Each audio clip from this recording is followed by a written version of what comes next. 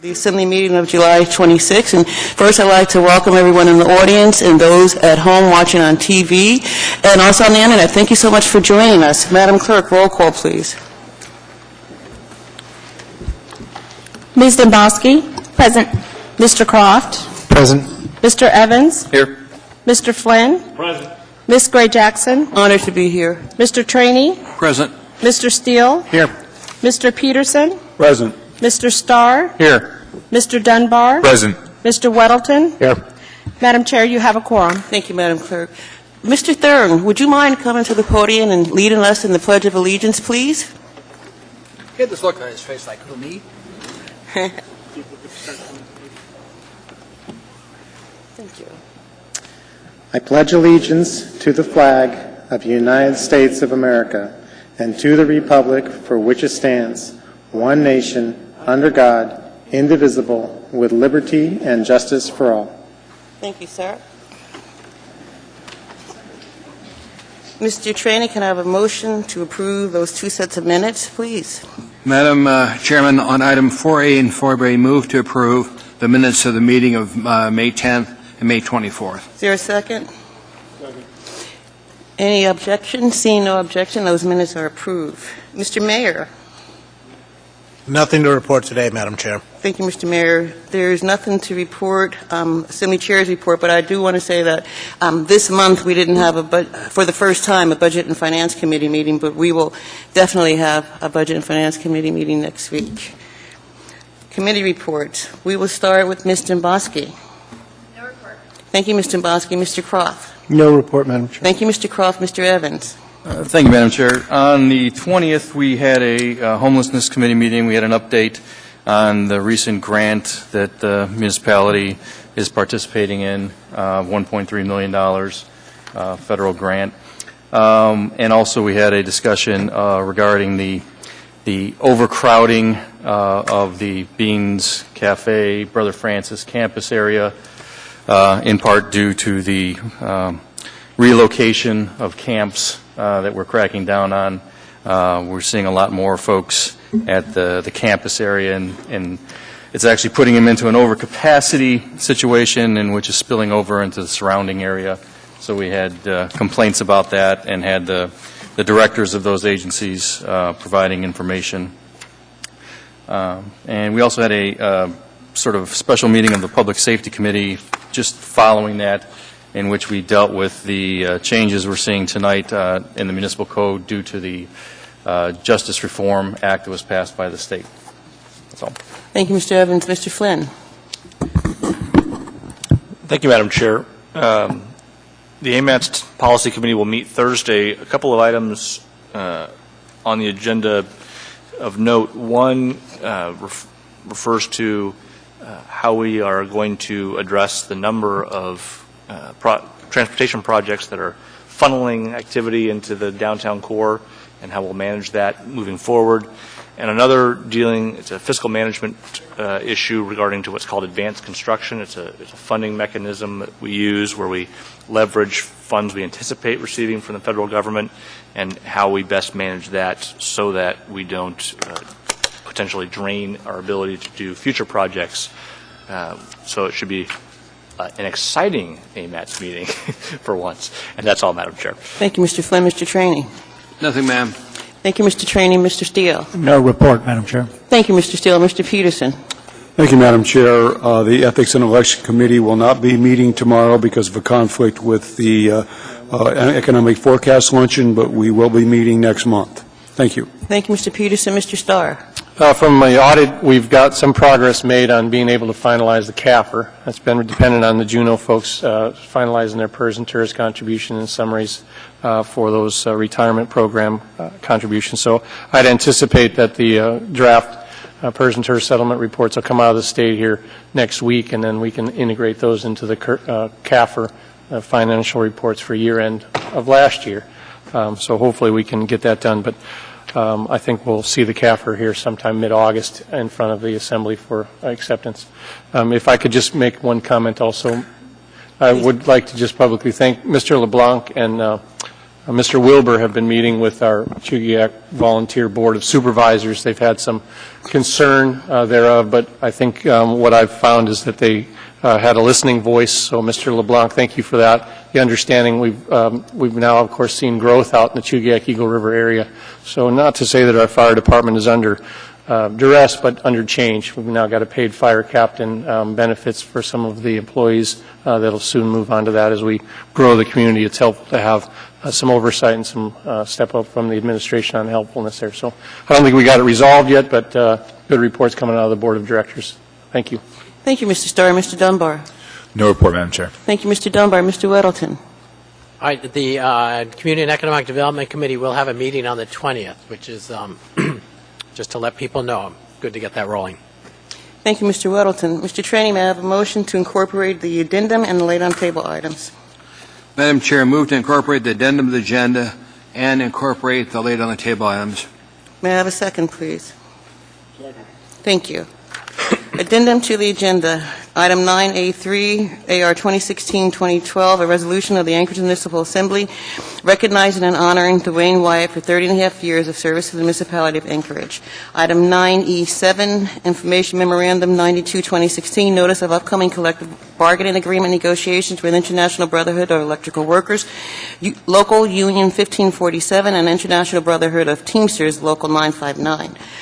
Item 14G2, AO 2016-81S, an ordinance amending Anchorage Municipal Code, Chapter 15.20, to require vacant and abandoned buildings to be registered with the municipality, posted with the owner's name and contact information, secured and maintained, and amending the fine schedule in Anchorage Municipal Code 14.60.030 to include fines for violations of such obligations.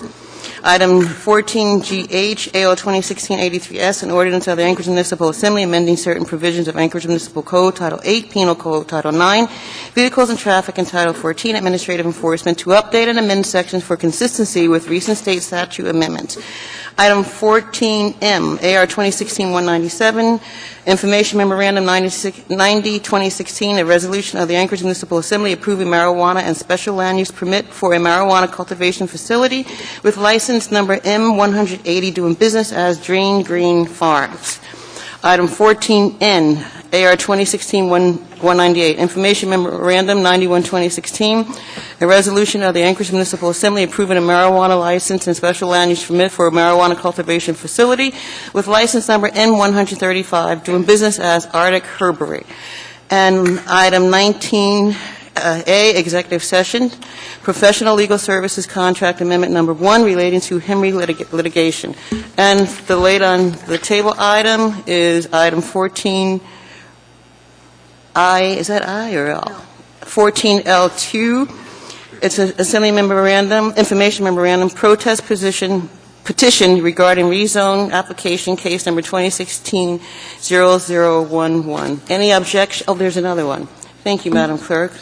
Item 14N3, it is an AIM, a resolution of the Anchorage Municipal Assembly approving a marijuana license and special land use permit for a marijuana cultivation establishment with license number M135 doing business as Arctic Herbery and located at 7107 Arctic Boulevard. Any objection to incorporating the addendum and the laid-on-table items? Seeing none, those items are incorporated. Mr. Trainee, may I have a motion to approve the consent agenda? Move to approve the consent agenda as amended, Madam Clerk. Thank you, Mr. Trainee. We need a second. Thank you, Mr. Peterson. Now I'll go through and see who'd like to pull items off the consent agenda before we approve it. I'll start with you, Ms. Dombrowski. Thank you, Madam Chair. 9 Alpha 1 for reading and 9 Bravo 1. Thank you, Ms. Dombrowski. Mr. Croft. Nothing to pull, Madam Chair. Thank you, Mr. Croft. Mr. Evans. Nothing, Madam Chair. Thank you, Mr. Evans. Mr. Flynn. Thank you, Mr. Flynn. Mr. Trainee. Madam Clerk, item 9C3 and then 9D14. 9D like dog, Mr. Trainee. Dog 14, ma'am. Thank you, Mr. Trainee. Mr. Steele. No, Madam Chair. Thank you, Mr. Steele. Mr. Peterson. Thank you, Madam Chair. I'd like to pull 9A2. Thank you. Yeah. Thank you, Mr. Peterson. Mr. Starr. I have some questions about the procedural on the 14L2 for the protest that was filed. The Assembly hasn't even taken action on the item yet, so what's procedurally, how are you going to handle that later in the evening? I am going to, this right here. Okay. Thank you, Madam Clerk. I'm going to just read this. This is some notes that the clerk provided, okay? Thank you. Okay. Because the rezone is being protested, we need to be aware of the options provided by the code for Assembly action. Number one option, the Assembly can make a motion to approve and with an affirmative vote of at least 8 Assembly members approve the rezone as submitted or with special limitations or other modifications provided that the ordinance shall become effective only with the written consent of the property owners. Next option, the Assembly can make a motion to approve and effectively deny the rezone by not having an affirmative vote of at least 8 Assembly members. And the last option is the Assembly can remand the proposed rezone to the Planning and Zoning Commission or to a committee of the Assembly for further consideration. Does that answer your question, Mr. Starr? Not necessarily, Madam Chair, because I believe those items that you referenced are what occurs to address the protest. And so those limitations don't require us during our action and summary of the rezone itself. I don't believe we have those same restrictions. So the idea that we're already going to address the protest inside the action tied in with the original action, I'm not certain if that's the right answer or if we should delay the protest hearing for another meeting. Right. Thank you, Mr. Starr. And I certainly am not able to answer your question, so I'm going to refer to Mr. Falsey. Mr. Falsey. Well, it can be dealt with at the item if you'd like. I'm just not certain that I want to submit 14L2 at this time. Thank you, Mr. Starr. Mr. Falsey, please. I'm happy to take this up now or later when we address item 14L, but the preview is that new Title 21 in Section 2103-160 provides this protest mechanism for a proposed rezone. The Assembly doesn't act on the protest, but the filing of the protest, if effective, triggers a heightened approval requirement. And so under 9D, Assembly approval of a rezoning subject to a valid protest under this section shall require the affirmative vote of at least 8 Assembly members. My recommendation would be to include the laid on the table item because the protest is effective as we understand it, and so does change the approval criteria to the 8 Assembly member requirement. Can I ask a question about the other criteria that Ms. Gray-Jackson read to us on the 3 options available to us, including remand? Is that specific to the protest, or is that specific to limitations that we now have under new Title 21? So through the Chair, those I believe are the general options available to the Assembly in all the rezones, simply lensed through the new requirement that approval be with an 8-member supermajority. Okay. I have no items to pull then. Thank you. Thank you, Mr. Starr. Mr. Dunbar. Madam Chair, I'd like to pull item 9 Alpha 3 for reading. Off the addendum. Thank you, Mr. Dunbar. Mr. Weddleton. I'd like to pull 9F3. 9F3. Thank you, Mr. Weddleton. Okay, I'm going to go over all the items that have been pulled. Mr. Flynn, you're in the queue. Did you want to say something? Yeah, Madam Chair, I failed to note, I saw a typo in 9 Delta 13 on page 2, line 18. I don't think it needs to be pulled, if it could just be corrected. Thank you, Mr. Flynn. Fully noted.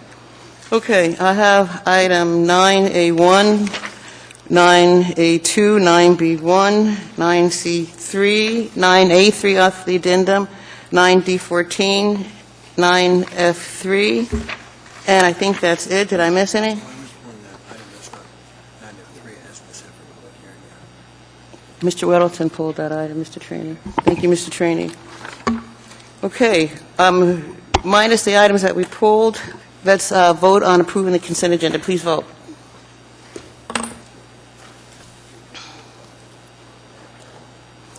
Consent agenda is approved unanimously. Now we'll go back to items pulled. The first item that was pulled is item 9A1, AR 2016-200, recognizing July 26, 2016 as the 26th anniversary of the Americans with Disabilities Act. Ms. Domboski. Move to approve. Any objection? Seeing no objection, that resolution is approved. Is there someone here to accept? Yes, oh, there is. they are. Wonderful. A resolution of the Anchorage Municipal Assembly recognizing July 26, 2016 as the 26th anniversary of the Americans with Disabilities Act. Whereas on July 26, 1990, President H.W. Bush signed into law the Americans with Disability Act, establishing a clear and comprehensive national mandate for the elimination of discrimination against people with disabilities. Whereas on September 25, 2008, the Americans with Disabilities Act Amendment Act was passed to fulfill the legacy of guaranteeing civil rights to persons with disabilities. Whereas nearly 1 in 5 Americans living with a disability have expanded opportunities due to the ADA, reducing barriers, changing perceptions, and increasing full participation in the community. Whereas the municipality of Anchorage affirms the principles of equality and inclusion for persons with disabilities as embodied in the ADA, Alaska statutes, and Title V of the Anchorage Municipal Code. Whereas numerous organizations in Anchorage and Alaska, including the Equal Rights Commission and the ADA Advisory Commission, work in our community to bring forth the promise of equality and inclusion for persons with disabilities that was envisioned with the passage of the ADA. Now, therefore, the Anchorage Municipal Assembly resolves that July 26, 2016 is recognized as the 26th anniversary of the Americans with Disabilities Act and does hereby reaffirm to continue to work towards full ADA compliance, passed and approved by the Anchorage Assembly this 26th day of July 2016.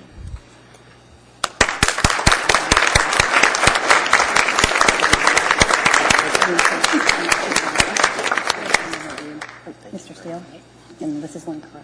Commissioner Lynn Corral. Thank you. Any comments from anybody? There's quite a few of you up there. Nobody wants to say anything? Thank you so much. I didn't hear you. Do you want to say something? We'll just be real quick. We really appreciate the Assembly's dedication and continuation in helping to make Anchorage a place that is accessible to everyone. Thank you very much. You're welcome. Thank you. Lynn? Hello, Lynn. It's Elvie here. Hi. Hi. Thank you very much. I'm planning to leave Anchorage at the end of September myself, so my husband just died, so I'm going to leave and move to Florida, but I've had a great time here for 25 years. Thank you very much, everybody. Thank you, Lynn. I'm sorry to hear about your husband. Thank you. We are now at agenda item 9A2, AR 2016-201, a resolution recognizing and honoring Wendy Walters for her 18 years of service with the Municipality of Anchorage, Department of Health and Human Services. Mr. Peterson. Thank you, Madam Chair. Move to approve. Second. Thank you. I will be reading, before I read. Any objection to approving this resolution? Seeing no objection, the resolution is approved. I will be reading, and I think Mr. Peterson will be presenting. Okay. Oh, excellent. Mr. Croft, great. All right, a resolution of the Anchorage Municipal Assembly recognizing and honoring Wendy Walters for her 18 years of service with the Municipality of Anchorage. Whereas Wendy Walters began her service with the Municipality of Anchorage in 1998 as a public health nurse for the Department of Health and Human Services. And whereas for 18 years she has been the face of immunizations for the municipality by coordinating immunization clinics at the Anchorage Senior Activity Center, Chugach Senior Center, Marlow Manor, Serendipity, Brother Francis Shelter, Breen's Cafe, Anchorage Gospel Rescue Mission, Anchorage School District, DHHS, VA, Stand Down, MOA Parks and Recreation, and several group homes in the Anchorage area. And whereas Wendy is instrumental in leading back-to-school efforts every August for the Anchorage School District and strongly supported the school district's efforts with mandatory vaccination, and she's influential in leading the effort to integrate the DHHS clinical services electronic medical records with the state of Alaska vaccine database, VacTrack. And whereas Wendy served as program manager for the disease prevention and control section in DHHS from 2009 to 2014, has been the go-to person for clinical services for more years than that, and has been the blood-borne pathogen expert for the department and beyond. And whereas Wendy has taken the leadership role with the municipality health department's refugee and immigrant immunization services, working on a daily basis to overcome multiple language and cultural barriers to ensure that children receive all the recommended vaccines necessary for a healthy family. Now, therefore, the Anchorage Municipal Assembly resolves that Wendy Walters is recognized and honored for her 18 years of service and dedication to the municipality and the citizens of Anchorage. Passed and approved by the Anchorage Assembly this 26th day of July 2016.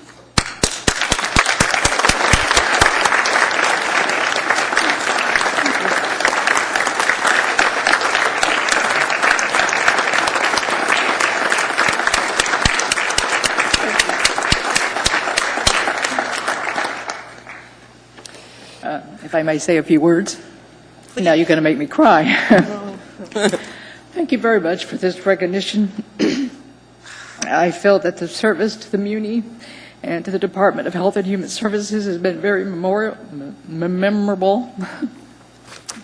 I served also 20 years in the Air Force, and you know that there's always war stories when you talk about a military person. I don't want to discuss my war stories from the military, but from the Muni. In particular, I worked with the Disease Prevention and Control section, so I'll start out with a few good things that we consider good war stories. The fact that we gave out a lot of vaccinations to all ages, from birth, not necessarily birth, 6 weeks of age to 100 years of age. The fact that we did a lot of education as much as we could, and the fact that we do a lot of outreach, both us and the reproductive health side and other places in DHHS. Now I can't see my notes, and I need my glasses anyway. I'm not going to say the bad war stories, but maybe just a little less good war stories is the fact that we've been dealing with a lot of tuberculosis. We are the biggest city here in Anchorage. Anchorage is the bigger city. We have a lot of people that come into Anchorage for services, so we have dealt with a lot of TB, and it comes and goes, but it seems to, unfortunately, it's still there. The other issue, of course, that we have now is a lot of more global issues. Zika virus, Ebola, smallpox, if y'all remember back during the 9/11 situation. Unfortunately, I'm probably one of the few persons left that was revaccinated against smallpox in case we had that type of situation. There are a lot of other still infectious disease, so I see there's still a big component necessary for public health in the Anchorage Department. I'm actually leaving the state because I've decided that I need to go back and reconnect with my family. They're all back in Tennessee except for me. But I leave knowing that the health of Anchorage in particular is in very good hands. Disease Prevention, Department of Health and Human Services. Again, thank you very much.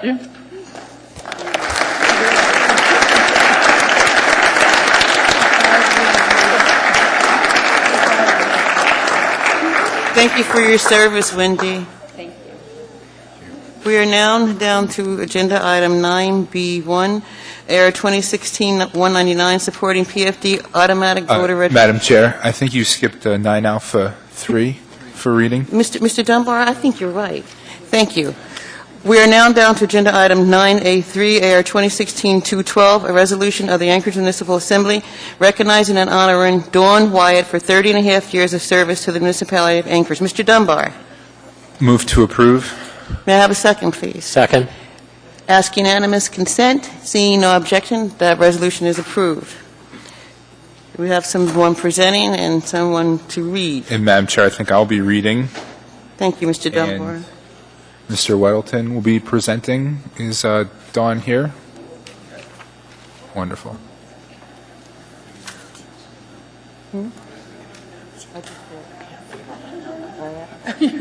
Oh, wow. The training. All right. Yeah. So a resolution of the Anchorage Municipal Assembly recognizing and honoring Dawn Wyatt for 30 and a half years of service to the municipality of Anchorage. Whereas Dawn Wyatt's exemplary commitment to public service began with working for the State of Alaska Court System Traffic Department from July 1979 to February 1982, and whereas in July 1988, Dawn began her career with the municipality of Anchorage Health and Human Services Department Job Training Partnership Program, assisting qualified applicants find work in, and eventually transferring to the department's Daycare Assistance Program. And whereas Dawn's public service career has spanned the administrations of 8 mayors, Tony Knowles, Tom Fink, Rick Mystrom, George Wirch, Mark Begich, Acting Mayor Matt Clayman, Dan Sullivan, and Mayor Ethan Berkowitz. And whereas she continued her determination to make a positive difference in the community and transferred to the Daycare Assistance Program. And whereas after 6.5 years with the Daycare Assistance, Dawn was promoted to Code Enforcement Officer with the Inspection and Maintenance Program, ensuring good air quality in Anchorage through emissions testing and the emissions testing program. And whereas Dawn was so efficient and successful as a code enforcement officer that she accepted greater responsibility and transferred to the Development Services Department, Land Use Enforcement in March 2005, where she responsibly and equitably enforced 10 titles of Anchorage Municipal Code for over 8 years. And whereas in July 2013, Dawn accepted a new challenge by becoming a right-of-way plan reviewer.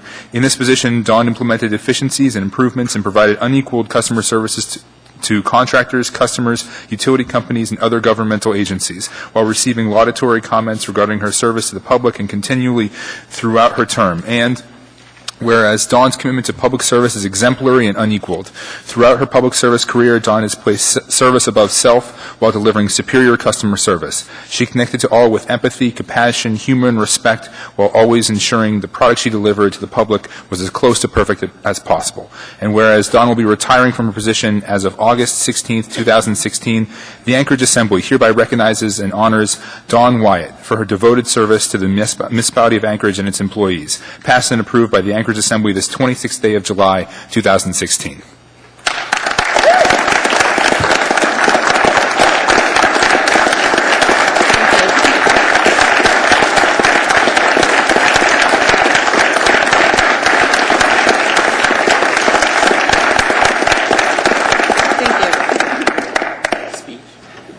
Thank you very much. I think out of all the years that I've worked for the city, the last 3 have been my best. I enjoy my boss. I enjoy the people I work with, all the people that I've come in contact every day. They make the job not a job. It's actually a pleasure going to work.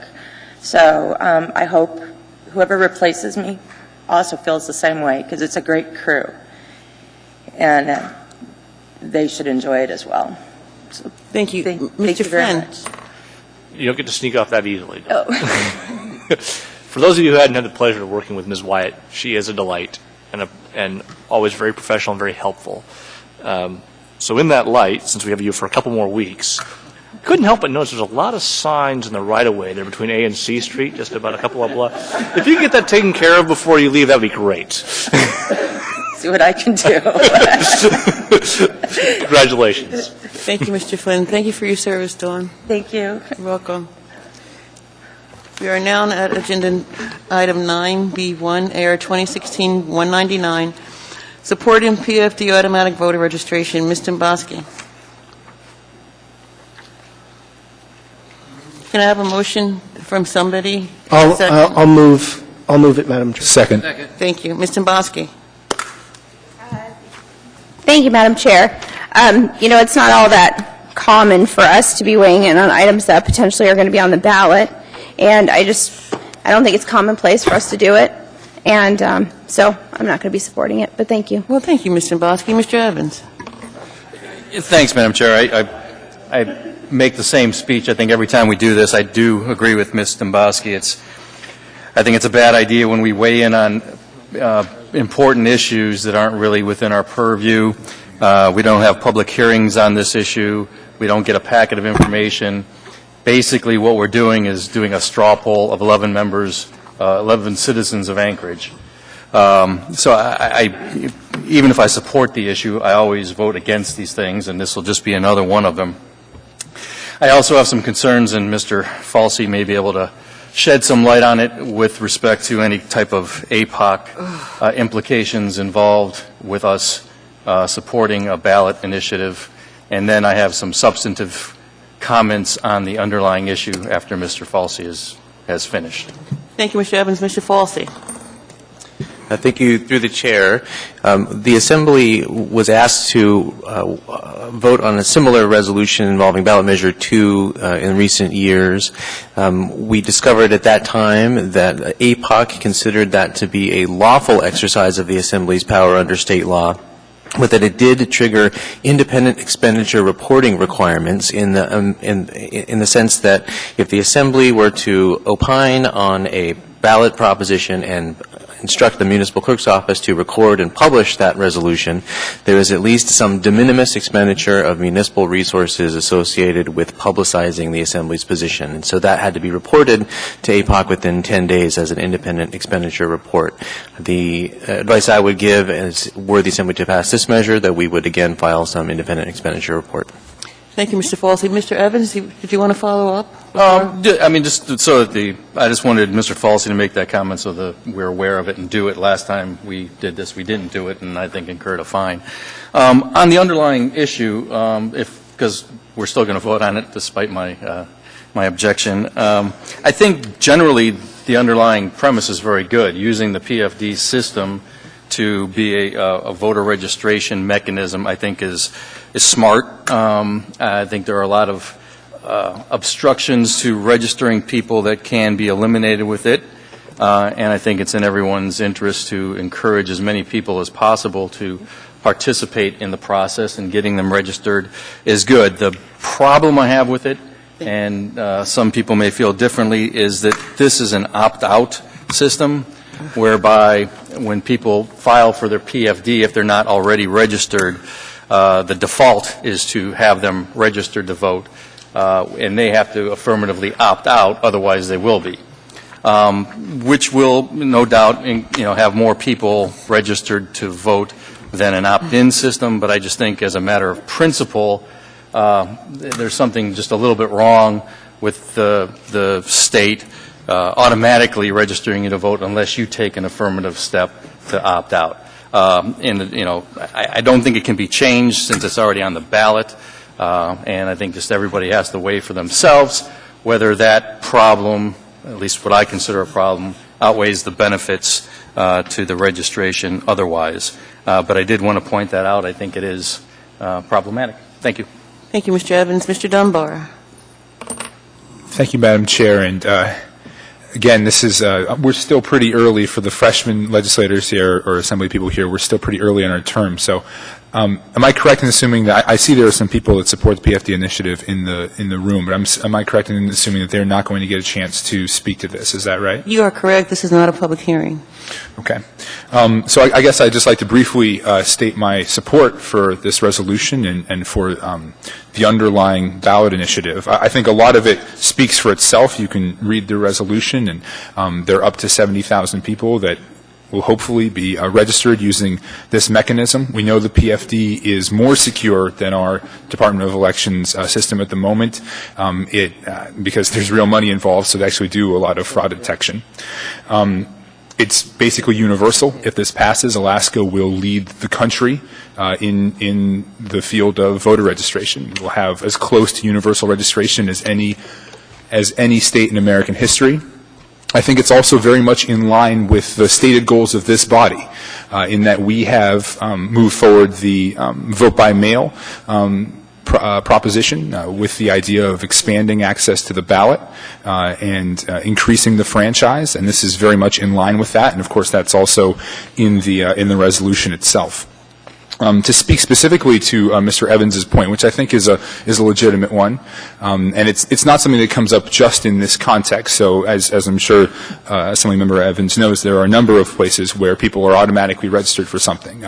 For example, parents have to opt out their kids from standardized tests, for example.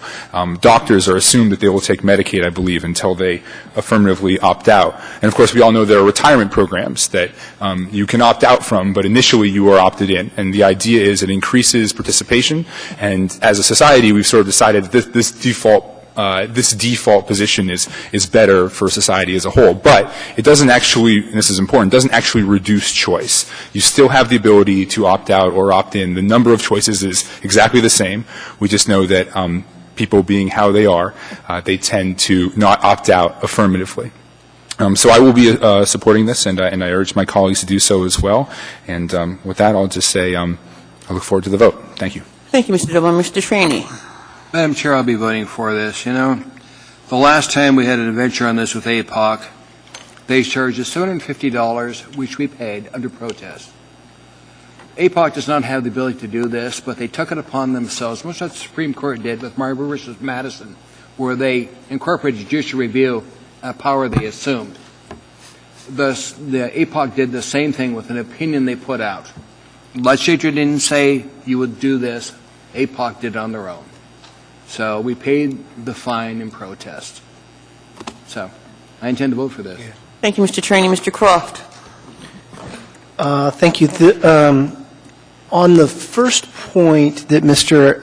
Evans made, that we shouldn't be doing these at all, it seems to me that though I'm still new and learning the role, that we ought to only opine, or primarily opine, on things that directly affect us, and particularly things that the state controls that we have a very important interest in. We can't, I don't believe, register people to vote in any other way than the state registration. We can change our voting by mail, but if we want more registration, we need the state to do it.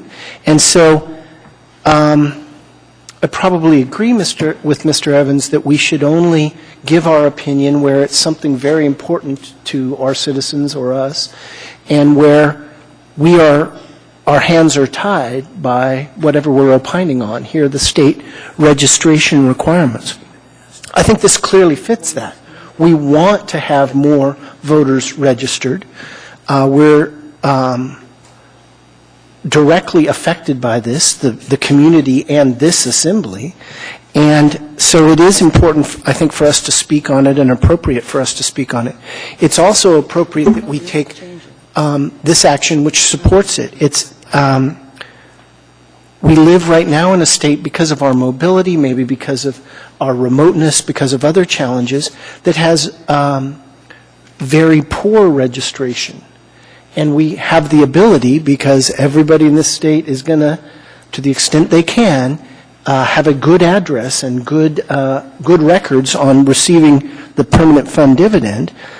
We have the chance to go from one of the poorest to one of the best, worst to first, in terms of the accuracy of our voter rolls.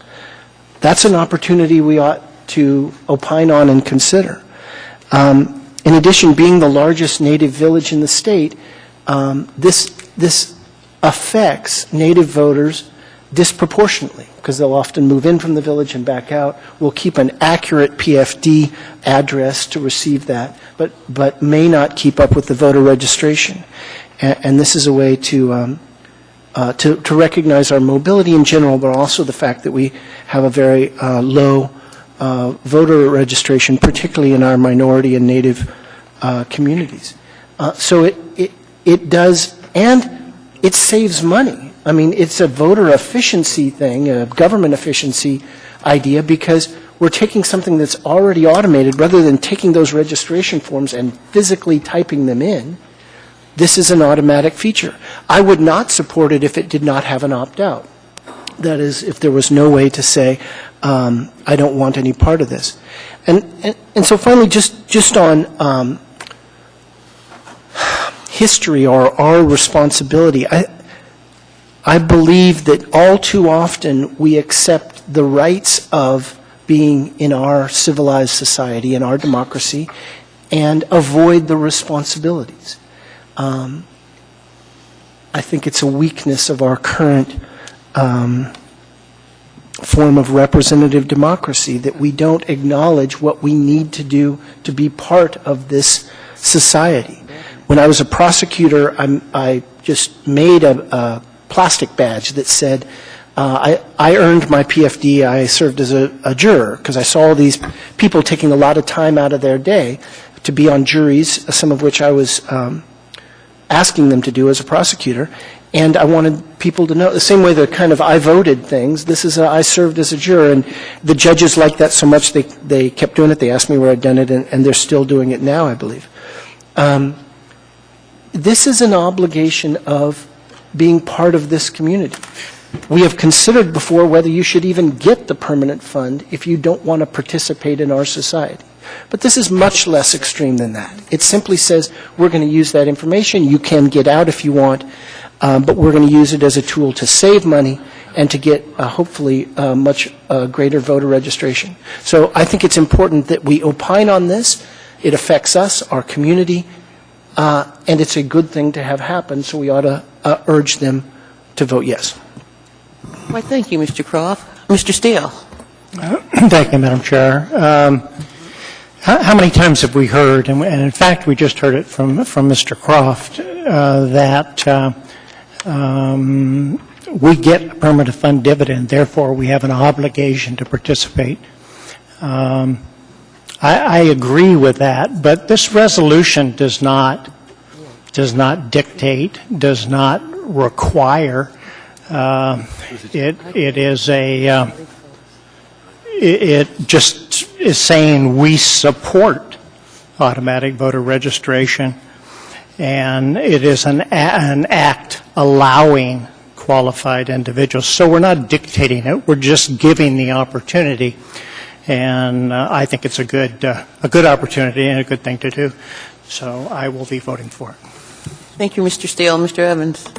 Thank you, Madam Chair. I just wanted to clarify, I think Mr. Croft may misunderstand my position on this as far as this procedurally voting on these type of things.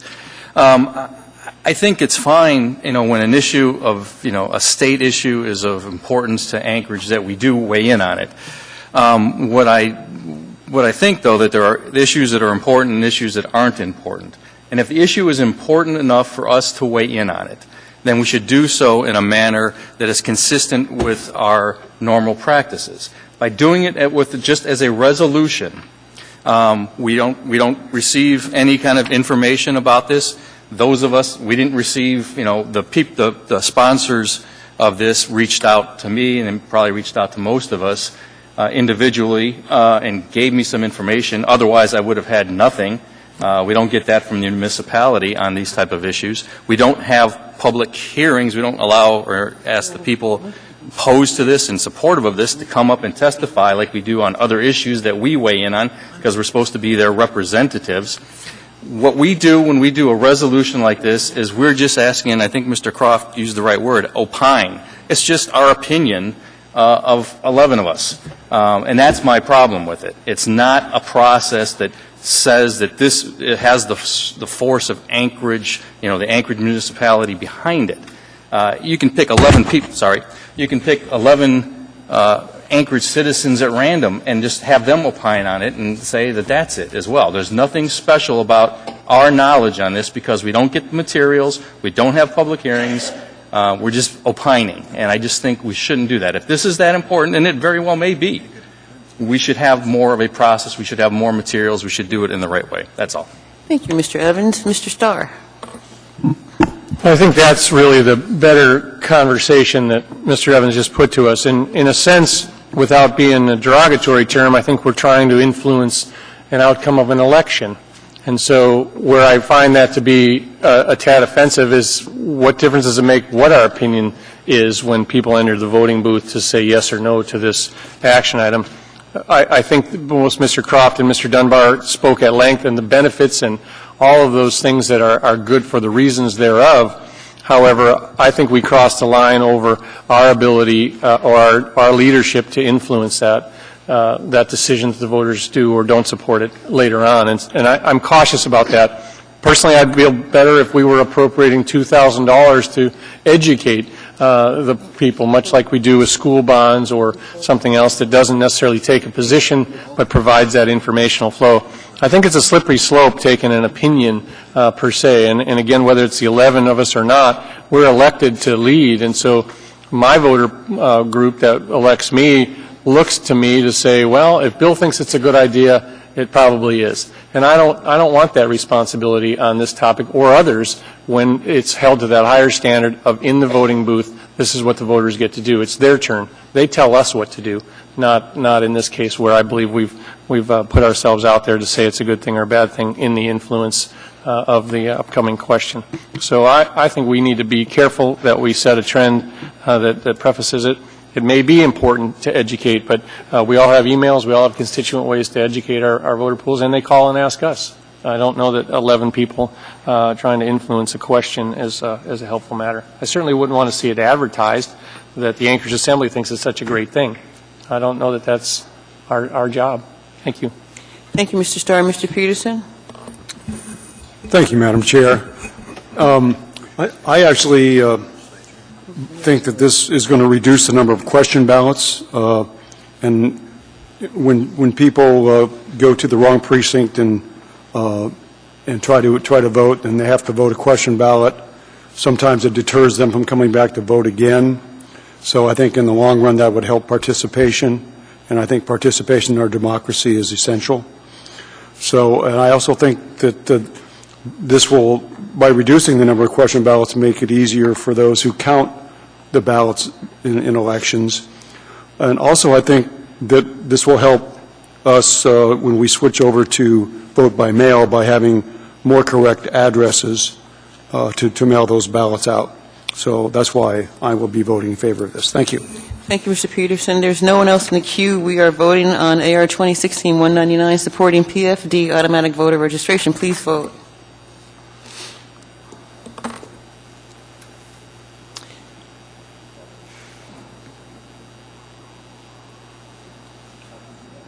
Patrick? That resolution passes. Thank you. We're now down to agenda item 9C3, Assembly Memorandum 519-2016, Alaska Excavating LLC for the Alaska Railroad Corporation, Yard Water Upgrade Phase 2. Mr. Trainee. Madam Chair, I was asked to pull by the administration. They want it postponed indefinitely. The motion is to move to postpone indefinitely. The administration may bring in a substitute back to us later. May I have a second, please? Any objection? Seeing no objection, that item is postponed indefinitely. We're now down to agenda item 9D14, Assembly Memorandum. Mr. Falsey, did you want to speak now? Actually, not now. Not now? Okay, thank you. Okay. Item 9D14, AM 510-2016, Littler Mendelson PC Professional Services Contract Amendment Number 1. Madam Mr. Chair, Trainee. move to approve AM 510-2016. May I have a second? Second. Mr. Falsey. Thank you, Madam Chair. The Assembly today is going to seek to update the Assembly at the Assembly's request on considerations in the pending Henry litigation related to this professional legal services contract in AM 510-2016. Because the updates do concern the pending litigation, we recommend that it be held in an executive session. Thank you, Mr. Falsey. Mr. Dunbar. Thank you, Madam Chair.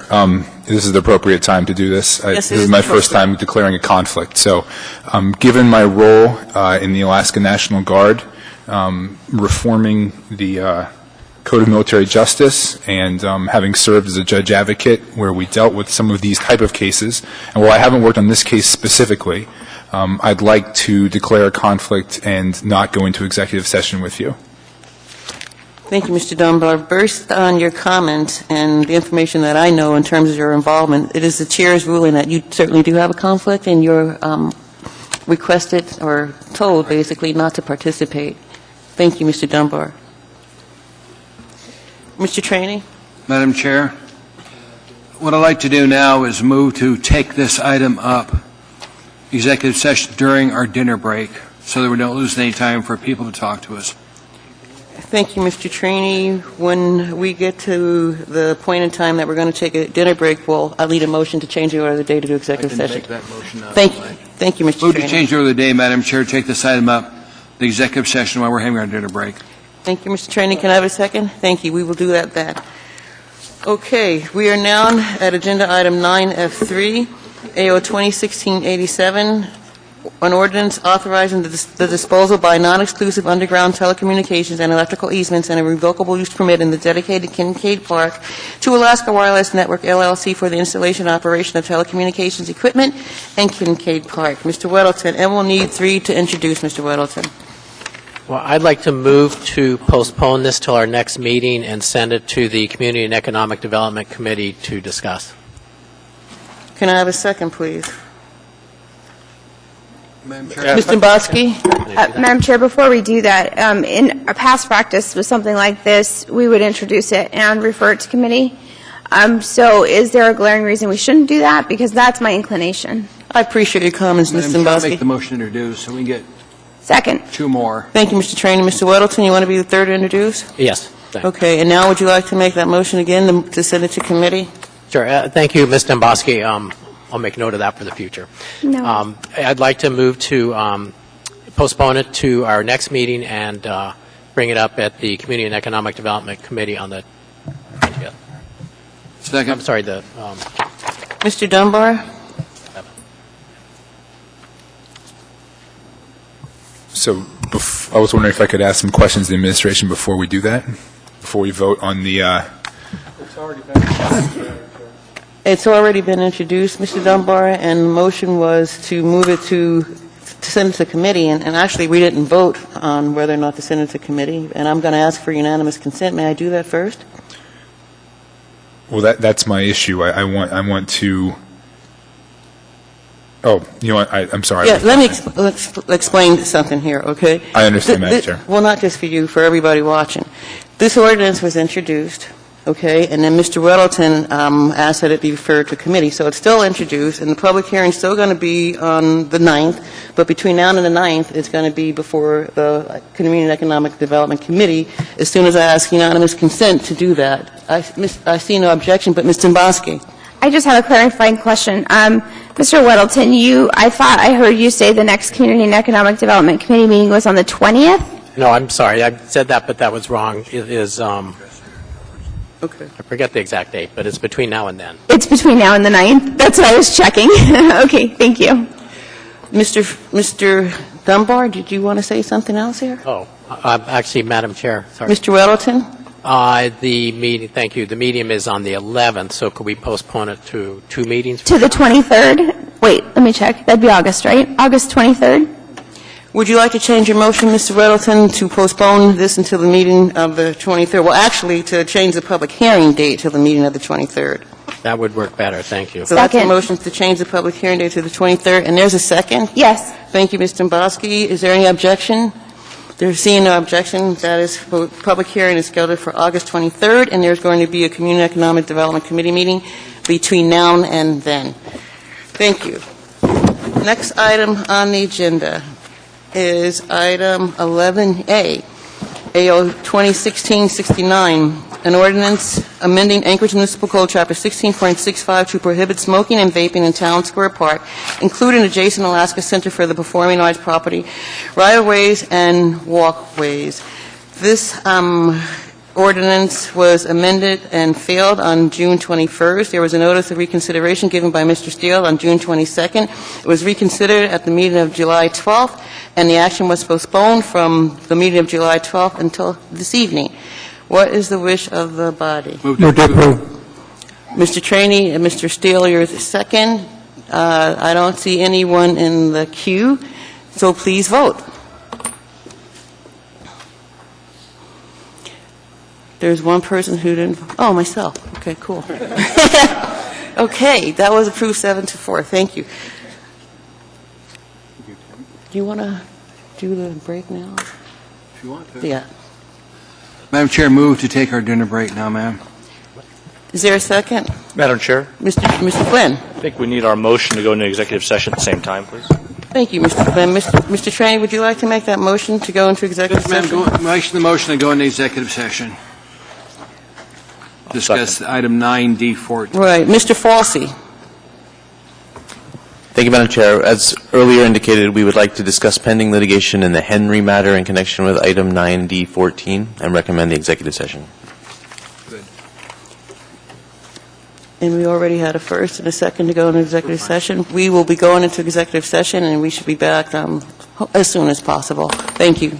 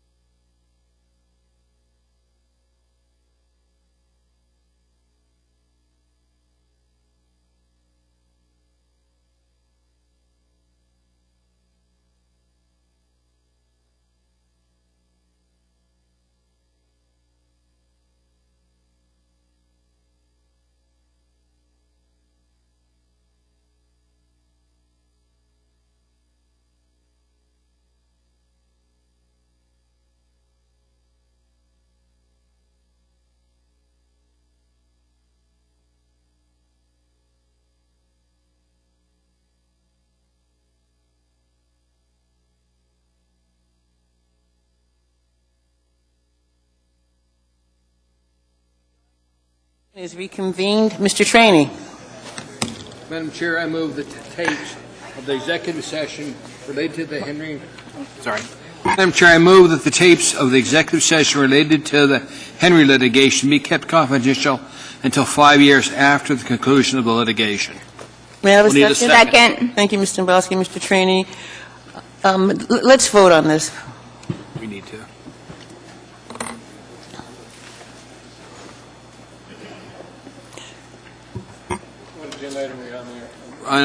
This is the one on the executive session releasing the Tapes. 5 years after.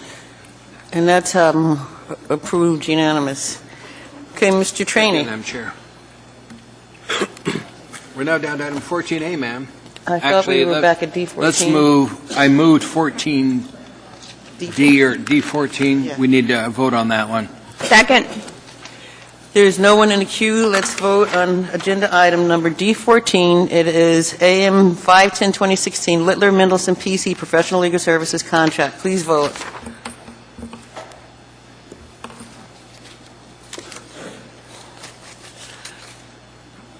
That agenda item is approved. We are now down to agenda item number 14A, 2016-191, a resolution appropriating $166,158 to Federal Grants Fund and Federal Transit Administration, Section 5310 grant from the U.S. Department of Transportation for anchor rides. Public hearing is now open. Anyone wish to be heard? Anyone at all? Hearing and seeing none, public hearing is now closed. What is the wish of the body? Move to approve. Thank you. No one in the queue, please vote.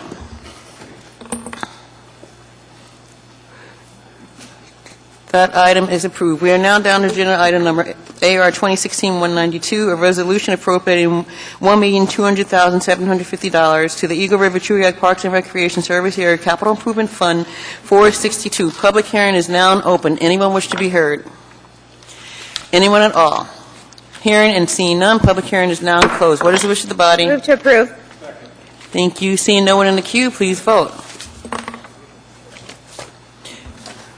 That item is approved. We are now down to agenda item 14C, AR 2016-193, a resolution appropriating $1,750,000 for Alaska Pollutant Discharge Elimination System permit services. Public hearing is now open. Anyone wish to be heard?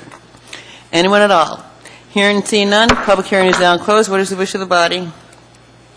Move to approve. May I have a second, please? Thank you. No one's in the queue. Please vote. That item is approved. We are now down to agenda item 14D, AR 2016-194, a resolution appropriating $1,393,928 to the Maintenance and Operations Department Area-wide General Capital Improvement Fund. Public hearing is now open. Anyone wish to be heard? Anyone at all? Hearing and seeing none, public hearing is now closed. What is the wish of the body? Thank you. Seeing no one in the queue, please vote. That item is approved. We are now down to agenda item number 14E, AO 2016-78, to transfer $1.2 million to SAP Power Plant Adapter Project. Public hearing is now open. Anyone wish to be heard? Anyone at all? Hearing and seeing none, public hearing is now closed. What is the wish of the body? Move to approve. Second. Thank you. Seeing no one in the queue, please vote. That is approved. We are now down to item 14F, AO 2016-79, authorizing the disposal of an intergovernmental permit for public use easement off a portion of Heritage Land Bank Parcel 3-035. Public hearing is now closed. Public hearing is now open. Anyone wish to be heard? Anyone at all? Seeing and hearing none, public hearing is now closed. What is the wish of the body? Move to approve. Is that a second? Thank you, Mr. Dunbar. Those in the queue, please vote.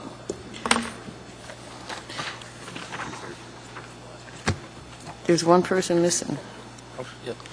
Thank you. That item was approved. We are now down to agenda item number 14G, AO 2016-81, an ordinance to require vacant and abandoned buildings to be registered within the municipality. Public hearing is now open. Anyone wish to be heard? Anyone at all? Hearing and seeing none, public hearing is now closed. What is the wish of the body? Move to approve.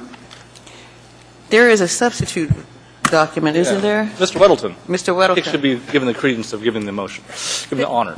Well, thank you, Move to Mr. approve the Flynn. S version. Second. Okay, Mr. Starr.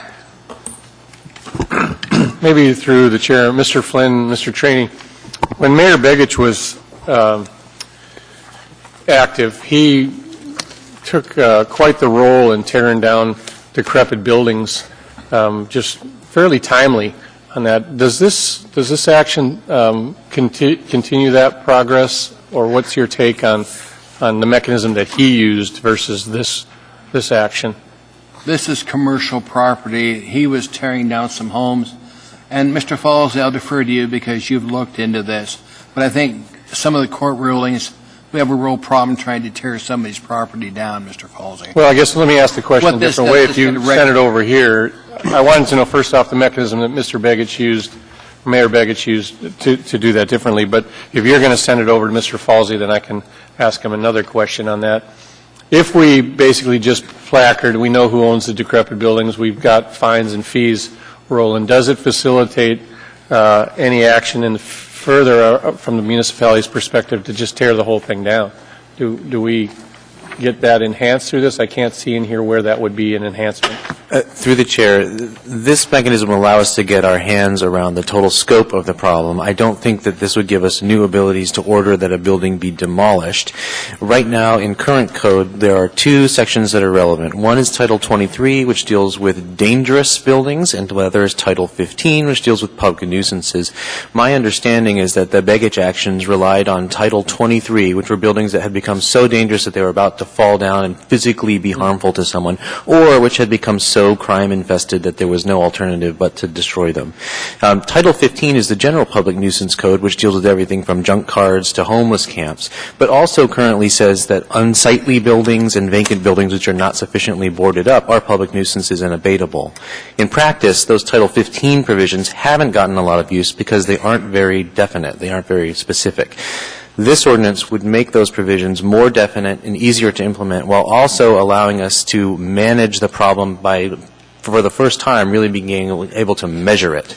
At this point, it is not easy or potentially even possible for the municipality to generate a list of vacant or abandoned properties. So finally, does this dovetail then into Title 23 that would give us that data to move a little more proactively?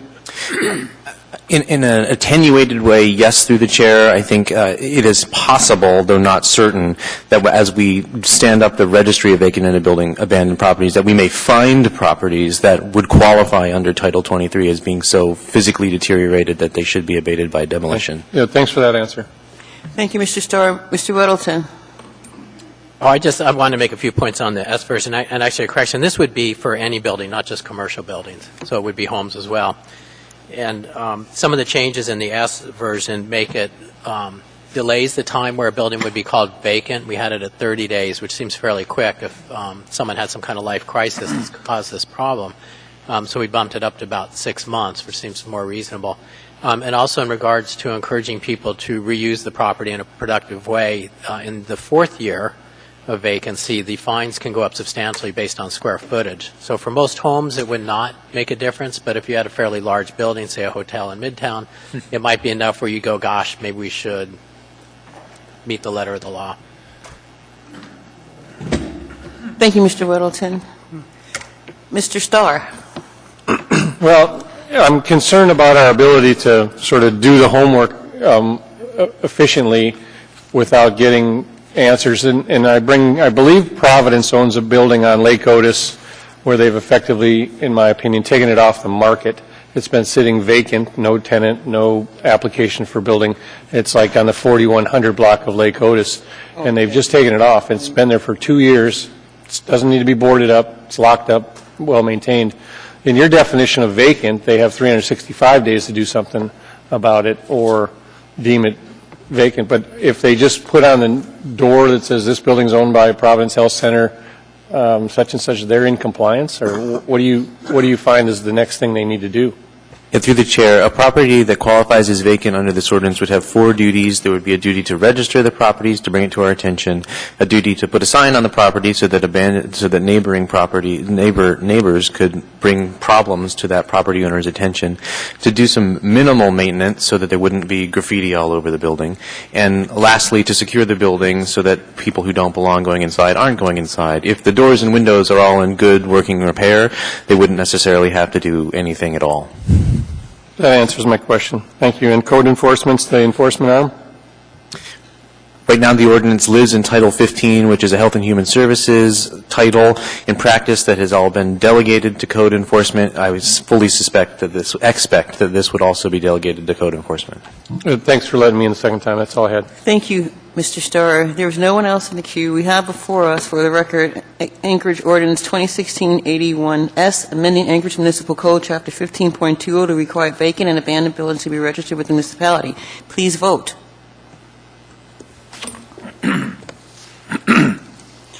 That item is approved. We are now down to Agenda Item 14H, AO 2016-83, an ordinance amending certain provisions of Anchorage Municipal Code, Title 8, Penal Code, Title 9, Vehicles and Traffic, and Title 14, Administrative Enforcement. Public hearing is now open. Anyone wish to be heard? Welcome. Please state your name, spell your last. Thank you. My name is Tiffany Hall, Tiffany, Hall, Hall. Chair Gray Jackson and members of the Assembly, thank you so much for this opportunity to testify. I am the Executive Director of Recover Alaska, a multi-sector coalition working to reduce excessive alcohol use and harm throughout the state. I'm here because I have a concern with this ordinance, specifically Section 835-416-050. This version is different from the state law that passed through legislative session as SB 165 and was signed into law earlier this month. As a quick background, SB 165 was put forth by the Title IV Steering Committee, a group of stakeholders who've been working on rewriting Title IV since 2012. The highest priority recommended was first fixing the minor consumption laws. This was carefully considered and vetted by over 70 stakeholders and staff who spent over 8,000 hours to craft recommendations and develop SB 165. The committee included representatives from public health, public safety, local government, education, and rural representatives, among others. These recommendations were not made lightly, and SB 165 passed through the legislature because of the improvements it would make for the health and safety of Alaskans. In the state version, alcohol consumption and possession by a minor is returned to being a true violation with commensurate penalties.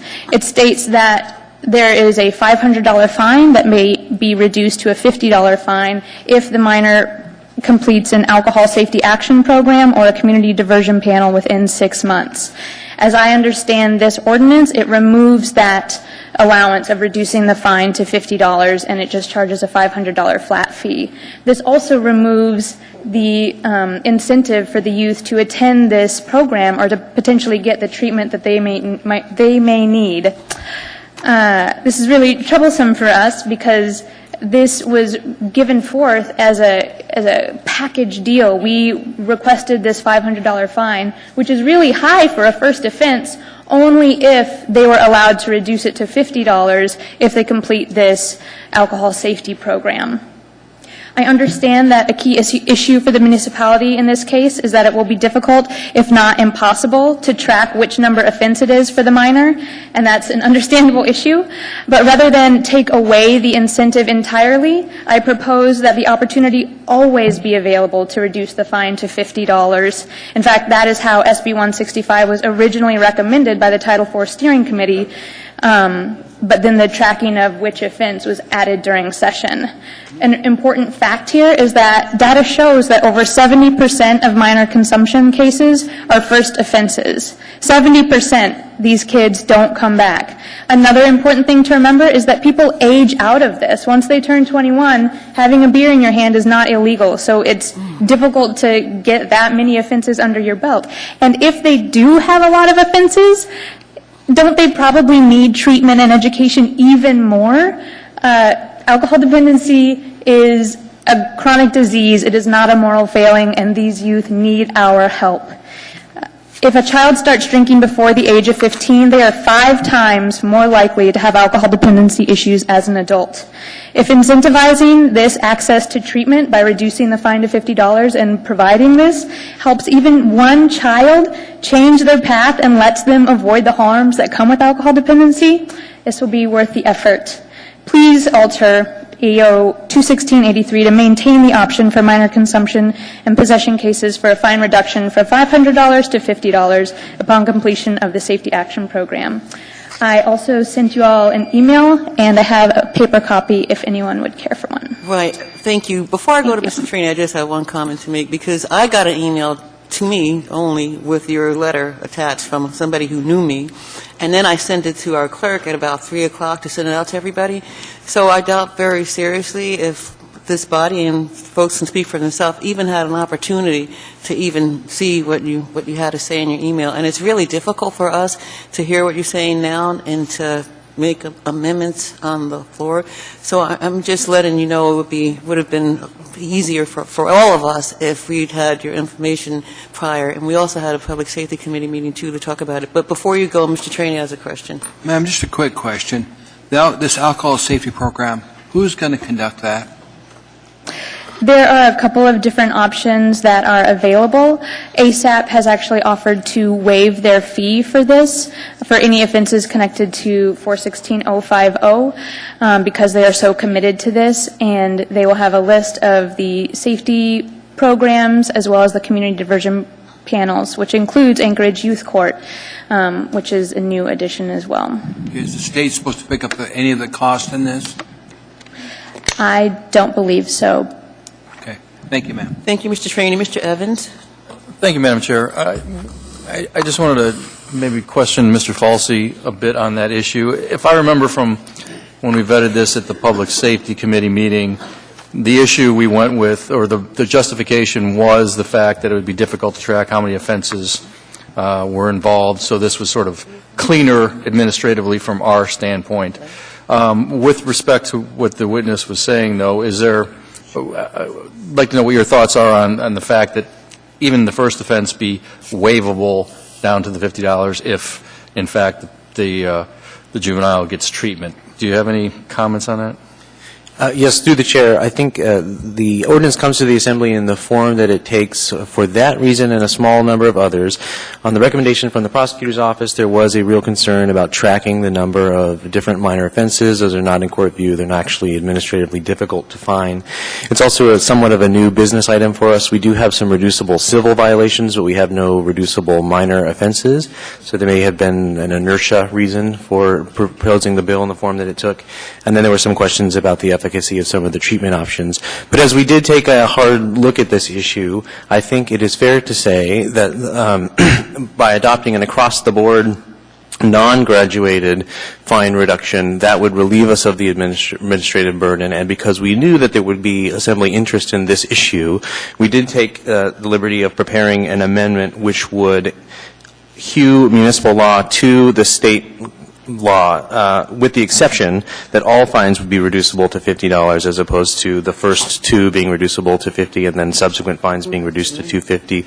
I know that at least a few Assembly members have a copy of that potential amendment, and I don't know if it has been distributed to everyone. Yeah, you should. Thank you, Mr. Evans. Mr. Falsey. Mr. Peterson. Where's the amendment that he's talking about? Thank you, Madam Chair, and I appreciate your testimony, and I believe we live in a country of second chances. Sometimes in our youth we make mistakes, and I think it's unfortunate that sometimes those mistakes track and stay with us for the rest of our lives. And I think I think the amendment makes perfect sense to me, and I would be happy to introduce it or vote for it if I get an opportunity. Thank you. Thank you, Mr. Peterson. Ms. Dombowski. Thank you. I appreciate your testimony, and I have to say I completely agree with you. It's logical, and I think the history you gave of the legislative working group working on this issue, I think you accurately reflected exactly what the intent was. But I need a little help. What is a community diversion panel? I have an idea in my mind, but I'm sure I'm wrong. So, through the chair, I am not also the expert in this either. I believe it includes things like Anchorage Youth Court or the Alaska Native Tribal Justice Center. That was completely my guess. Thank you very much. Thank you, Mr. Bosky. Mr. Dunbar. Tiffany, so did you have a chance, I know we've been working with the administration since you sent that email, we drew up an amendment. Have you had a chance to review that amendment? I did. And do you have an opinion on that amendment before we talk about it in our sort of next stage? Through the chair, I think it would be wonderful. Thank you, Mr. Dunbar. Mr. Evans? Yeah, I'm just curious as to where this amendment is. I think there's obviously some support for it. 14H3. If somebody is going to introduce it, I would be all in favor of that. Mr. Evans, from what I'm hearing from the clerk, Mr. Dunbar is going to, and then she's going to pass it out when we get to that point. But thank you, Mr. Evans. Mr. Falsey. Through the chair, just to respond to Assemblymember Dembowski's question, community diversion panel was defined in the law before SB 165 changed it, and it was defined to mean a youth court or other group selected by the court to serve as a sentencing option for a person convicted of minor consuming alcohol. I think they removed that language because you're no longer strictly convicted. It's more of a minor offense, but the going understanding is that it would be something like a tribal sentencing circle or a youth court. Do you want to go first? Thank you, Mr. Falsey. Mr. Starr. Just urge the chair, we're still in public testimony, and we have drifted apparently to debate. Thank you. Thank you, Mr. Starr. Mr. Trainee. Mr. Falsey, quick question, probably not in line with where Mr. Starr wants to go, but are we treating marijuana use by kids under 21 the same as alcohol? Or do we have a different standard for marijuana than alcohol? Since they're both drugs, and the state voted to treat them the same, do we have this program for marijuana under 21? Through the chair, I do not believe there are any marijuana intervention programs, and so there would be a difference between alcohol and marijuana. The state law now gives you two options, either the community diversion panel, which could potentially exist for marijuana, and we could take a look at that, and the other is an alcohol safety program or a juvenile alcohol safety program developed, designed, designated, or approved by the State Health and Human Services Division, and of course those programs don't exist for marijuana as of yet. Thank you, Mr. Falsey. And Ms. Hall, you can have a seat. And Mr. Starr is absolutely correct. We have drifted to debate, and we shouldn't have. But thank you for your testimony. Anyone else wish to be heard? Anyone at all? Hearing and seeing none. The public hearing is now closed. What is the wish of the body? We need a motion to approve the substitute version. The substitute version. That's version. Thank you. And we have a second, and there's no one in the queue. Mr. Dunbar. So I would like to move my amendment at this time, if it's appropriate. Are we ready to pass it out? That's fast. We have a copy of it? We're going to get a copy. The clerk is going to pass out a copy of your proposed amendment. And I guess I'd like to apologize to my colleagues. I hope in my short time in this body, if I've established anything, it's that I dislike the shoot from the hip approach and doing amendments on the floor. However, we received the information from Ms. Hall relatively late in the game, and the administration was cooperative in producing this amendment. It's fairly straightforward. It allows a court may reduce the fine, doesn't require a court to do so, but it increases the options for a court to divert people to treatment as opposed to paying the flat fine. So with that, I'll just urge my colleagues to support this amendment. Thank you, Mr. Dunbar. Mr. Dembowski. I was just seconding his amendment. Thank you, Mr. Dembowski. And there's no one in the queue. We are voting on this pretty lengthy amendment, and I just want to thank Mr. Dunbar and the administration for having the ability to bring something forward in such short notice. Mr. Peterson. Thank you, Madam Chair. And I would imagine that at some point in the relatively near future there is going to be some sort of substance abuse program developed for marijuana, similar to what's being done for alcohol currently. So I was thinking maybe to be proactive and add, maybe an amendment to the amendment. It would be a friendly amendment, Mr. Dunbar, that it would say an alcohol safety action program or juvenile alcohol safety program or substance abuse program developed as designated approved by the State Department of Health and Social Services. What do you think about that, Mr. Dunbar? May I, Madam Chair? Please, Mr. Dunbar. So I would consider that friendly if it doesn't sort of delay the amendment itself. And what I mean by that is if those programs don't exist, perhaps we could consult with the municipal attorney about that. And if this is the appropriate place to do that, that is, if this is the right title that deals with both alcohol and marijuana, then I have no problem with that at all. Because I think Mr. Trainey is absolutely right that we've been asked to treat them the same. Again, I'd like to talk a little bit with the attorneys, and maybe we can reach a consensus on that before we take that as friendly. Mr. Falsey. Thank you to the Chair. My sense and recommendation to the Assembly would be that this is not really the vehicle to address marijuana or other substance abuse treatment options. The provision in front of the Assembly is specific to alcohol, so it is a person under 21 years of age may not knowingly consume, possess, or control alcoholic beverages. It would be an odd development for the minors consuming alcohol provision to refer to substance treatments other than alcohol. Thank you, Mr. Falsey. Anything else, Mr. Peterson? No, I think we can address this at a later time. I just thought that should be something we might want to discuss as long as we're here. Thank you. We will. Thank you, Mr. Peterson. Mr. Dombrowski. Thank you, Madam Chair. I think I will just make a couple brief comments. I appreciate Tiffany bringing this to everyone's attention. But one thing that stood out to me that I really have to emphasize, I think the Department of Law has done a really good job navigating and dealing with SB 91. But we have to remember we're dealing with children. And as a legislative body, sometimes when we make comments that the reason we did it this way because administratively it was just easier. It's a benefit to us administratively because it's not as hard. Frankly, I don't care how hard it is. If you have something that's going to benefit the youth in our community and it really is going to make a difference, especially in maybe deterring a lifetime of choices like this, I think those are the hoops that we have a responsibility to jump through. So if it makes it a little harder, I think we're smart enough and capable enough to deal with them. But I passionately support this because we've all seen it. If anybody's ever had a neighbor or a child go through youth court or serve on youth court, you see how absolutely beneficial those programs are. Kids impact other kids. And so to be able to potentially divert our youth, and if it means reducing a fine, if it means getting them into a program, whether it's a substance abuse program or another program to teach them the value of respecting the law and following the law, I think those are benefits to our community that far outweigh any administrative burden we might place by doing it. So I passionately and enthusiastically support this amendment. Thank you, Mr. Dombrowski. Mr. Croft.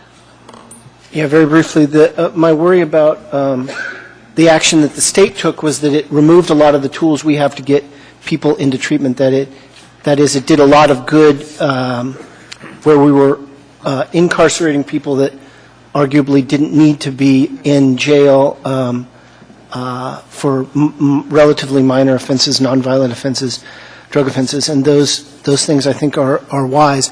But it, along the way, reduced some of the tools prosecutors have to get this kind of treatment. So I'm glad for this amendment and restoring that. And I just wanted to clarify that we're entering the brave new world of marijuana regulation, and there have been comments in this debate that the passage of that initiative meant that marijuana needed to be treated like alcohol in all situations. As far as I'm concerned, it had to do with adults only. That is, it only said that concept to the extent it did for adults, and that we continue to be free to make our own independent judgment about how this should be applied for minors. The state law had no effect on that. And that's still our obligation and one I take seriously. So I think it's a good amendment, but I just want to put on the record, I don't necessarily agree that it meant that we had to or even should treat marijuana in all instances, and particularly where it applies to minors, identically to alcohol. Thank you, Mr. Croft. Mr. Starr. I think it's all good speak that we've got that interest to sort of correct youth behavior appropriately, but quite honestly, all I see in this one is just a financial angle. We're collecting more money or trying to collect it and raise the issue, and prohibit the state from taking away a revenue source. So I think it's all great, but the corrective measures are different, in my opinion. As a parent now, I've navigated through the teenage years and gotten past all that. But Mr. Falsey, I don't know if this state has it, but do we delay the learner's permit for a minor alcohol violation if there's a minor that has an alcohol violation in the 15, 16, 17? Do we withhold the learner's permit? Through the chair, I am not expert in that area, and so I may ask our assistant municipal prosecutor, Jody Davis, to field that question if I could. Yeah, and my question is, if we don't, what part of code would allow us to do that? Certainly don't have the DMV code here, but Jody Davis with the City Prosecutor's Office. Ms. Thino's out. I believe DMV does take some independent actions when someone is picked up for a minor consuming. Although, interesting, with SB 165, I'm not sure how DMV will necessarily know about it, as it won't be in Courtview. I'm not sure how that information gets routed to DMV. But I believe so, yes. Could you perhaps provide an offline answer to me on that? On how they're going to capture that information, and if that's the case, in your interpretation now is that you don't know how they're going to capture the data. What happens if we just tell them, if we're going to collect the fine, won't we know about it? We would know about it, sure. And I think something like the court system or APD might transfer that information to DMV as well. Yeah, and then my last question through your office is what, if we don't authorize that information transaction or that punitive nature onto the youth license for permitting, a permitter's license for underage driving, what section of code would we modify? Is it this section 8 or is it something else? Could you let me know that offline as well? I don't think we have anything to do with information on how the state decides to issue permits for licensing actions. So I guess my question is, can we do it as a municipal jurisdiction? Sure. I think we could simply, if we wanted to inform DMV of that action that we've taken place, I think certainly we could do that. Maybe give us an opine on that, or me anyhow. I'd like to see it, as well as the information exchange for APD. Thank you. Sure. That's all. Again, I just would like to put some more teeth into it, Madam Chair, versus just financial. Perhaps there's other things that we can do as we're modifying our code. Thank you, Mr. Starr. We are now, what's on the floor right now is Mr. Dunbar's motion to AO 2016-83, and it's basically an amendment to revise 2016-83 to have the municipality's prohibition on minors consuming alcohol more closely track the state law. And there's no one else in the queue, so let's vote on Mr. Dunbar's proposed amendment. That amendment passes unanimously. We now have before us the main motion on the floor as amended, AO 2016-83S, and there is no one in the queue. Let's vote. That ordinance is approved unanimously. We're now at agenda item number 14L, AO 2016-74, an ordinance amending Anchorage Municipal Code of Regulations, Chapter 11.20, pertaining to alcohol and drug testing for chauffeurs of taxi cabs, limousines, and vehicles for hire. Public hearing is now open. Anyone wish to be heard? Anyone at all? Hearing and seeing none, public hearing is now closed. What is the wish of the body? May I have a second, please? Thank you. Seeing no one in the queue, please vote. That ordinance is approved. We are now down Madam to Chair? Mr. Flynn. Yeah, just for folks following along, I think you accidentally referred to that last item as 14L. It was in fact 14I. 14I, yeah. Mr. Flynn, I really appreciate But you read that. it correctly. You just, the title was correct. Mr. Flynn is absolutely correct. I need to change my glasses. It's 14I. I just don't want the folks who are here for 14L to think they missed something. I really appreciate that. Madam Chair, I'm voting on the second you took earlier. Mr. Chaney, mind your own business. Back in order, please. Agenda item number 14J, AO 2016-80, an ordinance to merge the boundaries of the Mid-Hillside and the Hillside East Community Council District as one to establish a Hillside Community Council District. Public hearing is now open. Anyone wish to be heard? Anyone at all? Hearing and seeing none, public hearing is now closed. What is the wish of the body? Madam Chair, move AO 2016-80. May I have a second? Second. Thank you. No one in the queue. Please vote.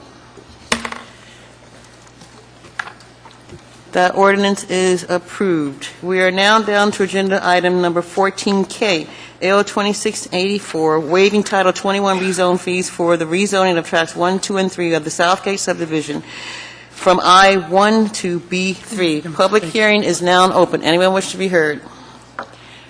Anyone at all? Hearing and seeing none, public hearing is now closed. What is the wish of the body? Move to approve. Second. Seeing no one in, Mr. Weddleton. I just wanted to hit some highlights on this. This is comes about as a result of a combination of unclear code and inconsistent application, and kind of becomes this apparent issue of fairness, and also it also creates an opportunity to help develop the Huffman Town Center. So I urge support. Thank you, Mr. Weddleton. There's no one else in the queue. Please vote.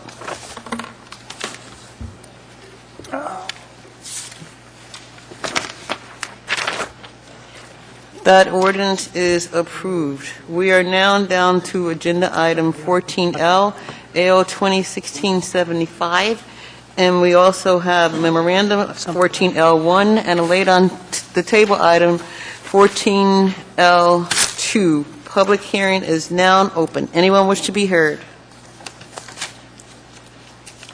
Welcome, sir. Please state your name and spell your last. Good evening. My name is Seth Anderson, Andersen. Yes. A question before I get started here. I'm the petitioner for this site. Do I understand that I get 10 minutes for presentation? If you do, I don't know anything about it. If I don't think that I'll go on that long, but Never done No, I think you get 3 minutes. 3 minutes for. Thank you. 3 minutes. Okay. Well, I'll make it quick. I'm Seth Anderson. I'm the petitioner for this rezone. I'm a structural engineer. I run a small engineering firm, provides building services and management of commercial and residential properties. There are several reasons why we want to rezone this property from R3 to R4. I'll hit on a few of the big ones. First, we bought this property because of its location. It's in walking distance to downtown.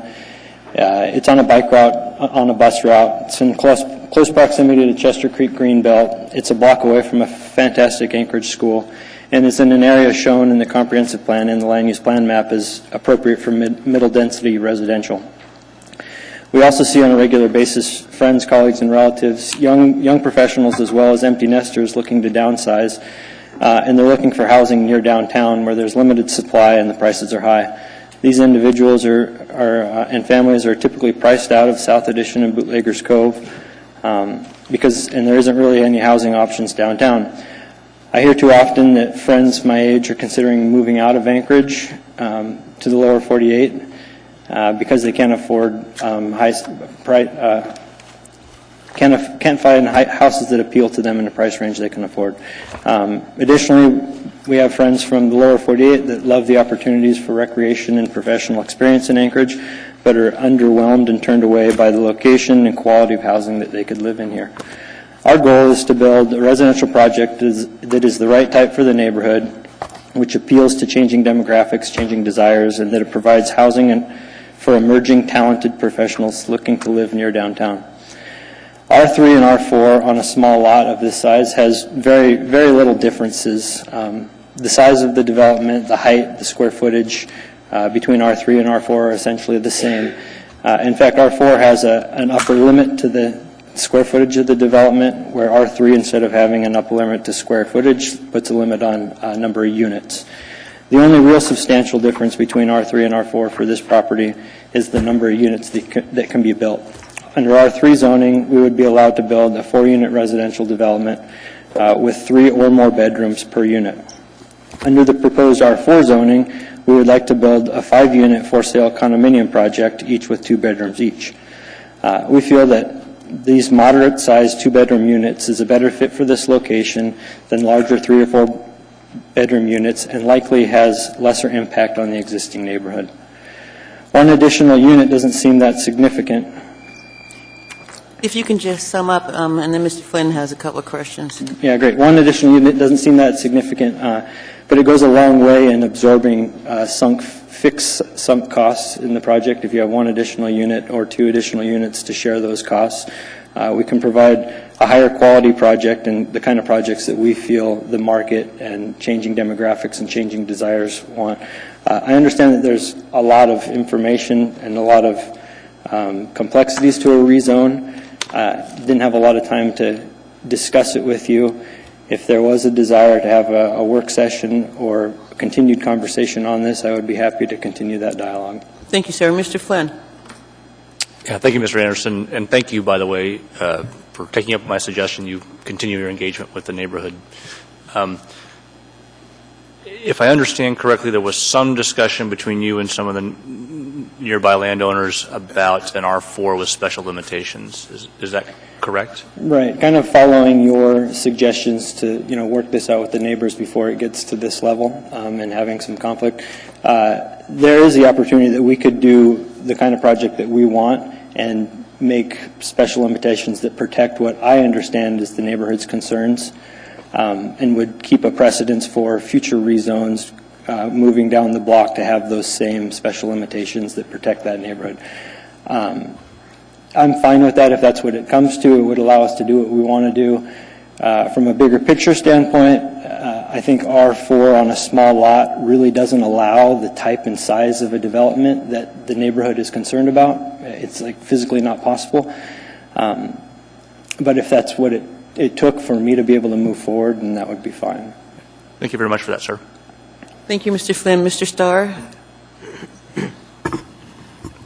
You're already allowed to build a fourplex or 4-unit development there already as current zoning, aren't you?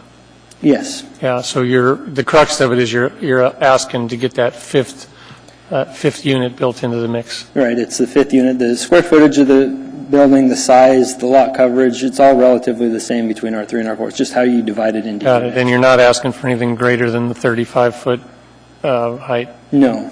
R4 actually allows up to a 45-foot, but there's neighborhood protection standards that the planning department's analysis, I think, limited out at 40 feet. Yeah, it's an awkward place that you're in because you can't really go to the next step, which is to show us the site plan and state your case around the zoning with the site plan review. And those that have sat on planning and zoning, myself included, Mr. Weldon, we oftentimes get confused with that because we want to jump to the next step is, okay, if we rezone it, what are you going to build?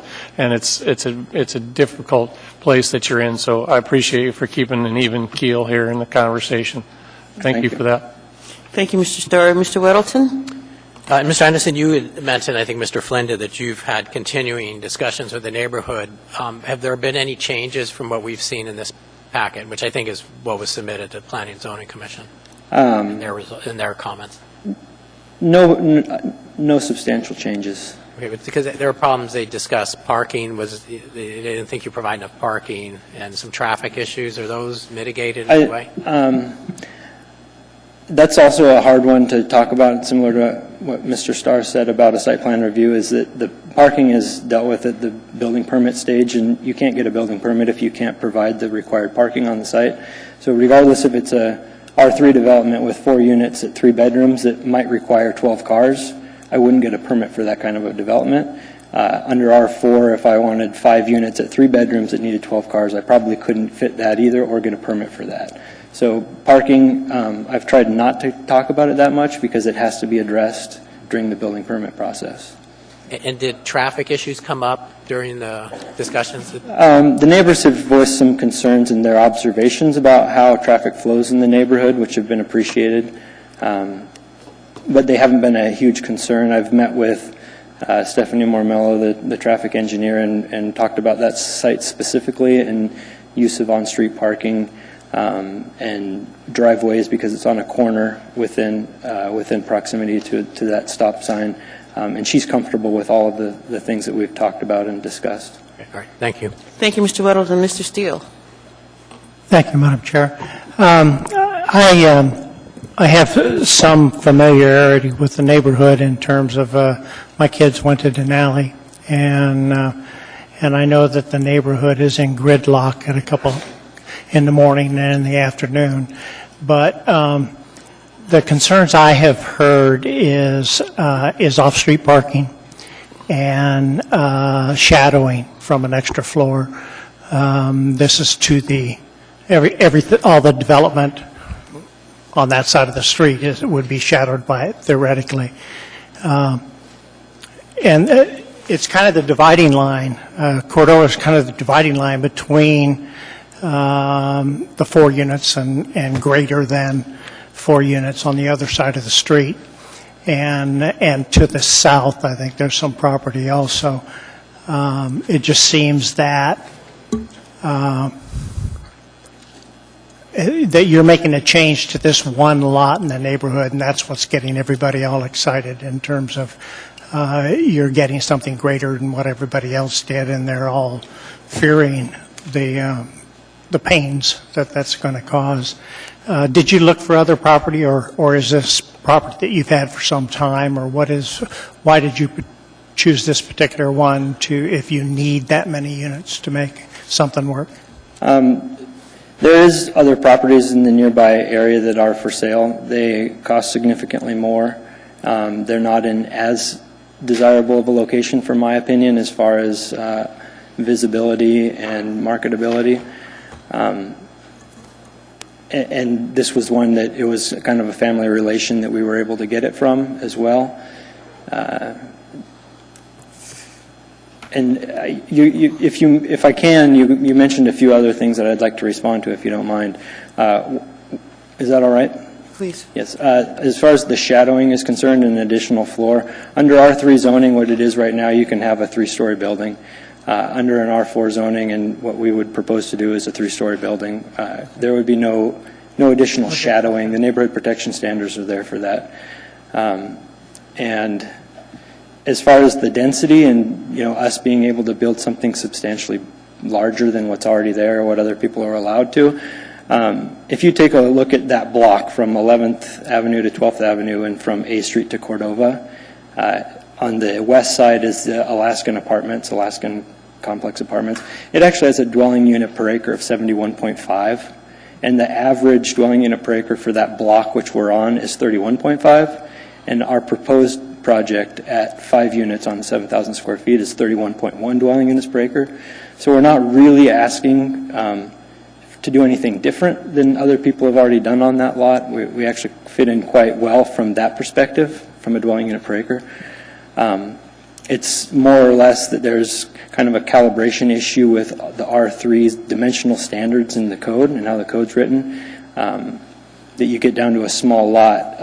R3 is intended to have up to 35 dwelling units per acre, but on a small lot, the way that their table works out is you're maxed out at like 25 dwelling units per acre. The planning department can comment on it, but they're actually aware of that discrepancy in the R3, and I don't know where they're at in the process of working on that.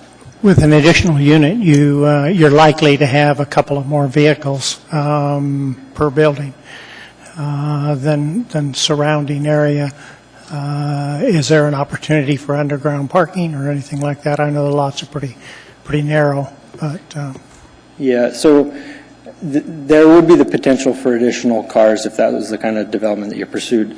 The development of that site is going to be limited by how you can fit parking on the site, regardless if it's R3 or R4. If you can figure out a way to put 8 cars on that site, you can have or 9 cars on that site. Maybe you can have three units that are 5 bedrooms each, and you would get to that 8 or 9 cars. If you were under R4 and you could have 5 or 6 units, you would have to size the units appropriately so that you could have that parking requirement on site. Thank you. Thank you, Mr. Steele. There are no other questions. Thank you, sir. Anyone else wish to be heard? Welcome. Hi.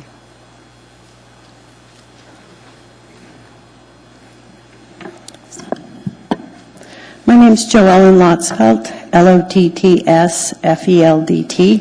like to thank the Madam Chair and the Assembly for allowing me to speak tonight. I have lived on East 11th Avenue across the street and a few houses to the west of the vacant lot that we're discussing tonight. I've lived there 6 years. We have had many neighbors join us tonight to oppose the rezone. I think it's about 15, although some have had to leave to get home to take care of their kids and other things. But I'd like to just take a moment and have those that are here in support of what I'm saying tonight to just rise, stand up.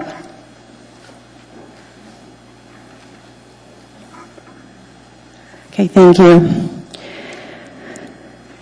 Along with another neighbor, we would like to present a combined consecutive testimony outlining key points as one of the major presentations tonight. It is important to note that we welcome development of this lot within the guidelines of the existing R3 zoning. Here are the primary reasons we oppose the rezone. One, the 7,000 square foot lot is currently zoned R3, which would allow for the construction of up to 4 units. That is dense enough for this parcel. 2, the draft Anchorage land use plan map proposes that this area remain R3. It is not good public planning policy to spot zone this one single lot to a higher density.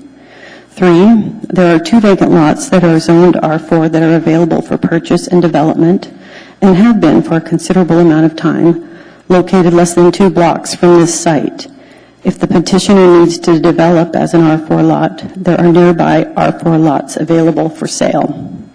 4, if this lot is rezoned, it will establish a bad precedent for future spot zoning or rezoning in South Addition. This is a historic section of Anchorage, and it is imperative to carefully plan for infilling that will be at a scale and intensity that integrates well with the established neighborhood. We understand, that's number 5, we understand that the housing shortage needs to be addressed in Anchorage, but the developer is not proposing low-income or special needs units to rezone it to R4 simply to accommodate an additional 1 or 2 more units will not solve Anchorage's housing shortage. However, it will have a negative, long-lasting impact in our neighborhood. 6, if rezoned, this would make the lot the highest density site in the block. The other lots are duplexes, and there are 2 4-unit apartment buildings, while the north side of the street is all single-family homes. R4 development is simply not compatible. And 7, South Addition Community Council passed a resolution opposing this rezone. They are also in the process of adopting a neighborhood plan to guide development in this area. So at this time, I'd like to finish my portion, and thank you for hearing me, and I'm going to have my neighbor continue with some key presentation points. Thank you. Thank you. Thank you. Please state your name and spell your last. Thank you. My name's Rosemary Karish, K-A-R-I-S-H. Good evening, Assembly. I have lived on East 11th Avenue across the street from the vacant lot for the past 20 years, and in the Fairview community 10 years prior to that. To continue with our main presentation outlining key features. Regarding the protest petition, a rare occurrence before the Assembly, 77 individuals signed the petition, representing 63 properties surrounding the proposed rezone, in addition to the Cordova Square condos. The Planning Division would not provide us with an advance map of the petitioning area, the 300 feet radius. We had to estimate the eligible land mass, which is why there were extra signatures and lots. 79% or possibly more of the land mass was garnered in the protest petition. Note that only 33 1/3% was required for eligibility qualification. I want to state it for the record that there were 2 lots partially eligible within the radius that the Planning Division designated as non-protesting property, yet we are confident that the proper signatures were secured for these lots, and both should be included in the protesting property category. Clearly, this petition shows that there is broad neighborhood concern and an extraordinary level of involvement from the surrounding neighbors. Please be mindful that initially this rezone proposal failed during the first vote before the Planning and Zoning Commission. Note that a letter of opposition was submitted to P&Z in February by residents of Block 13, signed by 39 homeowners, representing 24 of the 28 homes north of that lot. Parking will become an issue if rezoned to a higher density, especially considering the size and location of the lot, the physical barriers, and the surrounding conditions. In the past decade, there have been numerous new private housing developments in the area, but cannot recall any single lot rezone of similar size to a density of this scale for more than 4 units. The new Cook Inlet Loop Townhouse development with 20 units will have a density of 3.33 units upon completion if calculated per standard lot for that block. Cook Inlet Housing Authority is embarking on constructing 2 triplexes on its double lot directly south behind the alley of the petition lot. No rezone required. There is a healthy amount of higher density infill being constructed in this neighborhood that meets current R3 zoning and fits in with the scale of the rest of the neighborhood. In closing, it has been clearly demonstrated that the overwhelming majority of the nearby neighborhood opposes this rezone. Please do not start a precedent for unnecessary spot zoning. We respectfully ask that you deny this rezone. Thank you for your time and consideration. Thank you. There are no questions. Anyone else wish to be heard? Good evening. Thank you, Madam Chair and members of the Assembly. Paul Foos, FUHS. I live at 11th and Cordova for 60 years. I've looked at this property almost every single day of my life. It is a nuisance piece of property. It probably won't be developed. I tell you what it is, it's a magnet for people to go in and drink and hang out there. As I drove out here and pulled out of my house, a drunk woman came out of there, came out and vomited on the street and then went back in for more. That's what's there now. This property deserves to be developed. Adding one more unit to it, it probably really helps with the economics of it. You know, it's going to be, it looks like a good, well-done development, by this fellow that's bringing it to you. And as far as parking is concerned, in front of my house, there's nobody ever parks there. There's plenty of parking. You can drive there on your way home. Go drive to 11th Street between Cordova and Denali. No one ever parks there. There's plenty of parking on the street. So, although another unit, won't help our, solve the entire housing project, this is a good development. I, for the life of me, can't understand why people would be against it. If you were tearing down an old classic house where they live and putting in something else, I could see it. It's not. There's nothing on that block that's a classic old house of Anchorage. It's duplexes and multiplexes. The next one over is, a 20-plex or something like that, just, the next block over. So I'd encourage you to adopt this. I don't see any reason why it couldn't. We would welcome those new neighbors, I can tell you that. Thank you. Thank you, sir. Anyone else wish to be heard? Ooh. Hi, welcome. Francis Broderick, wow. B-R-O-D-E-R-I-C-K. I lived in the neighborhood for 15 years. And I strongly concur with the two representatives of my community with all their points. And in addition, this is my own personal feelings, I feel like this is a very conscious incursion into our community. It's very thought out. It's simply to break the zoning. And once it is broken, what we will see, I don't want to see. So, also, there's a lot of talk that Mr. Anderson has said about wanting to make our neighborhood better, and we're going to communicate with the people across the street, have coffee with them. Well, the bottom is going to be parking. So do we wake up in the morning, as we all do, step outside, have a cup of coffee, talk to our neighbor? What are we going to talk to? Cars? We go across the street. All his impetus of doing us a favor is just trying to squeeze another dollar out of a square foot of property in our neighborhood. Thank you. Thank you, sir. Anyone else wish to be heard? Welcome. Thank you. My name is Mara Carnahan, C-A-R-N-A-H-A-N. I live on 10th Avenue, and I have for 17 years. I think this is a difficult issue, and I really appreciate Seth Anderson has met with us, and I have gotten to know him and like him, and I hope that he is able to move forward with the development on this lot within R3 restrictions. Part of my concern is the precedent that a rezone would set, in particular because South Addition is vulnerable right now because it's a desirable place. Our area of South Addition is more affordable. The lots are more affordable than many other areas. And we don't have a neighborhood plan like most of the rest of the districts in the city.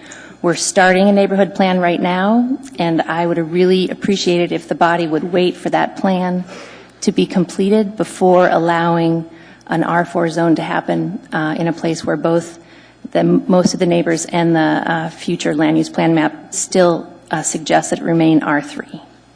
Thank you. Thank you. Mr. Flynn. Thanks, Ms. Carnahan. Good to see you. Good to see you, too. And I probably could have asked this of Ms. Lotsfeld or Ms. Karish, but were you part of the conversation where there was some discussion around perhaps R4 with special limitations? We were, and I also asked Seth in the very beginning if there was a way to use R3 with a special exception. And I think, I'd have to ask Seth to confirm, but I think that is pretty difficult for him to obtain. But I think it's an important distinction. And as South Addition grows in density, which it's happening just because it's nice to live near downtown, also because the downtown business district, which should really support high-density housing, is so expensive that it's easier to build higher-density housing right around the perimeter. I think we're going to have to be careful as a community to protect the unique characteristics of South Addition, which are enjoyed not only by residents, but by a tremendous amount of visitors and other Anchorage residents who recreate in the area.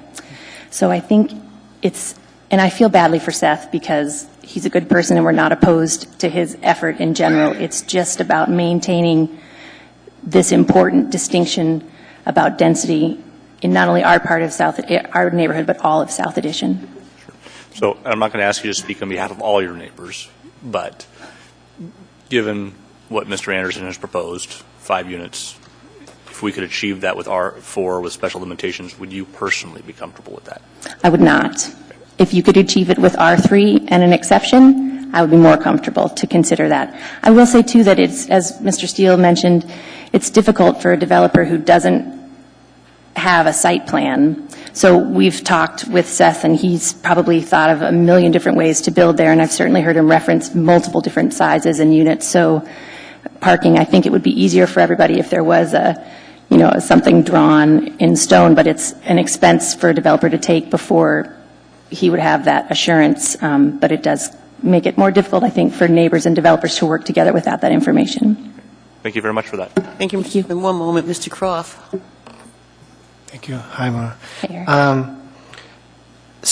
How much of this is 4 versus 5, and how much the precedent and not having yet a neighborhood plan? That is, how much is it an incursion before you've set your standards, or how much just 4 units versus 5 units?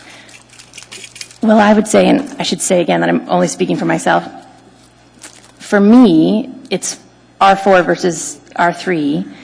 You could build a single-family home that was 10,000 square feet, or you could build a 5-unit small apartment building. With design, you could make 5 units look like 3 units or 2 units. So my larger concern, frankly, is setting a precedent for higher density housing to be built in South Addition simply because it's cheaper than building at the downtown core. And I think it's important to note, too, that Cordova has been kind of a dividing line between higher and lower density. Traditionally, it remains that way in the land use plan map, as I understand it. And I know Fairview has already completed a neighborhood plan, and they are interested in higher density development kind of on that area between Cordova and Gamble, which is an area that's ripe for redevelopment. It's actually, some people are remodeling old houses right now. And we just haven't had a chance as a South Addition community to formally talk about what we'd like to happen from Cordova west. So our area is a little bit of a test zone, I think, right now. And, Madam Chair, and how much, were you able to testify before Planning and Zoning on this issue? I was, yes. And there were 2 hearings, right? The one denied and then the second approved. Did they allow public testimony in the second one? Not to my I don't know if Mr. Anderson was able to speak with them or not, but we were not able to speak with them for the reconsideration vote. Okay, thank you. Thank you, Mr. Croft. Thank you, ma'am. Thank you. Anyone else wish to be heard? Welcome. I'm Jeanette Greenbaum. Last name is Greenbaum. My family has lived on East 11th for over 50 years. My mom was born and raised there. I'm like the I'm the first driveway in from Cordova, and I think it's really important to talk about parking. There's only a few driveways on 11th Avenue, and mine being closest to a Cordova is a turnaround for a lot of people. Right now we have duplexes across 11th Avenue, which it's R3, and they have parking in the back, and they use the front parking, street parking. So we have a real big problem with parking as it is, and those units are on big lots, whereas this one is 7,000 square feet. And I don't know how many of you have drove by, but it is extremely small, on the corner, bus traffic, bike lane traffic, and I'm just really worried about the parking. So I'm not opposed to development at all. I really would like to see this vacant lot developed.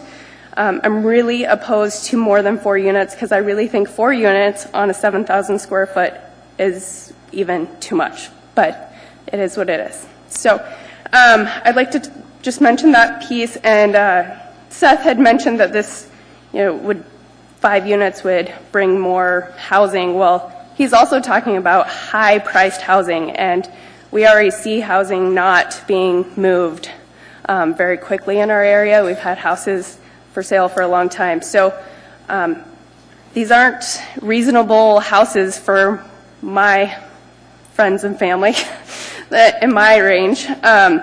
I was lucky enough to be part of the family house. So it's really hard for people my age to jump into the downtown community. So I'd really like to see more of a development that people could actually affordably get into. Let's see.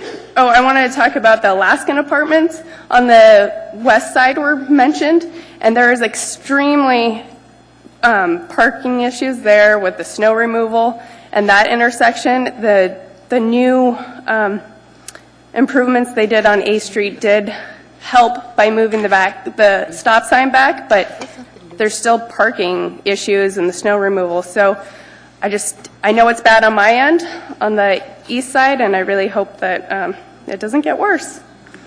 So once again, I'm for the development, but just not for the rezone. Okay, thank you very much. Thank you. Anyone else wish to be heard? Welcome. I'm Will Frost, FROST, and I just want to say I concur with Ms. Garish and Ms. Lotsfeld's comments, and I would hope the R3 zoning stays in place. Thank you very much. Thank you. Anyone else wish to be heard? You have a question now? Can you pause for one moment? Mr. Steele has a question. Thank you. Can anybody tell me, I'm sure a number of you could, but is there any access from Cordova? Can you have a driveway on Cordova or just on the side streets, 11th and 12th and those?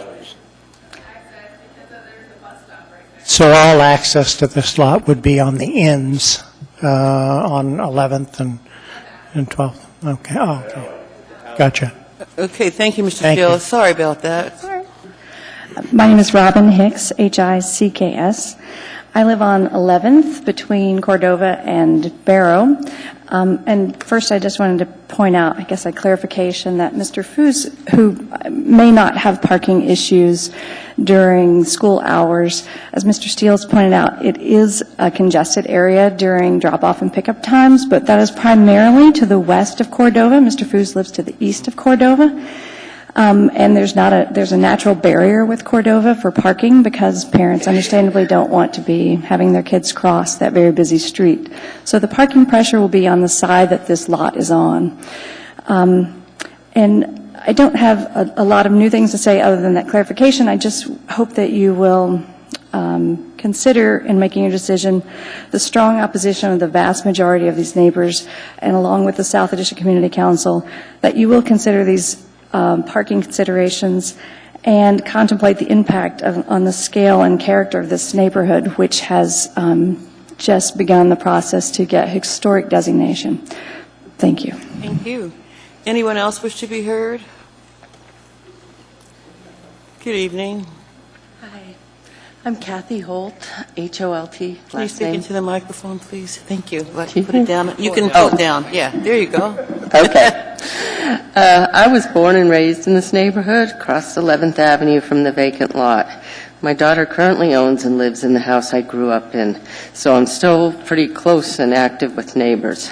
And I agree with all the, speakers that have opposed it, and I'm here to strongly oppose the rezone of this 7,000 square foot lot that's currently zoned R3 and allows up to 4 units. I feel that 4 units even would be too much for this small lot and think it's absolutely crazy to even consider more. I'm against the spot zoning, especially in this historic part of Anchorage. Personally, I'm against it all over Anchorage, but so I believe parking would be a big issue, being that you cannot park on Cordova and that there's a stop sign on 11th on the corner of this lot.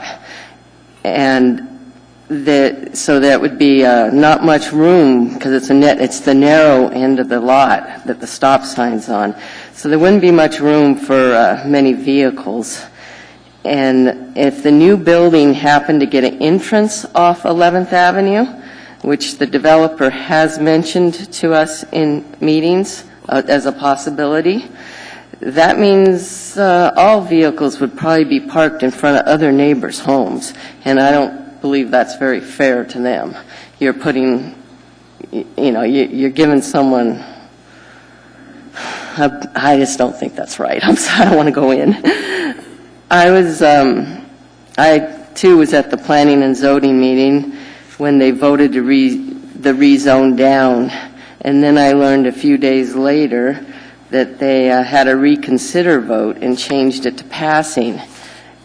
And I didn't get any you would think that the people that spoke at that meeting would have been able to speak at a reconsider vote.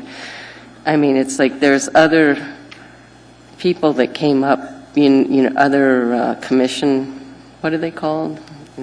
That listen to you.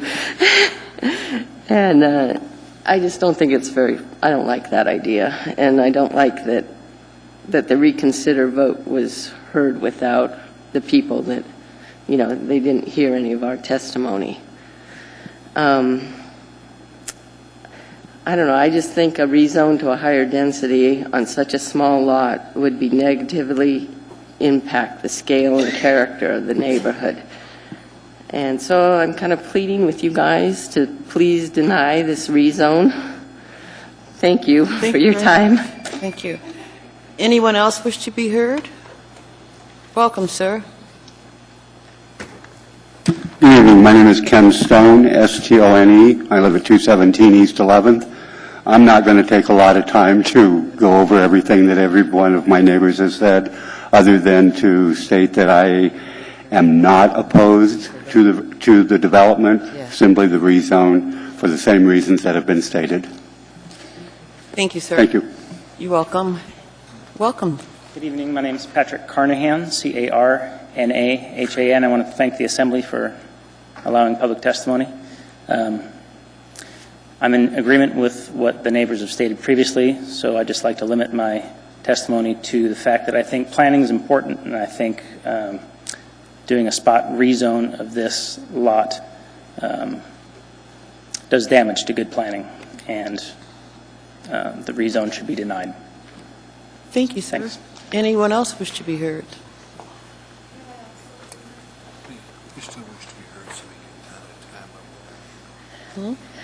Good evening. My name is Virginia Samson, S-A-M-S-O-N. In the immediate area that we're addressing here with the rezone, I live on Barrow Street between 10th and 11th and A Street in Cordova, and I've been there for 35 and a half years. So I have some familiarity with the neighborhood. I would like to associate myself with all the remarks made previously opposing this rezone. We do not, and I think it's been pretty uniform, oppose the development of this lot on the R3. I think we would probably welcome it. It does, when you increase the density, cause any number of problems with the neighborhood. And I really appreciate Mr. Steele's remarks about the combat zone this area becomes. when school is in and people are zooming around parking anywhere. And this might not seem important, except if you live there or you're a parent trying to negotiate this area. There are already significant parking problems, certainly on my street, which is a small one-way street. You couldn't really tell it was one way when school traffic goes back and forth, ignoring this. So out on 11th, there are many people that park out there. I don't know exactly what Mr. Fuse is looking at, but I have gone by that corner, Cordova and 11th, many, many years going to work, and I see people parked in front of his area, and especially there seems to be a lot of trailers with boats on them, which is another problem. But anyway, I thank you for your patience, and I think that it's very, very impressive. This neighborhood has bonded together for the most part. Not everybody agrees with us, but most do. And we have followed this issue for months and months and months through planning and zoning and now here at the Assembly. We've made it very clear that we oppose this rezone, but we don't oppose development for R3. Thank you. Thank you, ma'am. How many others are there that wish to testify? Okay, please come on I think I'm the wrap-up. Thank you. No, I was just curious. A mobile mic? Is there a mobile mic in the house? No. Because I don't have one. No. Anyway, sorry, sir. If she can come down to here, we can move the microphone down for her. There's a long cord. There is a long cord. Pull the microphone down. And they... Thank you, Ms. Domboski. She got a better thing for her knee than I do. Uh-oh. There goes the microphone. Yeah, it has to be plugged in.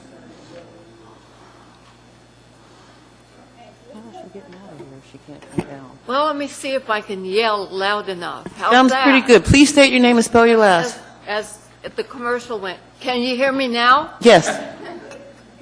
My name is Lillian Marvin, Marvin, and I live on the corner of 11th and Denali, and part of my property is within the 300-foot radius of the property in question.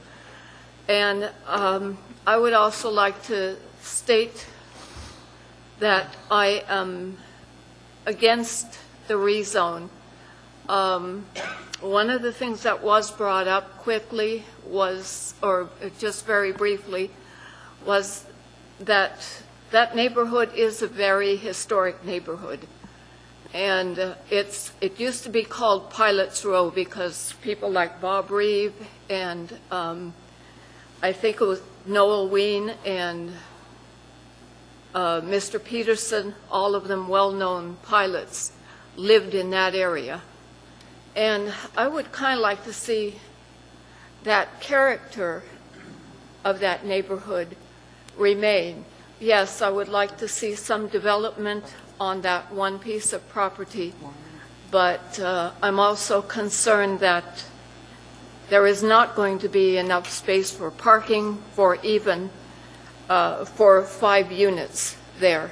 And the parking situation is going to be rather critical.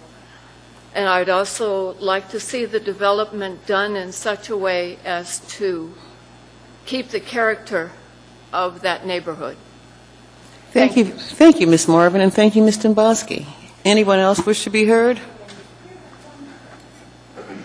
Welcome, sir. I'm Patrick Farrell. I live in South Addition, Farrell. And I'd like to say I support the project. I surely understand the neighborhood's concerns, and I guess I don't see it as much as a spot in it as it's adjacent to a different zoning area. I've looked at the property, and I don't see it as, it's not a historic lot as I see it. It stands alone. And I personally know Seth, and I know he's going to build a great building which I think would be benefit to the neighborhood. And the downtown area, I think, needs more high-quality development and not people building just purely what's the most economical. Obviously, Seth is losing a great deal of time and money to go through this process, but he's really taken pride in, I'm going to do this project, this is what makes the most sense for the area, and he's going through all the appropriate channels, meeting with all these people, really trying to work with the neighborhood. And I guess I appreciate that. I mean, I can see people's reaction to it and understand it, but and maybe it's my knowing of Seth that makes me think or understand he will live up to the word and build a quality building for the neighborhood. But I support it, and I feel the parking issues are maybe a little blown out of proportion. I feel like Alaska and the city in general puts too much weight into parking and at a detriment to the city with its enforcement of paving areas and off-street parking, and it should take a more progressive parking model as, say, Seattle does. So I'll close with that. Thank you. Thank you, sir. Anyone else wish to be heard?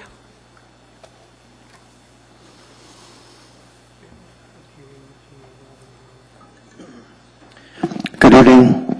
Christopher Constant, C-O-N-S-T-A-N-T. So I'm not here to speak on behalf or against this project, but to bring a little bit of history. And the Fairview Community Council did not take a position on this because we have a posture of not kind of getting in the way of our neighborhood councils when they're really deliberating on tough issues. It's a good neighbor policy. There is a deep history that should characterize your deliberation on this question. And it has a lot to do, Mr. Steele, with the lines that we have drawn in our community. And I have to speak about this very carefully so as not to point at my neighbors to make them feel bad about their activism, because I fully support that. Whether it's just the person who signed the petition or the ones who came to the meetings or the one who hounded people and knocked on their door for 10 minutes until they posted a sign that said, please don't come back. The history of that line right there, you can look at plats that are current in this district that read, these properties may only be sold or alienated in any way to Americans of the white race. This is the dividing line of the historic red line neighborhoods in Anchorage. After redlining became illegal, steering happened, where we pushed our unwanteds. And you see a line that has developed in our community where you have high density, lots of lower income units, and you see it shift really quickly into better maintained properties, smaller scale family homes, and things of that nature. I would like to challenge the planning department to come up with a catalog of the plats that contain such language still, so we could see a map that shows where these lines are and how closely they line up with the divisions we've created between our neighborhoods. I personally live 200 feet or 150 feet from the line that is South Addition versus the line that is Fairview. And I have been told, you can't speak here because you're from over there. You're an outsider. You're trying to change the way we do business here. Though I live 7 lots away from that property. So I just want this group, when you deliberate, to understand that there is a historic gravity to the question you're looking at, and that is, are these lines the lines we want to affirm into the future, and where did they come from? Thank you. Thank you. Anyone else wish to be heard? You're welcome, sir. My name is Linwood Parker, and I guess I'm just coming here. I'm not sure if this is the right forum, but as a real estate agent in this town, I'm a little bit confused on the development and what's going on with the plan. To my understanding, and I was just trying to look on my phone, an R3 or a single family lot is described as a 6,000 square foot lot, and then it's about 1,500 square feet per additional unit. So just off of the pure math, I don't think that this building fits. We're trying to fit 5 units on a 7,000 square foot lot. And I think for a 5+ unit, I think it's 8,500 square feet is what they're asking for. So I'm just kind of confused how we could go through zoning and planning twice, and now we've been here, debating this issue. Obviously, the community doesn't support, and I don't know if I necessarily support because it doesn't seem like it fits. So I don't know if this is the right forum for that. I just kind of wanted to, as a person who's in the industry and trying to get other projects going, just a little bit confused and lost with, how much time we're losing, dealing with something that just doesn't even, it seems like it should have been a no from the beginning. So that's it. Well, thank you very much for your comments. Anyone else wish to be heard? Welcome. Thank you. You're welcome. My name is John Ruhlin, Ruhlin. I live at 209 East 11th, so I'm just across the street from the property. Like my neighbors, I'd be happy to have that lot developed according to R3 guidelines. I would welcome any neighbors of any income level and any ethnicity to our very welcoming neighborhood. I think I'm naive when it comes to real estate, but and I think Seth is a nice guy and has good intentions, but it seems to me, and maybe this sort of thing happens all the time in terms of rezoning, but it seems to me that when you buy the property R3, you know what you're getting. It's R3, and it's cheaper because it's not R4. The R4 properties 2 blocks away were more expensive because they were R4. So I join my neighbors in opposing the rezoning, and I would like to see it remain R3. Thank you. Thank you. Anyone else wish to be heard? Anyone at all? Hearing and seeing none, public hearing is now closed. We have before us AO 2016-75, approving rezoning of Lot 1, Block 15B, 3rd Edition in Anchorage. And we also have before us a laid-on-the-table item, which is a protest position regarding this particular rezoning. Mr. Weddleton. I thought you were in the queue. I had questions for staff as we get into it. Okay. Yeah. Mr. Flynn. Yeah, Madam Chair, would you kindly, just for the benefit of the audience, summarize the clerk's office information as to our options at this point? Certainly, Mr. Flynn, as soon as I get a copy. I think Mr. Starr borrowed it. He's bringing it back to Thank you, Mr. Starr. Okay. Because the rezone is being protested, there are 3 options that are provided for assembly action by municipal code.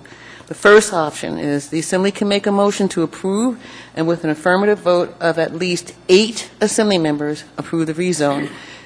A, as submitted. B, with special limitations or other modifications, provided that the ordinance shall become effective only with the written consent of the property owners. Number 2 option, the Assembly can make a motion to approve and effectively deny the rezone by not having an affirmative vote of at least 8 Assembly members. And the third option is the Assembly can remand the proposed rezone to the Planning and Zoning Commission or to a committee of the Assembly for further communication. Mr. Flynn. Thank you, Madam Chair. Based on that, I would move to remand this to the Planning and Zoning Commission to review this further. And I know Mr. Weddleton has some questions of staff. I have 1 or 2 if I may be indulged as we consider that potential. Second. Thank you, Ms. Domboski. I've heard conflicting information on where we are with the land use planning map and whether the area south of 11th will be R3 or R4 as currently drafted. Can I get some clarification on that, please? Mike. Through the chair to Assemblyman Flynn, we are getting close to having a working copy of the planning map.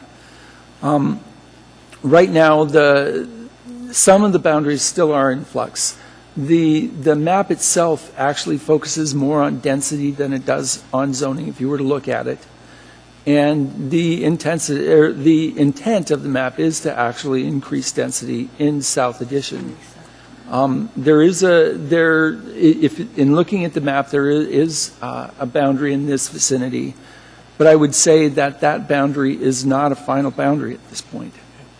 Okay, thank you for that. Just a couple of comments, Madam Chair, I want to thank everybody who came tonight. I've had meetings with the neighbors, phone conversations with the neighbors, talked to Mr. Anderson a couple of different times.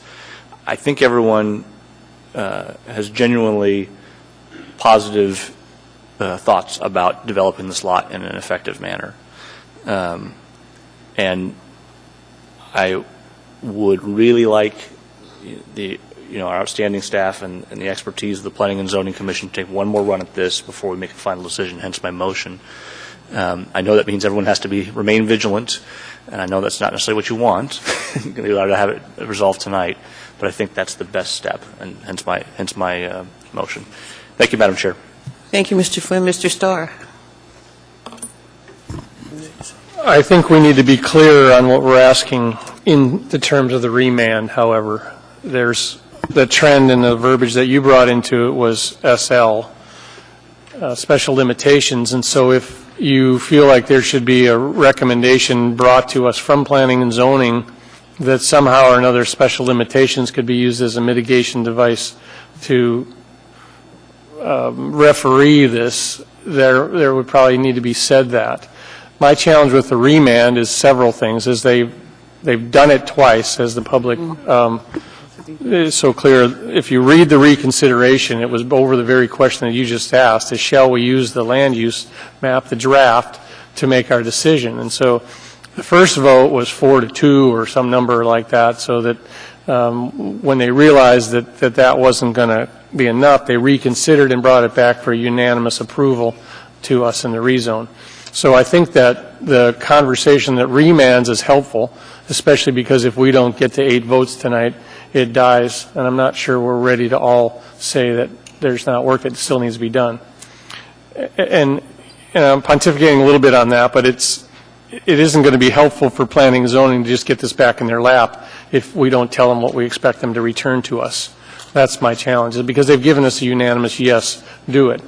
I also want to go into the conversations is that we have the diligence, like they do, to make sure that the criterion inside the approval for the rezone, and there is finite criterion that our staff, and whenever I see writings from Sharon Ferguson, I take those pretty certain that they're right.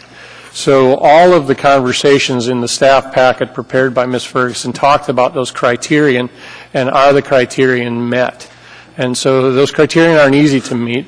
Granted, I'll give you that some of them are subjective to interpretation, adverse impacts on the neighborhood. Okay, you get that conversation about parking, but my take would be we've heard that the school perhaps has an adverse effect on the neighborhood because of their traffic plans. So you can look at interpretations of, is the criterion met?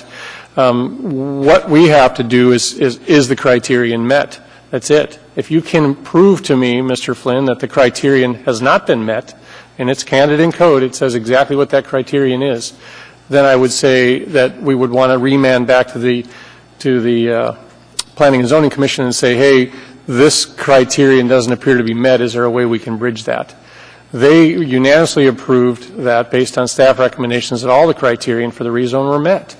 So in my case, I can't do anything but say if those criteria are met, the recommendations from the body say that those criteria are met, and I can't come up with a reason to say that those criteria are not met, then what are we saying? We have to say yes.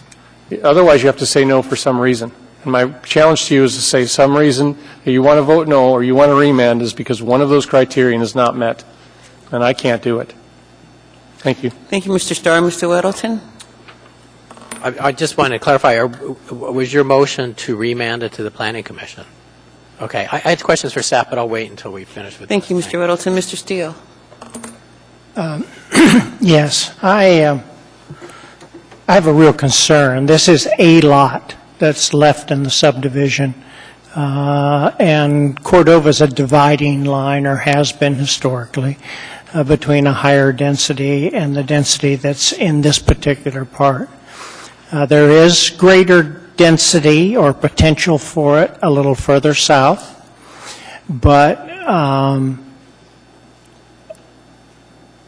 I don't see the benefit of sending it back to them again. It just seems to me like there is no way to put parking for 5 units, parking and 5 units on that lot. So I have a problem with that, and I think we're just being a bit bureaucratic to send it back again, unless there's real things that haven't been addressed. And I think they've been addressed. I think everybody knows what the situation is. And it's a lot that should be developed and should be developed as an R3. Thanks. Thank you, Mr. Mr. Steele. Mr. Flynn.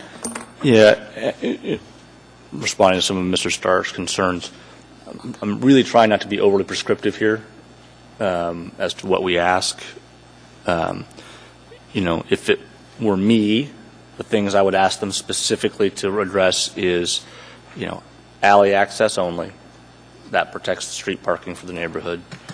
It would be limiting it to 5 units, because once you go from R3 to R4, you're really opening the doors in some ways, and limiting the number of bedrooms allowed for 5 units to the same as you would under the R3 standard. I don't want to be overly prescriptive. There may be other accommodations that the neighborhood would want to see in place, but that's sort of the rough outline of what I'd want to see come back to us. So I'm not the smartest guy in the room when it comes to planning a project of this nature, and I want to be respectful of the fact that the neighbors may have different ideas than I do. So if P&Z wants to review these comments when they take this up, presuming we do in fact remand it, I welcome that, but I wouldn't want that to limit their conversation. Thank you, Mr. Flynn. Ms. Dombowski. I'm going to go a different direction than probably anybody's ever heard me go. Well, maybe. I was going to say, first, when I hear Mr. Starr talk, I'm 100% right down the line. I kind of look at the rules and say, what is the criteria? Have they been met, yes or no? I didn't hear testimony that swayed me, frankly. But I did hear testimony, a lot of it from the neighborhood, and I'm very passionate about neighbors and communities. But I also recognize the challenges that Mr. Flynn has being a single-member district. And you're going to see me tonight stand firm with Mr. Flynn. It's not my district. I do believe this developer, as I'm listening to him talk, I think if I were going to have somebody develop in my neighborhood, that's the kind of developer I want, because we've all seen the other kind. So I think it's kind of semantics when we say, you want R3 with an exception versus R4 with special limitations. In my mind, it's the exact same thing. It depends what those limitations are. And I think Mr. Flynn hit the nail on the head when he started talking about could there potentially be limitations that maybe is not going to make everybody happy, but basically hits your concerns. And I think that's a conversation worth having, whether it's with P&Z or whether it's with the Community and Economic Development Committee of the Assembly, which this is exactly what it's designed for, is something like that. So I'm fine having that conversation, whatever realm Mr. Flynn wants to go in.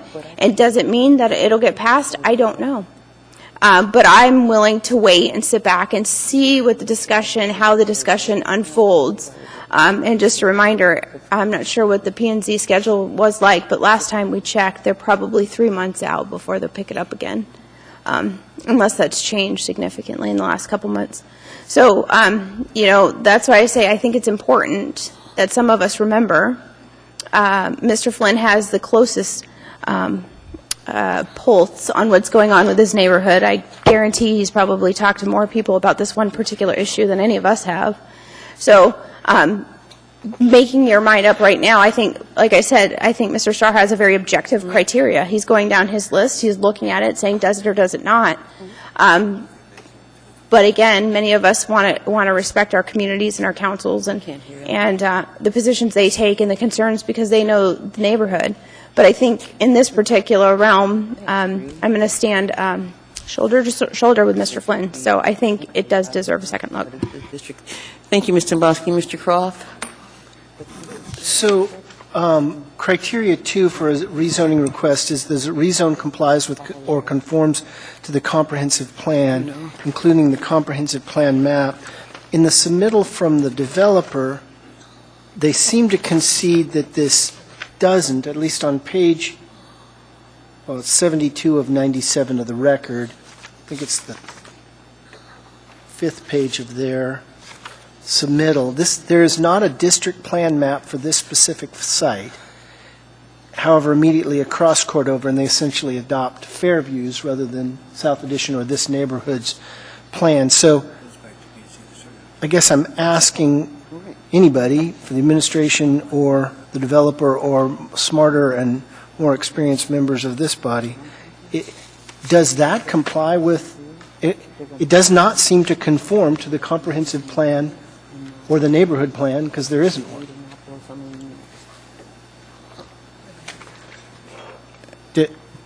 The answer is in Ms. Ferguson's further letter later on where she talks about the comprehensive plan being Anchorage 2020 and the land use, draft land use plan as a different type of map. Here, you confuse two terminologies. That's not an insult. It's just there's two type of comprehensive plans, and the absence and neighborhood and district plans are just now being developed all across the community. So if there isn't one, doesn't mean that they have to be compliant and wait for one. East Side District Plan was just completed, for example. So stuff like that's going to play. But Ms. Ferguson's expanded answer in relation to the reconsideration is where she speaks to that very matter. Thank you, Madam Chair. You're welcome, Mr. Starr. Anything else, Mr. Croft? Simply that I do think if we remanded, and I would support a remand, that we'd be very specific about what we're asking, or at least very general about what we're asking the planning and zoning to do. Thank you, Mr. Croft. Mr. Starr, did you have anything else? I do. I guess I didn't want Ms. Dombrowski to paraphrase my angst. What I want to have happen is that I want planning and zoning to do some work on it, specific work, though, because what will happen, and this is where it's bureaucratic, as Mr. Steele said, is that it'll likely go back to them, they'll remand it, they'll approve it again, and then it bops back over to us as an approved matter, as opposed to hashing out the conversation. But if it would be okay, I'd like to ask for some professional help here. Ms. McConnell, could you come to the microphone, seeing as you're the one I recognize at my short-term glasses? And I only want to speak a little bit about this because I did sit on planning and zoning, and there's an interpretation that we can, through the zoning discussion, have a site plan discussion as well. And I think Mr. Flynn talked about it where we don't want access through the alley, or we want the landscape buffer to look like X. Are we getting ahead of the cart and horse thing here? How do you talk about the development criteria as a site plan would do in and around the scope of the conversation with even the special limitations? How would we do this? Through the chair, Mr. Starr, it's true that in a rezone you are evaluating the appropriateness of the zoning district and not the specifics of any particular development. However, special limitations can be considered generally to address specific concerns with the type of development that might be allowed by the new zoning district. So for instance, if you were rezoning an area to industrial that was next to residential, it would be justified to put special limitations requiring extra buffering because of the things that might happen in the industrial district next to the residential. So the concept behind the special limitation is to address reasonably anticipated negative impacts of the things that you're allowing in the new zoning district.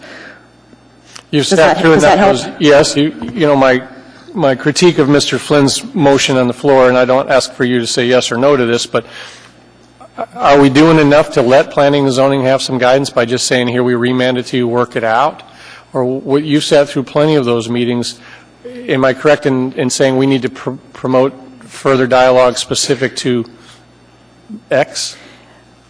In my opinion, the more guidance you can give to the commission, the better. This is an unusual circumstance. In my time, I've not experienced a situation where the Assembly has rezoned a case to P&Z. Remanded, you mean? That's what I meant, Yeah. sorry. Remanded to P&Z. P&Z has considered this, and they have given a recommendation to you, and if you want them to think about it further, I do think the more guidance you can give them, the better. Fair enough. That's what I thought. Thank you. Thank you, Mr. Starr. Just let me summarize. The basic matter in front of us, Ms. Dombrowski, is that if we don't get 8 votes tonight, it automatically dies. We can take 8 yes votes. We can take that route, and I'll walk away and say, well, we did our best. I do believe Mr. Flynn's correct in having the dialogue considered at perhaps those that are best to consider it. Planning and zoning is very good at it. I'm flummoxed. I don't know what to ask them to do beyond that. They can listen to these tapes, they can hear our concerns, and they can say that. Ms. Dombrowski said it just quickly.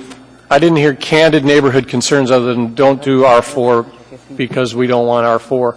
To me, I'd be terrified of a fourplex that just went amok out there, or them asking for height extensions over and above what they're already allowed to do. They can go higher, folks, than he's already agreed to go by a significant amount. So I'd be more concerned that you just let the R3 go and it become a development that nobody likes, with no reference and conversation to parking or to height of structures, or to access and egress and all the safety factors that we all want.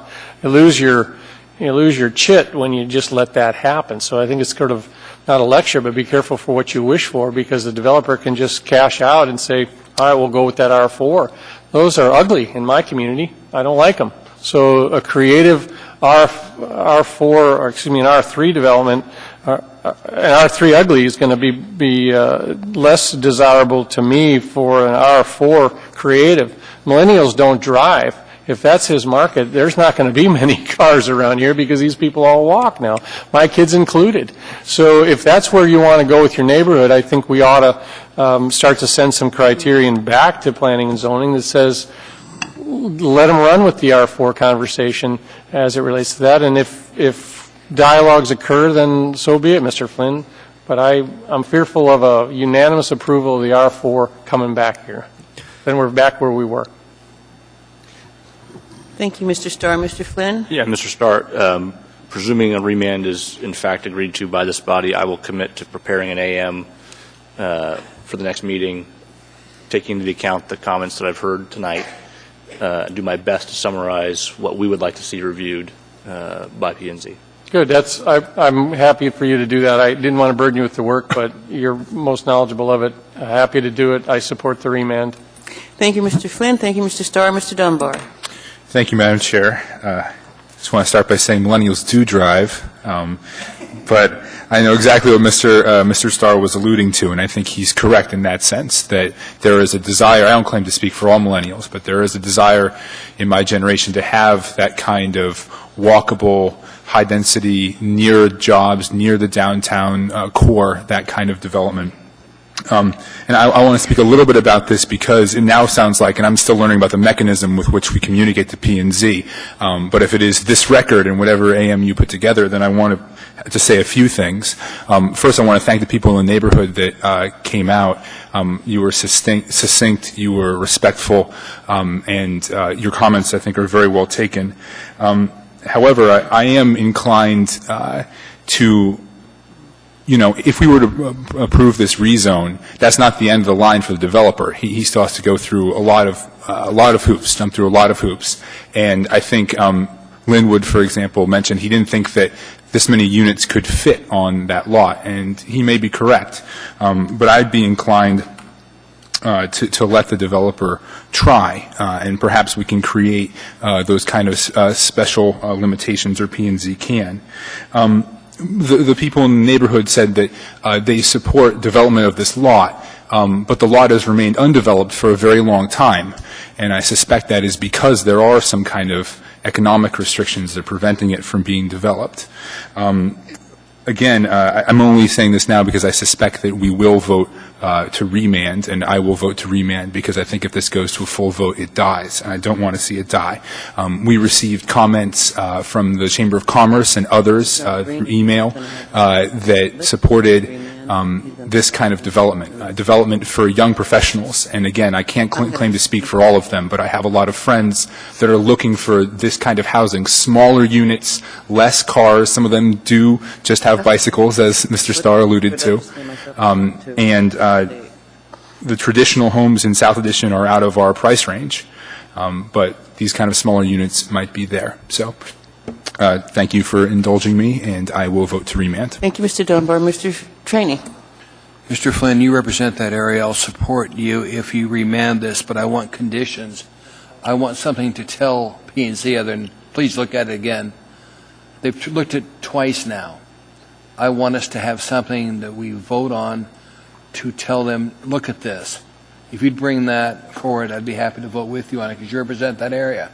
But I'm not interested in just sending it back with remand without instruction on what we want them to look at, sir.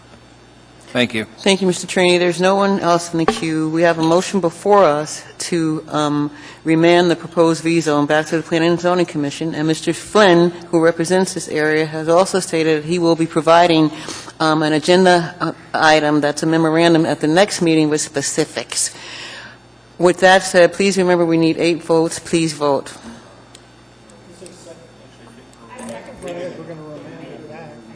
Yeah, there was a motion and then a second. So now we're going to vote. Thank you. Before we know what the conditions are? Mr. Trainee? Madam Chair, before we know what the conditions are in this document, I would be a little bit more comfortable if we postpone this to the next meeting and we could see what he wants to bring forward. His condition is to send to P&Z. Is there any discussion on Mr. Trainee's comments? Madam Chair. Ms. Domboski. Thank you. Mr. Flynn, I'm sorry to speak for you, but I'm going to do it anyway. Mr. Flynn was pretty, he actually, he listed a few different items. He was talking about potential just alley access. He was talking about, oh, see now, Mr. Flynn, you're going to have to jump in because I'm tired and I've already forgotten. But he named about 3 or 4 different limitations that he wanted to consider, but he didn't want that limited to those considerations. He wanted P&Z to consider potential other ones that would mitigate the impacts or the concerns that were raised, specifically, it sounded like, to parking in this area. Thank you, Ms. Domboski, and we look forward to seeing that memo at the next meeting, Mr. Flynn. Please vote on the remand. That was approved 9-2. Thank you, everyone. The next item on the agenda is agenda item number 14M. Madam Chair? Mr. Flynn. Prior to your opening the public hearing on this, in the abundance of caution sector of our public duties, as I think you are aware, I am an investor in a company that has filed a cultivation license application with the state of Alaska. It will ultimately come before this body for approval, presuming we get state approval. I say that only because, presuming all 3 are approved, these 2 that are coming up will be competition for me. And I want to give the body the opportunity to rule on whether that represents a conflict of interest or not. Thank you, Mr. Flynn. Speaking for myself, I wasn't aware, okay, but now I am. And I don't see an issue because neither one of these documents on the agenda this evening represent the company that you're involved with. And if anybody feels differently, please let me know before I move forward. Mr. Evans? Yeah, I may feel a little differently. The fact is, like Mr. Flynn said, there's 2 cultivation facilities on the agenda for tonight. He has the 3rd one, a third. While he doesn't have a direct interest in these, his vote on his competitors can have, I think, an economic impact on the success of his venture. So, given that, I would be a little more concerned that there is actually a conflict. If I could vote on, if we had to have lawyers come in the room and I get to vote on whether they get to practice or not, I think even though I don't have a direct interest, it's probably inappropriate for me to do that. And I think in this case, especially since I don't think the market, we're not talking about hundreds of these facilities, but a handful, I think it probably would be better from a perception standpoint if Mr. Flynn did not participate. Thank you, Mr. Evans. Ms. Dombrowski? Thank you. I'm going to go back to this pesky thing called code. Mr. Flynn, if you'll indulge me,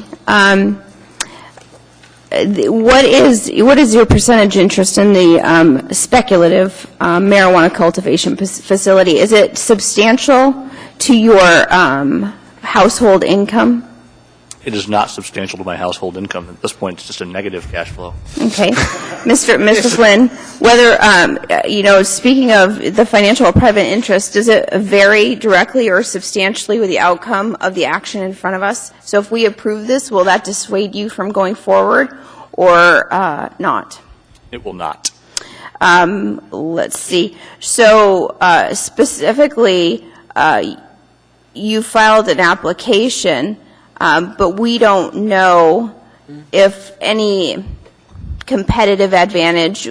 We don't know if it's conjectural at this point. It's basically speculative if these people are really going to end up being competitors, or if you're going to get approved, or.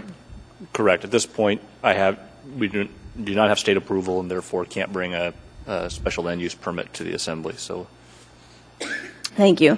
As I look at it, I understand what Mr. Evans is saying, but I think Mr. Flynn's interest is too speculative. He's indicated that his interest in a conjectural potential speculative business is minimal, and I don't see any direct interest in these businesses. I think, Mr. Flynn, my last question is, do you believe you can put the public interest before any private interest of your own? I do. Thank you. Those are my questions. Thank you, Mr. Dombrowski. I appreciate that. Mr. Trainee? Mr. Flynn, are you going in the cultivation or the manufacture or the retail sales? What area are you going into? Current application is for cultivation. Cultivation? So you'd be direct competitor with these two? That is correct. Thank you, sir. Thank you, Mr. Trainee. Mr. Evans? Yeah, I think in response to Ms. Dombrowski's questions, one of the other issues, one of the criterion other than the direct financial interest is whether it will diminish the public trust. And that's the part I think I'm more concerned about. I have no doubt, knowing Mr. Flynn, I believe he would be absolutely forthright and put the public interest first before his personal interest. But I think the fact that he is involved in this industry and is one of the few competitors or potential competitors, I think it has an impact on the perception and the public trust. And that's the issue that I think why I would think it would be better if he didn't participate. Thank you, Mr. Evans. Mr. Starr? That's what I was going to say, but I'm not certain I know how the public trust would be diminished. So I'd like to have that conversation amongst the body, because there's, competing industries doesn't necessarily mean that you're going to diminish the public trust because you're a lawyer competing against a lawyer, or in this case, cultivation business competing against cultivation business. A lot of that depends on Mr. Flynn's sort of behavior, lack of a better word, on how he manages the two cases in front of us. And does his criterion, we've used that word a lot tonight, but when your application comes forward, do we have a different standard that you expect from us? So my challenge would be is can't see a scenario where the public's trust would be diminished, except if Mr. Flynn stood up there and started grilling these applicants and then says no because X, and then, we deny them because Mr. Flynn's so persuasive.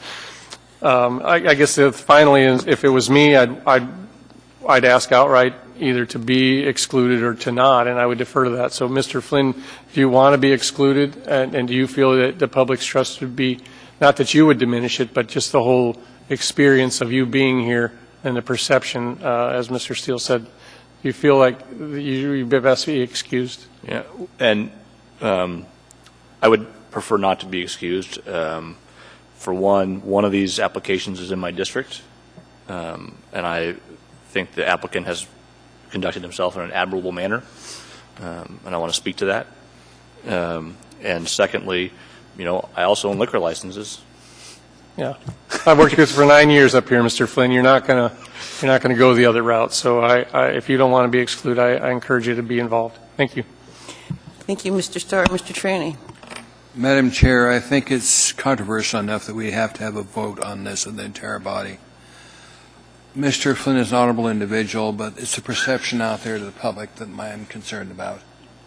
We need to have a vote on this. Thank you, Mr. Trainee. Before we do that, Ms. Domboski. Thank you, Madam Chair. And I know we're talking about marijuana, so maybe everyone's a little more heightened sense of awareness. But I do want to remind the body, when we're making these disclosures and when we're measuring them, I think we should measure them uniformly. So when liquor licenses come up, Mr. Flynn does participate on those. If building something comes up, Mr. Starr participates in those.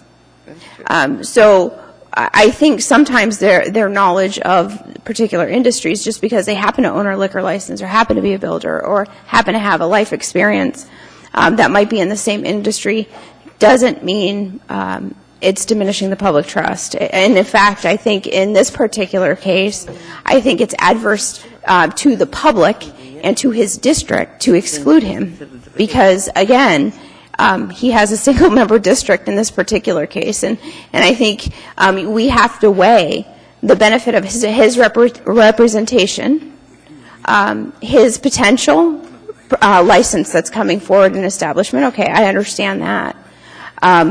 But again, it's conjectural in my opinion. We don't know exactly if he's going to get his permit, if he's not going to get his license from the state. So, again, what is the value of having Mr. Flynn participate? And I think the representation to his district far outweighs any potential conjectural bias, maybe. So I will be supporting Mr. Flynn participating. Thank you, Mr. Bosky. Mr. Croft. Yeah, very briefly, I agree that known Mr. Flynn for a long time. I believe even with this interest, he could vote in the public interest, not his own. But what we're asked to do is use the determinations of D if the financial or private interest is substantial. And this is just very different than voting on an alcohol license when you have one in a community that has hundreds of those.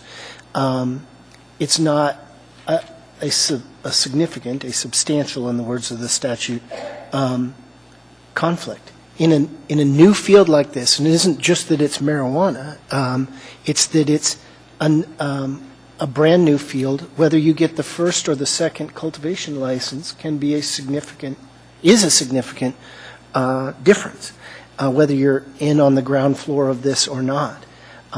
So while I agree that I personally believe Mr. Flynn would act honorably, I think that the private interest is substantial. He's losing money on it now, but it hasn't gone anywhere yet. You have the potential to make a fair amount of money, I would hope and think. And I do completely agree that voting on whether you're first or whether there are any contributors, any competition to you in a brand new field is inherently substantial. Thank you, Mr. Croft. Mr. Steele. Yeah, I tend to agree with Mr. Croft. I really would like to have Mr. Flynn's input on this stuff, both from the fact that he represents the area for one of them, and in that he's looking into the industry. He's going to have some inside information, I suspect, or at least knowledge. I'm worried about the fact that it is a new industry, and we are not going to have hundreds of these cultivation businesses. And I think we need to tread, or Mr. Flynn needs to tread carefully, even if we allow him, to participate. He's opening himself up to suggestions of conflict, if nothing else. So I'm concerned about it. Thank you, Mr. Steele. Mr. Trainee. Madam Chair, last comment. No, I'm being a hog on time. Sorry about that. My concern is that a retailer who's going to want to get product is going to come to Mr. Flynn because he's on the assembly. Hence, when he comes here for licenses, he'll figure he's getting a special deal because he's buying for an assembly member. That concerns me. Even though Mr. Flynn is not going to cut him a break when he comes here for his retail license, in his mind is going to be the perception of, I'll get a break on getting my license approved for retail, if in fact I buy from an assembly member. It's out there. And I just got a conflict with that, Madam Thank you, Mr. Trainee. To Mr. Dunbar and Ms. Dombrowski, based on the conversation that has been had, I'm going to put this to a vote. So if you want to comment on the fact that we're getting ready to vote, that's fine. If not, can we just vote on whether or not the body believes he has a conflict? Yeah, I was just confused by Mr. Trainee's comment because we're not talking about retail licenses tonight. So you're talking about future ones? Or were you talking about Ma'am, I'm talking about future ones. They've got to get the product from somebody. Okay, we'll talk about that when it comes up then, because I was getting lost down the rabbit trail. Thank you, Ms. Dombrowski, Mr. Trainee. Mr. Dunbar, we're going to have a vote. Would you like to comment prior to the vote? Yes, just very briefly explain why I want to vote the way I am. I of course, think that Mr. Flynn is an honorable man, and I don't think this would cause an actual conflict. As I read the code here, it says elected official shall disclose this fact on record and participation may be excused by elected body. So he has disclosed, and we've reached that. I believe that I guess I'll say I concur with Mr. Croft and Mr. Evans. We've seen in other elected bodies where people have voted on tax breaks and other things for their direct employers, and it has destroyed the public trust. So E in the code is what I'm worried about more than D, and for that reason I will be voting to excuse Mr. Flynn. Thank you, Mr. Dunbar. What we're about to vote on, and I'm going to make this as brief as possible, but the question before us is, does the body feel that Mr. Flynn should be excused from participation in the next two agenda items, item 14N and 14M, regarding marijuana license and special land use permits? Please vote. A yes vote excuses him? Yes. Thank you, Mr. Croft. Please vote.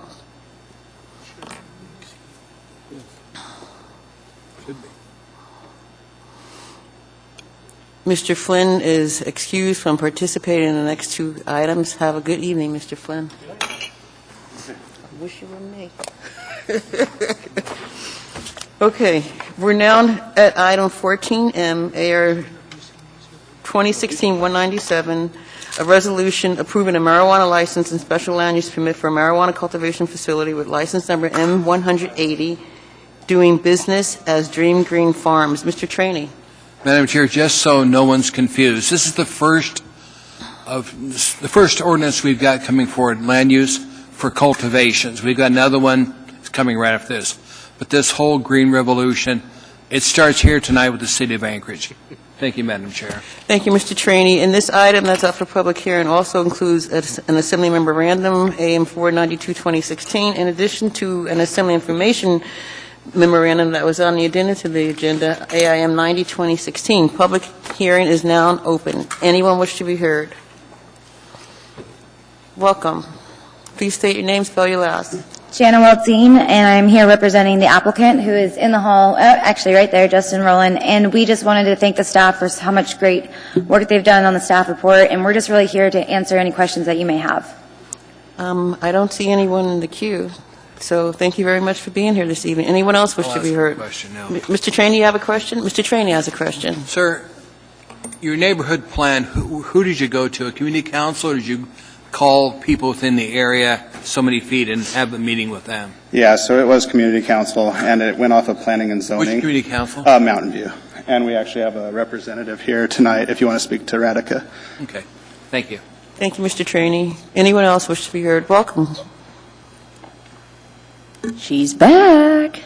My name is Ryan Knight, last name spelled K-N-I-G-H-T, and I'm just here as representative of mine and Mr. Dunbar's generation, who has actually been working, I can't speak for Mr. Dunbar, but I can speak for myself, as a young activist. I've been working to have marijuana regulated like alcohol. I do admit, I went to college for 8 years. I did inhale. I would encourage the committee to be open-minded, to consider the fact that this is new. This is a new step forward. There's going to be trepidation. There's concern. I would be intellectually dishonest if I didn't acknowledge that. But I would encourage to keep in mind, we are a country that put a man on the moon. We're a country that's planning to go to Mars. We're a country that right now is taking our civil rights movement to a new level. We have achieved things in this nation that has set a standard on this planet for other countries. That is our brand as Americans. You give us a problem, we'll do it. We'll solve it. We can't figure out a way, we will figure out a way to do it. That is who we are. And so 100 years ago, we ended prohibition. We decided to regulate it. We decided to enact common sense laws. And to this day, many adults safely enjoy alcohol. I would like to see adults safely enjoy marijuana. So please keep that in mind. We can regulate it. Will there be abuses? Yes, but we will have common sense laws in place. Will there be people who will need help that maybe use it as a medication for issues they have? We will have those things in place.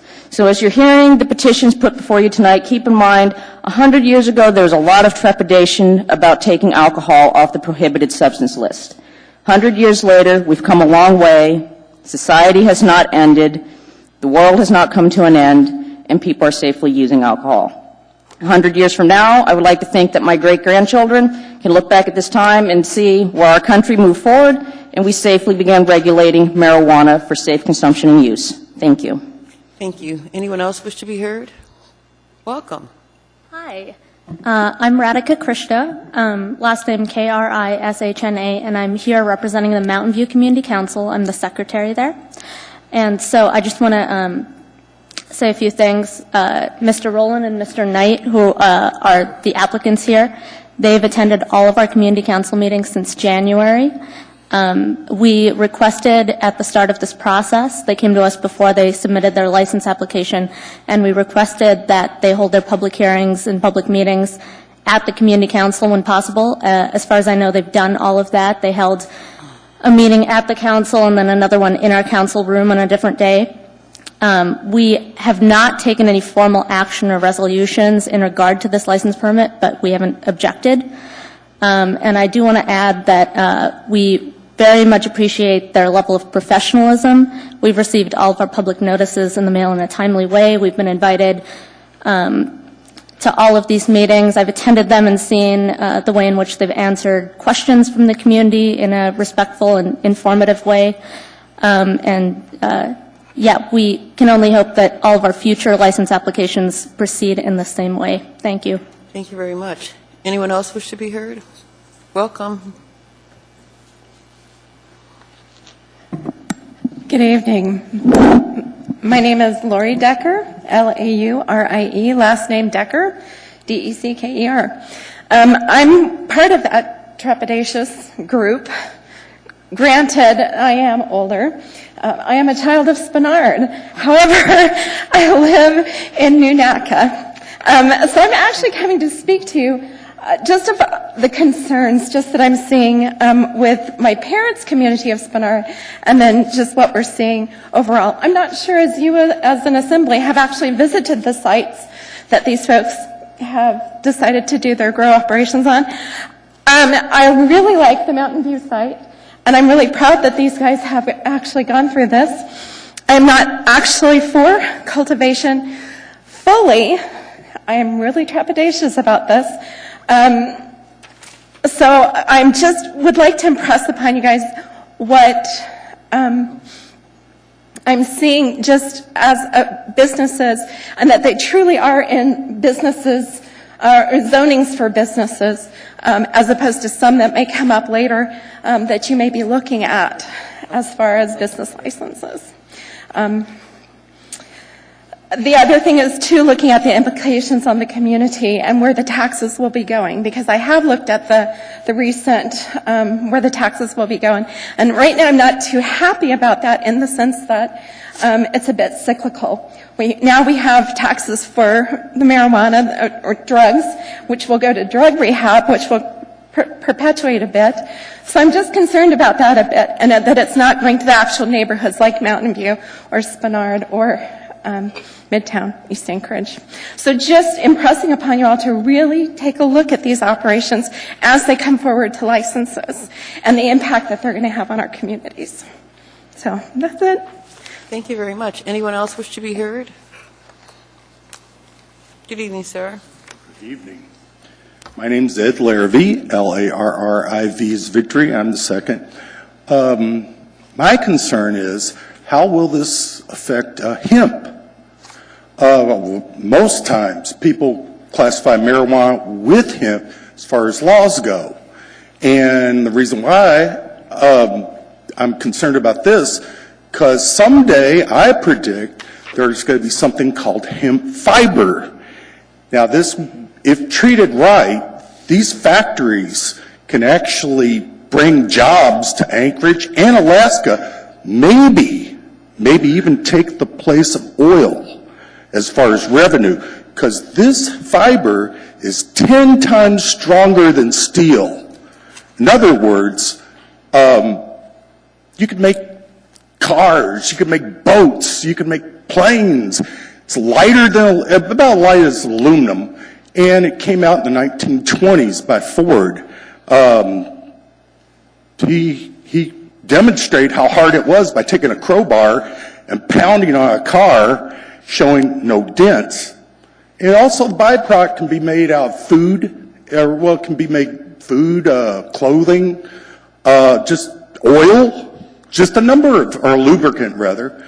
How will these permits affect these industry, these farms and to grow hemp?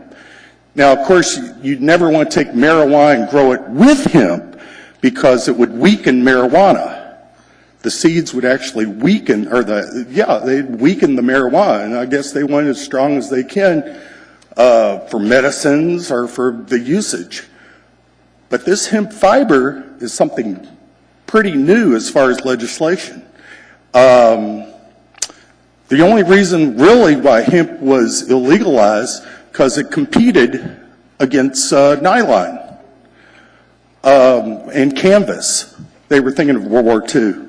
This back in 1937. How will this affect hemp as far as factories go? This is something to be taken, in advance notice, because someday, very soon, this hemp fiber is going to make news, and people are going to say, wow, and you need a lot of land to grow it, of course, and you need a lot of labor, too, but that would benefit Alaska in general.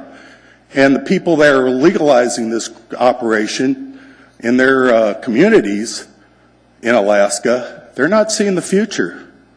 The future is hemp fiber. You can make, it's seamless too. Thank you, sir. Thank you. Have a good night. Anyone else wish to be heard? Anyone at all? Hearing and seeing none, public hearing is now closed. What is the wish of the body? Move to approve. And I don't see anyone in the queue. Oh, Mr. Traney. Sir, could you come back a few questions for you? Yes, sir. Are you the sole owner of this operation, or is Lucinda Mahoney, whose name I see in here, our former CFO under Mayor Sullivan? Is she the owner of it? She's a 4% shareholder. 4%? Yes. Okay. That's what I wanted to know. Thank you, sir. Thank you, Mr. Traney. Ms. Domboski? Thank you, Madam Chair. I don't have any questions for you. Oh. Thank you. This is our first application for a marijuana facility of any type. And I think as we look at this...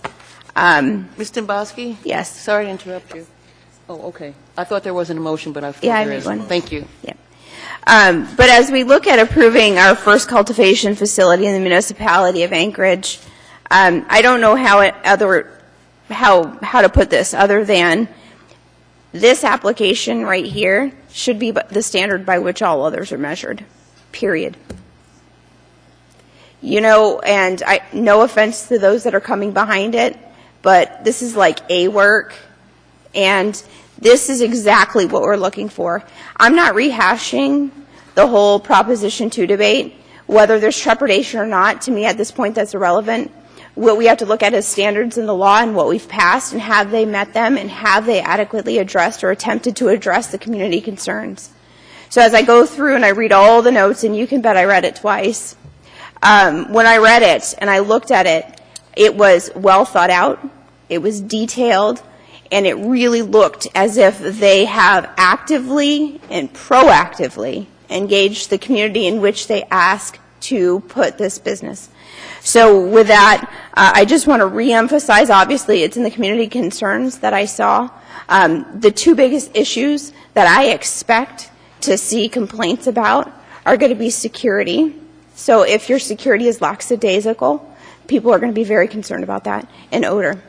So obviously, and when I go with security, I'm talking about you make sure you're appropriately disposing of your waste products, all those things. And I saw, you know, how you're going to do that. And I think that's why I said from beginning to end, this is exactly how the application should look. It looks like, to me, you've checked all my boxes. So I will be supporting this, and I appreciate the well thought out work and just the attention to detail. Thank you.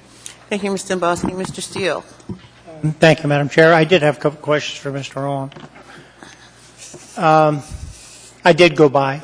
I think it's a fairly good location in that it's in the middle of an industrial area. The one concern I had was 6S by 6 and the distance from it to your facility. The child care facility on the corner of Mountain View and Commercial Drive. Are you talking about Crossroads? Pardon me? Are you talking about Crossroads? It's about 1,200 feet from me. Okay. And it's on the other side of Rampart. As far as protected land uses, we cleared all of those. I was just wondering, it was the only thing close, I guess, except the elementary school, which is across the street. That's 3,600 feet. Yeah. And your facility is going to be basically a wholesale facility. You're going to be selling to storefronts as opposed to a retail operation. That is correct. This will not be open to the public at all. All right. Yep. To me, I think it's a good representation to start with, as Mr. Bosky says. The other one that we have is down in my district, and I drove by there today and see they're starting construction, and I know you've got some limitations, but a good application, a good start, I think, and so I don't have any problem with it. Thank you. Great. Thank you, Mr. Steele. Thank you, sir. Mr. Dunbar. I don't think he has any questions for you. Thank you, sir. I don't. Oh, Thank you. yeah. I don't. Thank you, Madam Chair. I just want to state that, first of all, I agree with Ms. Dombrowski. I think her comments were very appropriate. One thing I would disagree on is this was 233 pages, so Gianna, please have mercy on us in the future if you can find a way to do this a little bit shorter. But it really was a very well thought out and very detailed application. Very detailed application. So I just want to say briefly, because this is the first one we're going to do, we know these are going to get progressively more controversial, especially as we get towards retail. And I just want to start to flag for the body some of the issues I think that might come up. Just one in particular. Because we've set the code up in such a way where certain private uses trump these uses. So, for example, daycare or religious facilities. It's not outside the realm of possibility that once some of these organizations are approved, they will start setting those things up to zone out their competitors. And it's something that we've seen. I'm not accusing the current applicant in any way, shape, or form, but it's something that they have seen in other jurisdictions. I've seen that we've had, and me and Mr. Evans have spoken about this, some trouble with how we approve alcohol licenses. And sometimes it seems like we're kind of shooting from the hip, or the standards that apply to one person don't apply to another. And I just want to urge everyone to not be arbitrary or capricious, and I know we won't be as we're approving these, because again, I think this one is fairly easy because of the quality of the work and the location, but they are going to get progressively more difficult, especially as we get to retail. That's all. Thank you. Thank you, Mr. Dunbar. Mr. Peterson. Thank you, Madam Chair. What's going to get more? And I also agree with Ms. Domboski. The detail was amazing. I've opened a couple businesses myself and put together business plans, but this is the most detailed business plan I've ever seen. And so the bar's been set pretty high for those of you out there that are preparing applications right now. To top this one, it's going to really take something. And the fact that it's in Mountain View, in an area that has relatively high unemployment, 20 to 25% is the estimate I heard. So they definitely need some jobs there. Many of them, people might live close enough they could actually walk to work. So, and it's definitely in an industrial area. I think you've hit the sweet spot as far as the location is concerned.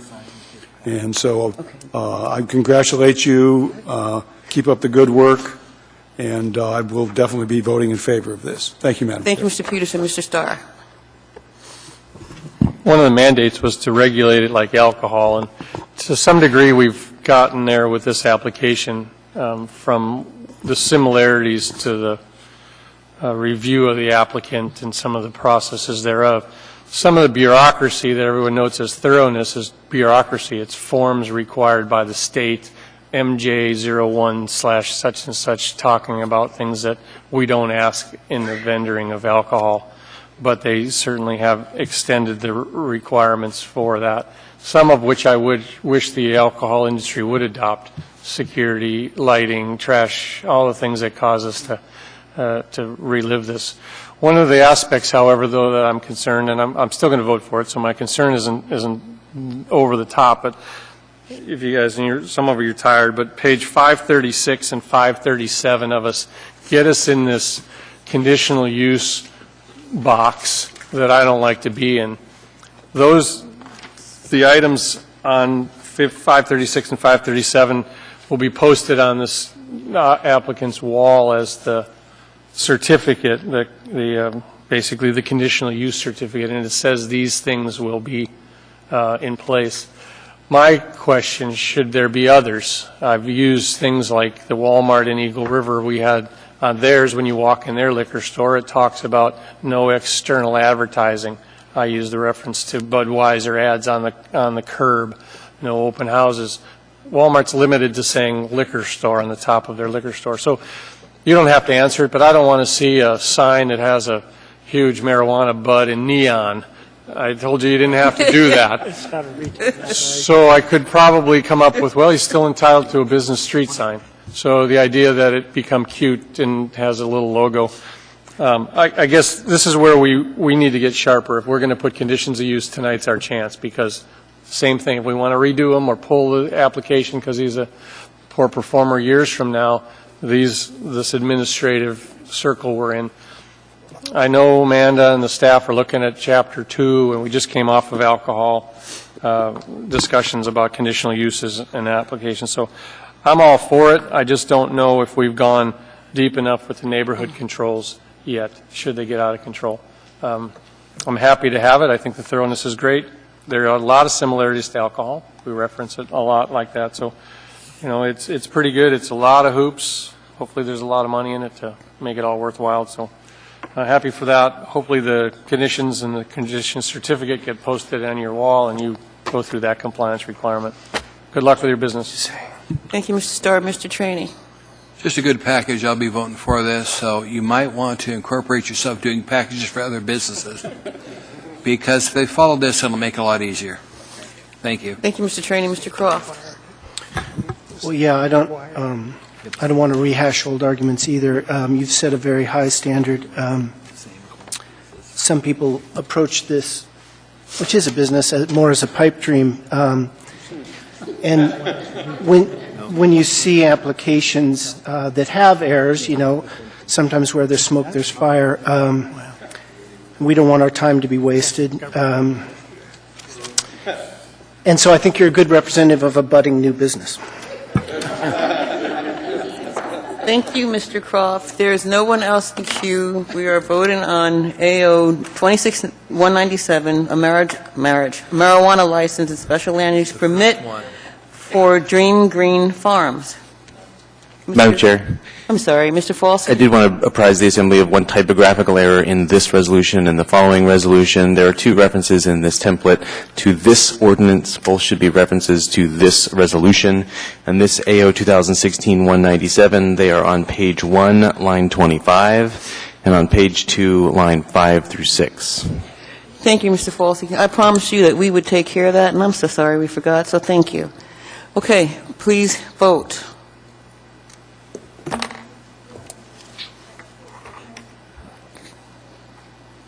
That ordinance passes unanimously.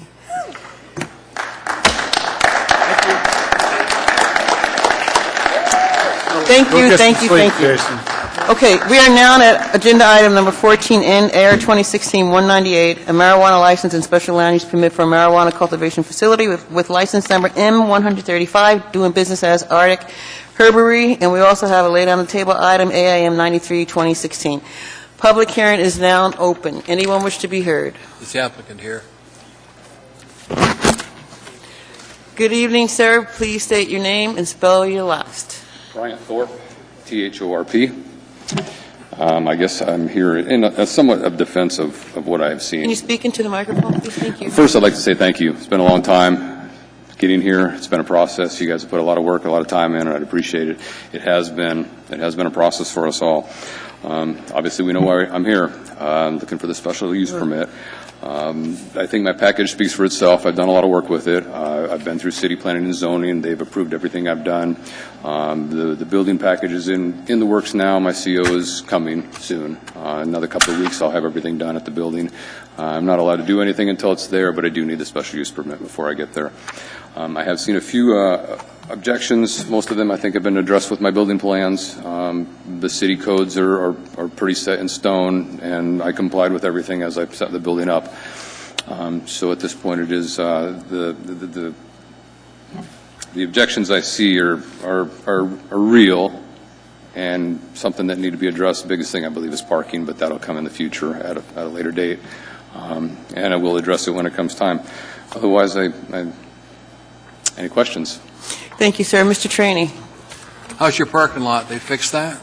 Yeah, it's still raining, but we are fixing that, yes. Thank you for coming out. I understand you're going to be asking for retail license. You understand if we approve this is just cultivation, it's not retail. Correct. That's going to be a separate license.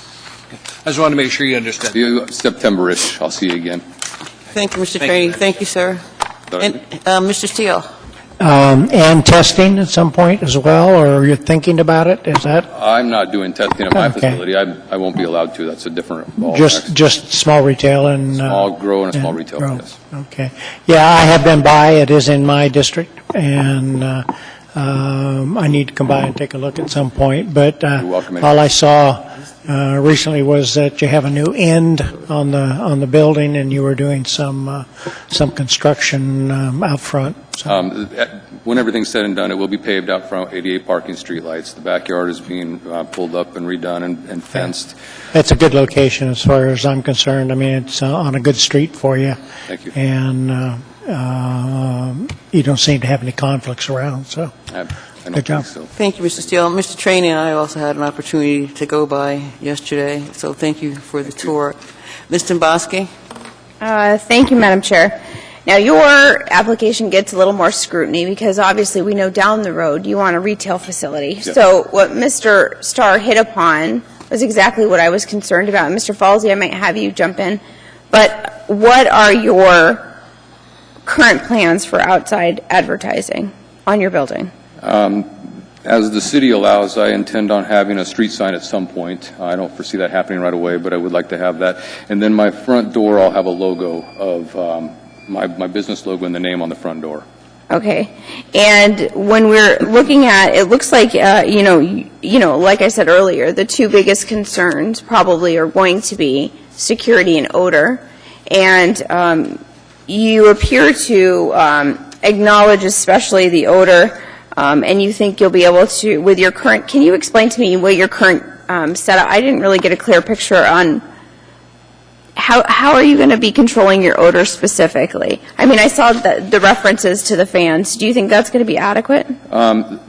Yes, I do. Scrubbing the air with charcoal filters is a very good way to do it, and I intend on having a couple different sets of air circulating before it's pumped to the exterior. And before it's pumped, it will be filtered immediately before it leaves the facility, which should clear all of the smells. And then I'm going to pump it out the back of the building so it's away from the lot lines as well. Okay. Thank you. Mr. Falsey, this is still public testimony, isn't it? I'll hold my other questions. Thank you. Okay. Thank you, Mr. Bosky. There are no other questions. Thank you, sir. Thank you. Anyone else wish to be heard? Anyone at all? Hello. Hello. Ron Jordan, JORDAN, with Talker-Campbell Community Council.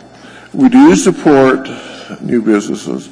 There is a concern with this business and parking. It has to go back to Midnight Sun Brewery Company on the Arctic Boulevard when they were there. I have had received calls in regards to, is the parking going to be adequate? Are the people going to be parking on the street like they did several years ago when Midnight Sun was operating there on the Arctic in about, I think, 72nd, in that area there. The other part that we have two growers. We have one on raspberry that will be applying, and then we got this one here. Our community concerns about smell, community concerns. And these people have not been to our meeting. I can tell you that straight out. But they have received the notices, and now I'm getting the calls. Not a lot, but a few. But the parking is one of the major ones because we do have a school nearby, and the kids walk down the block. And when Midnight Sun was there, we had issues with people parking and kids crossing the street and stuff like that. So to that part being addressed, that would be great. I know they've addressed in our community council meeting a lot of these issues, but I'd forgotten about Midnight Sun, to be honest with you. And this has been brought up before me. The other part is the security, the financial security, meaning that these people cannot put money in the bank like a normal business could. And that part's been, what's going to happen after midnight. So, other than that, I think the business would do good. My best wish is that they can do good because they will employ people. But the thing I'm going back to is the parking on the street. Even though they have a parking lot, and I don't know if they have overflow, but it's something that needs to be addressed. Thank you. Thank you. Mr. Croft has a question. Mr. Croft. I'm sorry, sir, did you say that that the applicant has not attended your community council meetings? Well, the plans showed adequate parking in their area here, but when you go back to the Midnight Sundays, that we had people overflowing into the street on Arctic Boulevard there, and we had traffic issues at that time. Yeah, I'm sorry, did the applicant come to your community council meetings? Yes, they have. Okay. Thank you. Yes, they have. Thank you, Mr. Croft. Thank you, sir. No other questions. Anyone else wish to be heard? Good evening. Good evening. My name is Lisa Seiler. It's S-I-L-E-R, and I actually live on 71st Street. My house is probably about 200 feet from this cultivation center, and I do not agree with this. My kids are out playing. They have to see this. If Mr. Steele, I think you said that is a great location. Terrible location. I mean, you live where I live, and tell me it's a good location. My house. Well, I'm just not happy, not at all, and I just wanted to voice my concern. Okay, well, thank you for coming out, ma'am. Anyone else wish to be heard? Good evening, sir. Good evening. My name is Carlos Gomez, Gomez.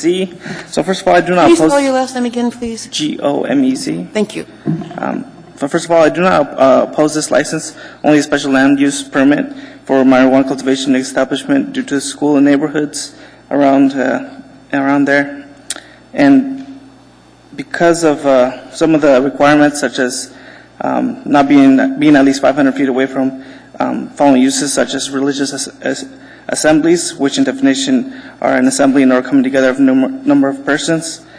There is a Buddhist meditation center on 72nd, which is about 500 feet away. So that's my concern. Thank you, sir. There are no questions. Anyone else wish to be heard? Buddhist meditation. Once again, my name's Ed Larrivee, L-A-R-R-I-V is in Victory, EE-2. We have to look at the overall good. There's going to be a few people that are going to really be propagandized and say marijuana shouldn't be anywhere in the country. However, once again, they classify marijuana with hemp. And for the good of our country, more or less, not just to mention our state, we need to pass this because of the usage of hemp. Oh yeah, and I forgot to tell last time I was up here, it's great in asphalt too. You know all the pits and holes you have in your roads? This makes asphalt last longer and smoother. So this is something to think about too. I'm definitely for this because the classifications the government makes marijuana with hemp. So hopefully you all will pass this for the sake of our state and our country. Thank you, sir. Have Thank a good you. evening. Mr. Dunbar, do you have a question for this gentleman? I actually have a question for the owner, if that's possible, based on the previous comment.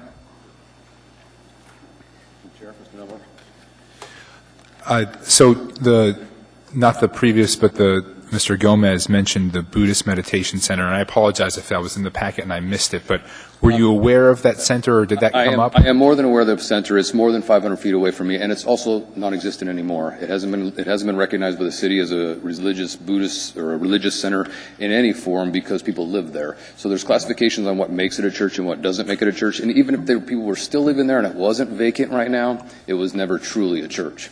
So, and even if it was, it's outside the 500 feet. So it's been measured. It is in there. There's a drawing from my architect that measured the protected areas, and it included that Buddhist meditation center, as well as Papago Field. I apologize for missing that. I'll say also, because this is topical, I'll just highlight that I don't believe our government keeps a very tight list or strictly regulates religious gatherings. And so I think this is a problem that's going to come up as we go through this process. People think church, and they think a cathedral or a large church that's attended on Sunday, but we've written the regulation where any religious organization can trump this other private use, and those can be small gatherings in apartments and what have you. So I apologize, this is more editorializing than asking you a question, but I appreciate that you looked into that and that you complied with regulation. In my defense, and anybody that might come in the future, Francis McLaughlin, when he wrote up this, he actually walked it, and it's written in there as well how far it was. He walks those, and he was the one that said, I can't recognize this as a church, even if they were still here, and he can't find them, they're gone. So he says, I've never recognized this as a church, even though they get the tax break, they're never been considered a religious assembly because people live there, and the city doesn't recognize it in that fashion. So in this particular case, the Buddhist Meditation Center is not an issue. Thank you, sir. Thank you, Mr. Dunbar. Anyone else wish to be heard? Welcome. Ryan Knight, KNI-GHT. Hearing everybody's testimony, for all my progressive leanings, I do have quite a few conservative ones. I'm a fiscal conservative. And one thing I would encourage everyone to keep in mind, our state is currently facing a budget shortfall. I narrowly avoided being laid off at my job. I work for the state. And one thing I see about this industry is that oil prices are not recovering. And a green rush could be a nice injection of jobs, of industry, of creation, of business fronts. I do share Ms. Domboski's concern. I talked this over with my very conservative, very hard right relatives, that I do agree with a lot of the concerns that have been voiced by one of the residents tonight. You know, when I'm out with my, 12-year-old niece, my personal beliefs and what I do in my spare time, I'm a grown adult, but I would appreciate that maybe in the future the city looks at, I walk by, I see Captain Jack Sparrow liquor store, I'm like, hey, reference to this, yeah.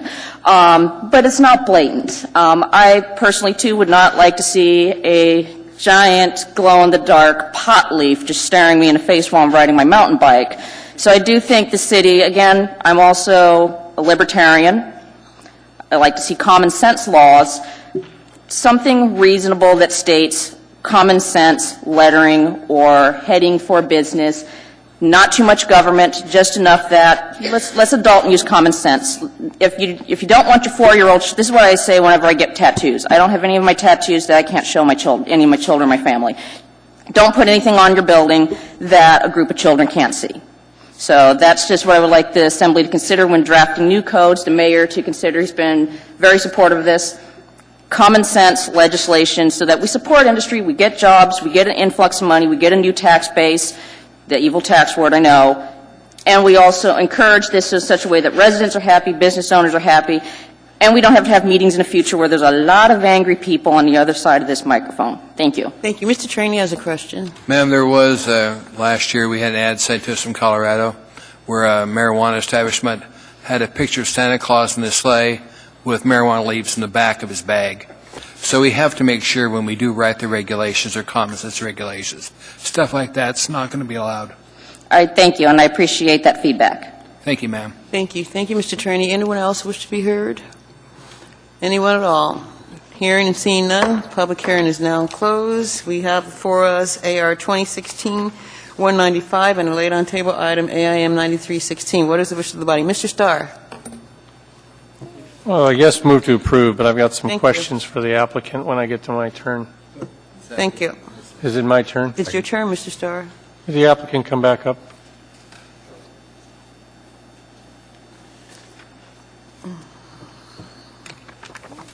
What I noticed throughout reading your application for our conditional use permit for cultivation is that you repeatedly, throughout the state forms and our reference, that the expectation that retail will be included.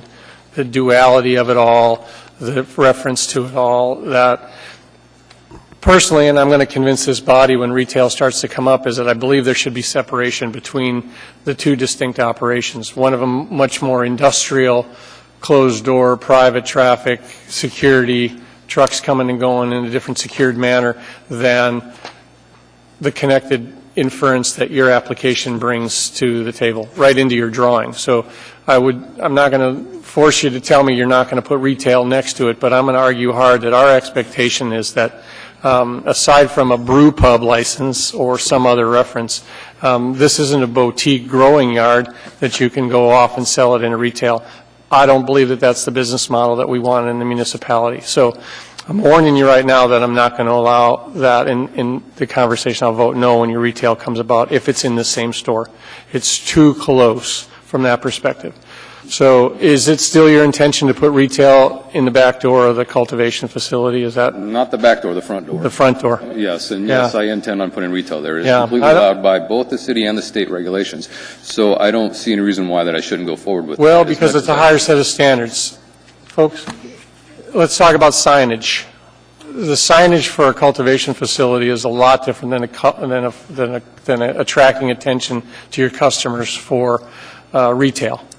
So Mr. Trainee's already referenced that you can't have Santa Claus smoking a joint going down there because cartoons and those references aren't there.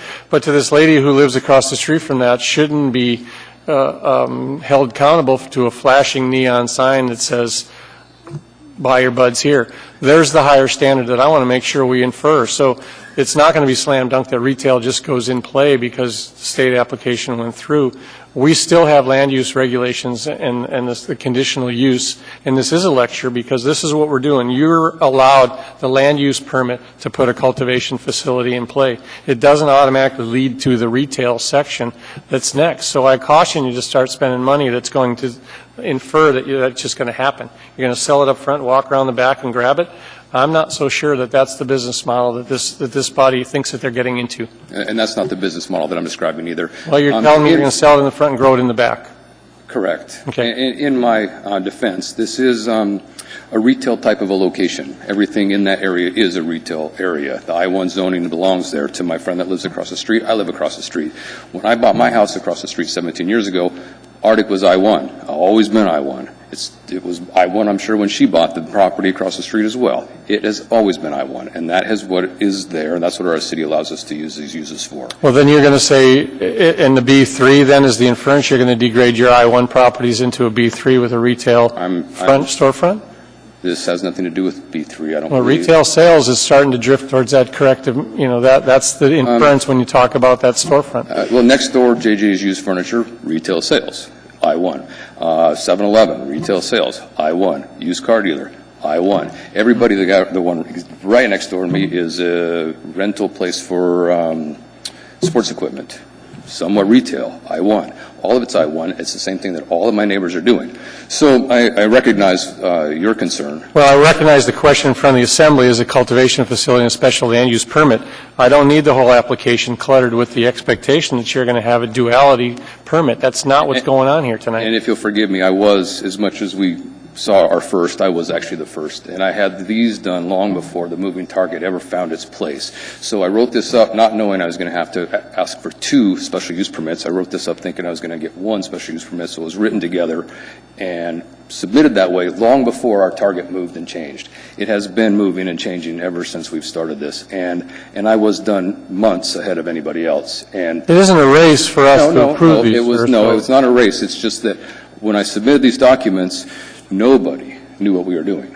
So I submitted based on the best information that was in front of me at the time, and since then, that information has changed and been rethought out and discussed and amended in every way possible. So when I submitted that particular package to you, it was submitted in a way that it was a joint facility, because I didn't know, nobody did, that it was going to have to be done separately at the time. So forgive me for bunching them together. When I come back with the retail license, it'll look a little bit different. Thank you, Mr. Starr. There are a couple other questions. Ms. Domboski? I'm sorry, Madam Chair, my question was more towards you, so. Thank you, Ms. Domboski. Mr. Dunbar, you have a question for this gentleman? More a comment. I wanted to respond to some of the things Okay. Mr. Starr Sir, said. thank you. You can have a seat. Thank you. Thank you. Mr. Dunbar? Just very briefly, I appreciate what Mr. Starr was saying, and I think he's absolutely right, of course, that us approving this doesn't automatically mean that the retail license will go through. But I think I read the additional information in the application not as clutter, but as transparency.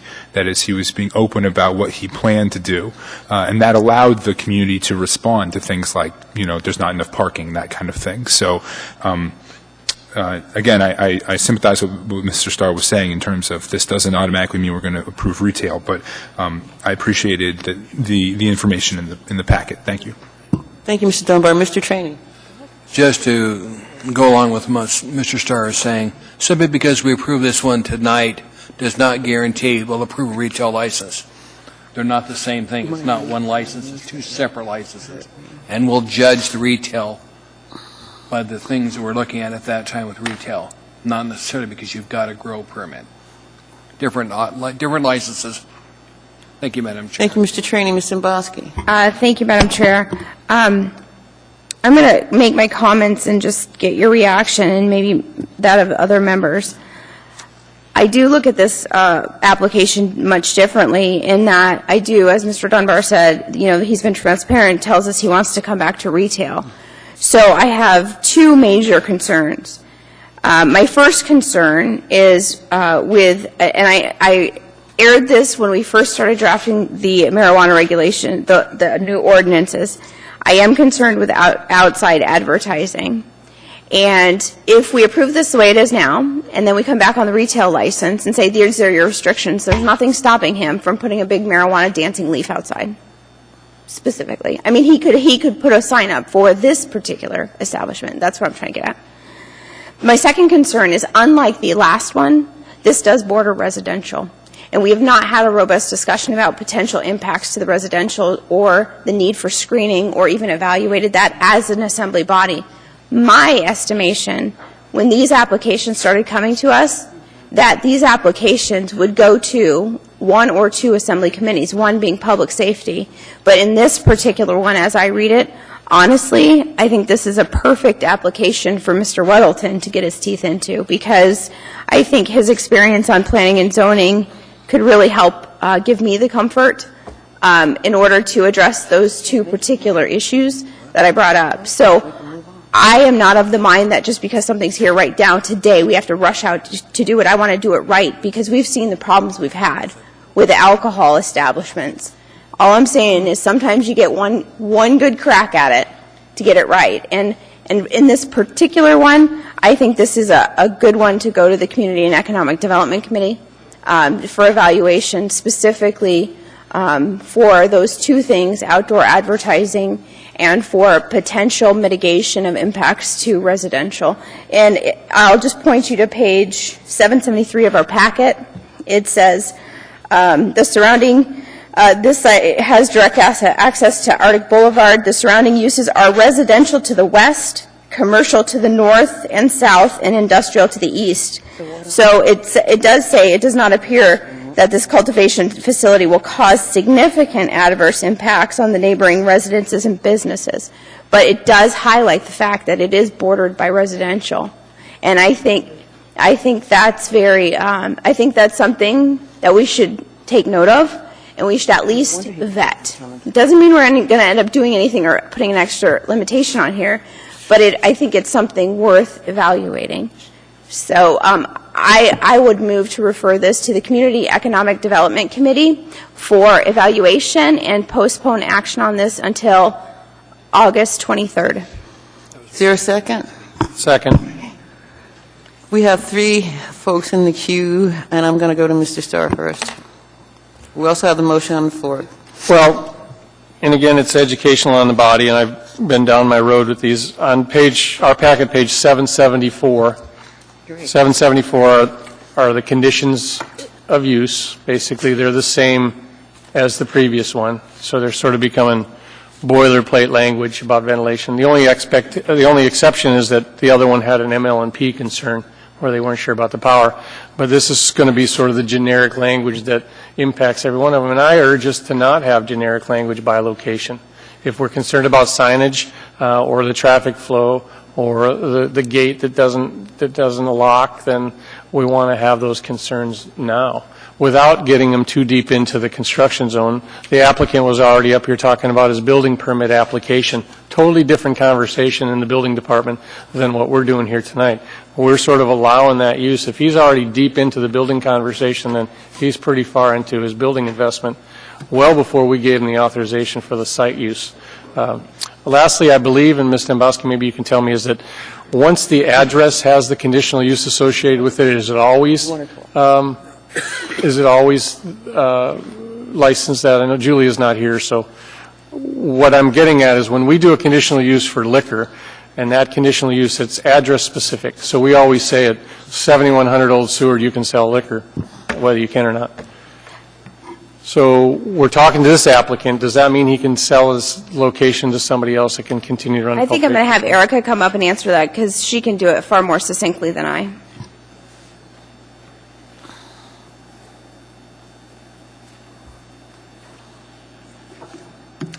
Through the chair, Mr. Starr, the special land use permit is not transferable to any other location, and at any time should either the municipal license or the state license be revoked or removed in some way, then the special land use permit would also go away. So unlike alcohol, where the special land use permit for alcohol can last for several months after the license is no longer at that location, that is not the case for marijuana.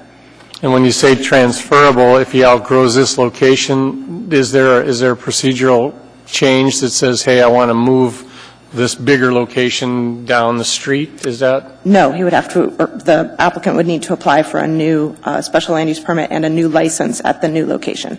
And is that the same well, I'm even going down the road now. Is that the same for retail? Yes. The retail application is yes. the same thing? Mm-hmm. Okay.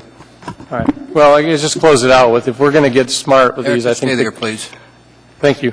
I think the conditions of use are where this all happens. And so if you're referring to committee, we want to see if we should tighten those up a little bit, the outside advertising, the requirements to have contact information on the outside of the fence, who owns the place, in event of an emergency, call this number, a lot of that stuff. I'd also like to make an outside call to AWWU because his plant washing gives me some concern that all that's going into a city water and sewer system unprotected. Restaurants have grease traps, service stations have oil and water separators. I'm just not sure, is that going to cause grief into our areas? Is in the plant washing just prior to sales, does that cause a problem for our downstream sanitary system? So I'm happy to refer it. I think I still have some questions. Maybe should have done them before, but this is why we do public business. Thank you, Mr. Starr. Mr. Trainee has a question for Eric, Ms. a question McConnell. for you. If we approve this growing license, land use for that growing operation, that does not bleed over to retail. That'll be a separate license, won't it? That is correct. There's a separate license and land use permit for the retail operation. The applicant has already submitted that to the planning department, and you will have the opportunity to place conditions on that license and land use permit to address any concerns you may have about the retail operation. So because they have this permit, the agricultural one does not give them a break on the retail. That's a separate one, as you're saying. Totally separate. Okay. And we can require them to meet parking requirements, ADA requirements for bathrooms, everything. Sure. And could I also mention that they do have to both comply with our sign regulations, which are in Chapter 11 of Title 21, and then there are also specific sign regulations in the state marijuana regulations that both limit the size of the sign and the location. Let me give you a homework assignment. Can you get that information and get available to our clerk so you can make the recommendation? Of course, get I'll do that us on tomorrow. the assembly. Yeah. Because I want to make sure, and you're heading down there when to the meeting in Colorado? October. Okay. Grab all the information you can down there because we need to learn from them. Of course. And thank you for all you brought to us, Erica. Thank you, Mr. McConnell. Thank you, Mr. Trainee. Mr. Weddleton, on the motion? Mr. McConnell, don't go far. I had some questions. I don't mind taking it up at the committee if there's something that we can do with it. I mean, we've got the criteria here. If it goes to a committee, do we have much leeway to change anything here? The assembly can add additional conditions or remove recommended conditions that are in this draft assembly resolution. So it may be that the committee decides through discussion that there need to be additional conditions or that some of the conditions are not necessary. The assembly, of course, can also disagree with the staff's interpretation of whether the approval criteria have been met. Okay, so this is like a conditional use then. You can put in all kinds of conditions. The special land use permit is essentially a renaming of the conditional use for alcohol. So you have a special land use permit for alcohol and a special land use permit for marijuana. Those are the two types of special land use permits previously called conditional uses that come to the assembly for approval. I read your email on that, so I thought not being a conditional use, we couldn't put all kinds of conditions. No, but you can. You have some leeway. Okay, so is there on this property, is it like grandfathered in now for Nothing's grandfathered. buffering with the neighborhood and so on? Or does it meet the requirements or this is a change of use, maybe it has to meet? This is a change of use. I'm not aware that there are any buffering requirements, but I'm not as intimately familiar with the specifics of this particular application, so any application-specific questions might be better directed to the planning department. I'm more of the regulations process person. Okay. I guess Mr. Schoenfeld.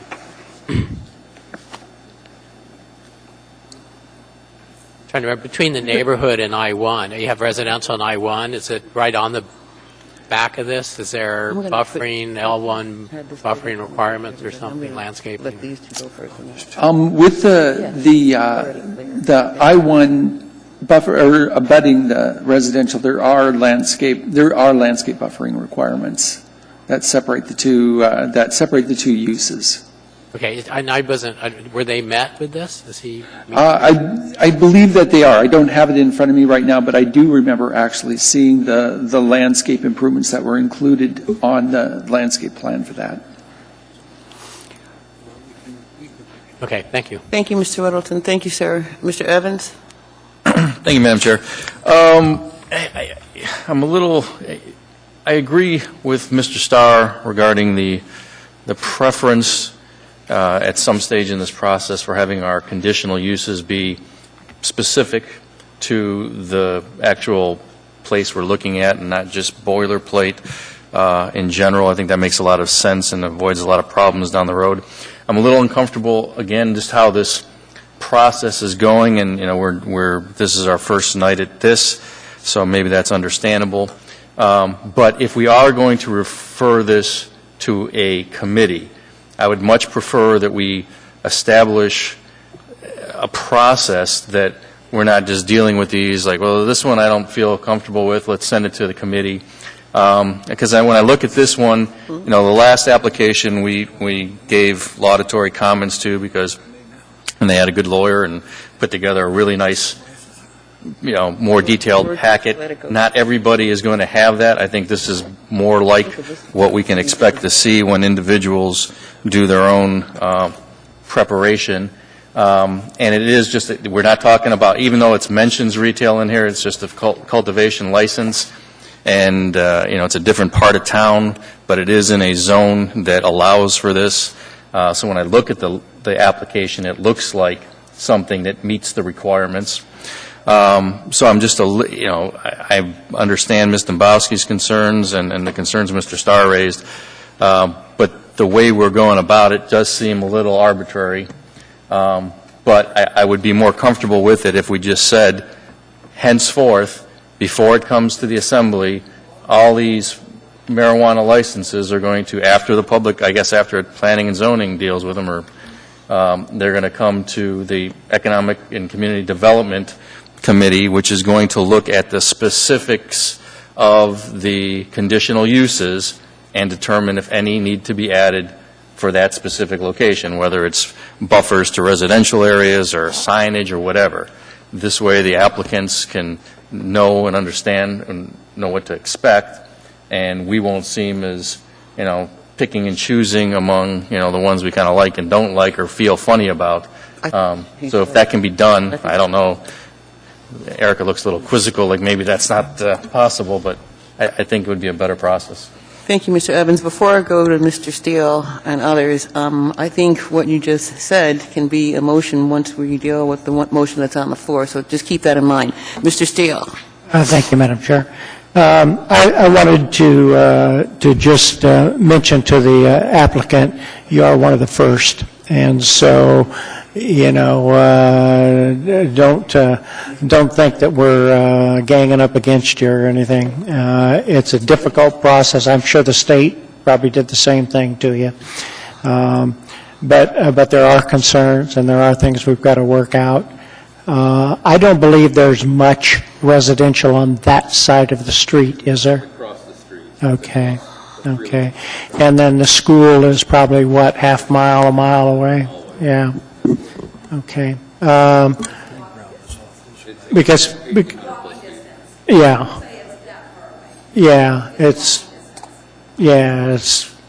I've been there. The concern is, as you're hearing, is all these little details that are in there, and we're going to have to work them out. Excuse me, sir. Yeah. That's okay. Yeah. Mr. Steele, anything else? That's it. I just wanted to say Steele. We're not picking on you. It's just it's a new process. Thank you. Ms. Dombowski. Thank you, Madam Chair. And I just want to echo the sentiments. I 100% agree with Mr. Evans, and that's why I started by saying I hope that that's the process we adopt.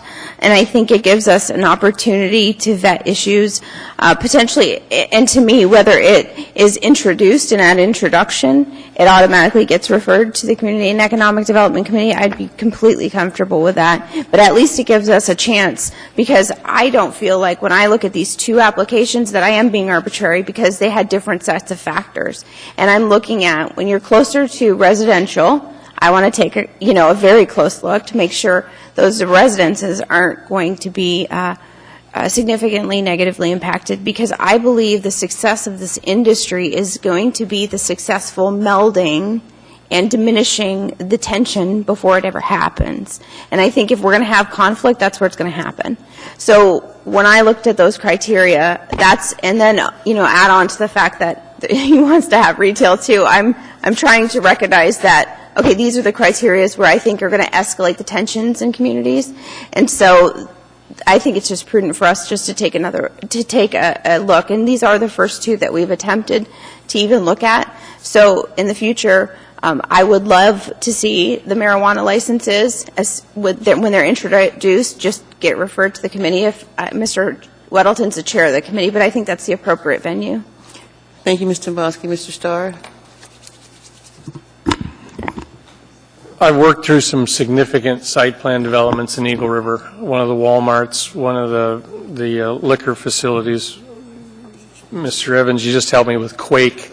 We navigated through that with a public safety recommendation and a good vetting and a good hearing, because I think it's our diligence to do it. We have to reference the packet, and the data that's been submitted to us starts to become the allowable use. I told you I was going to put up barbed wire, razor wire fence in the back of my facility. I told you that. It's in the application. That's what he's going to do. So I would rather see a fence discussion that says, well, why don't you put up a fence that nobody can see through, and you enhance your security because nobody sees that pile of stuff, or they think that's boxes of marijuana in your back. So when I talk about these conditions of use, it's mitigating items. I'll use the Walmart. We lowered the light poles by 15 feet.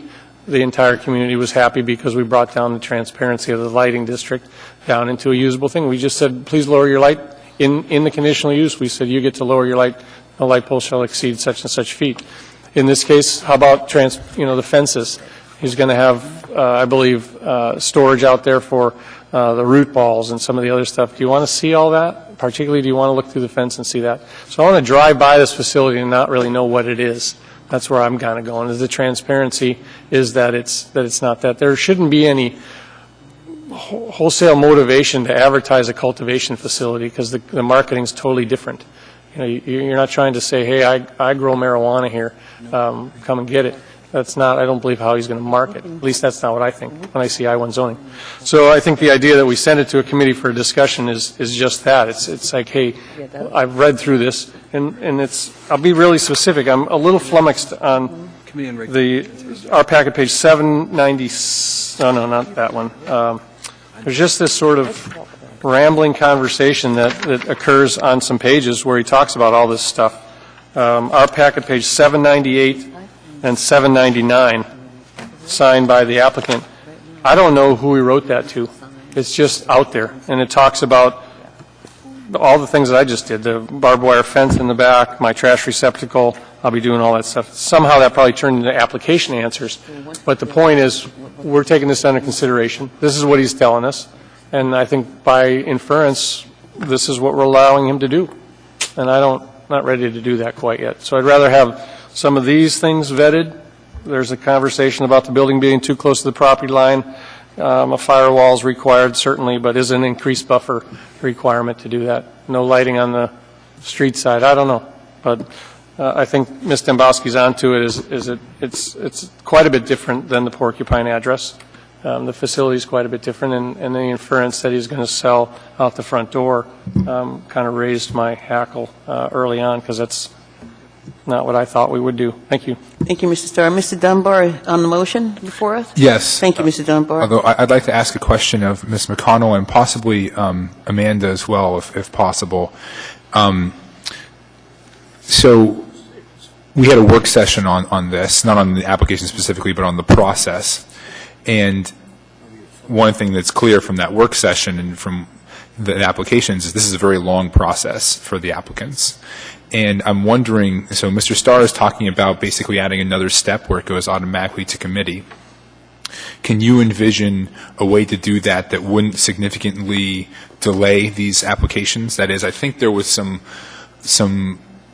maybe a 60-day, there was a period in there where we had the information, but it hadn't come to the assembly specifically.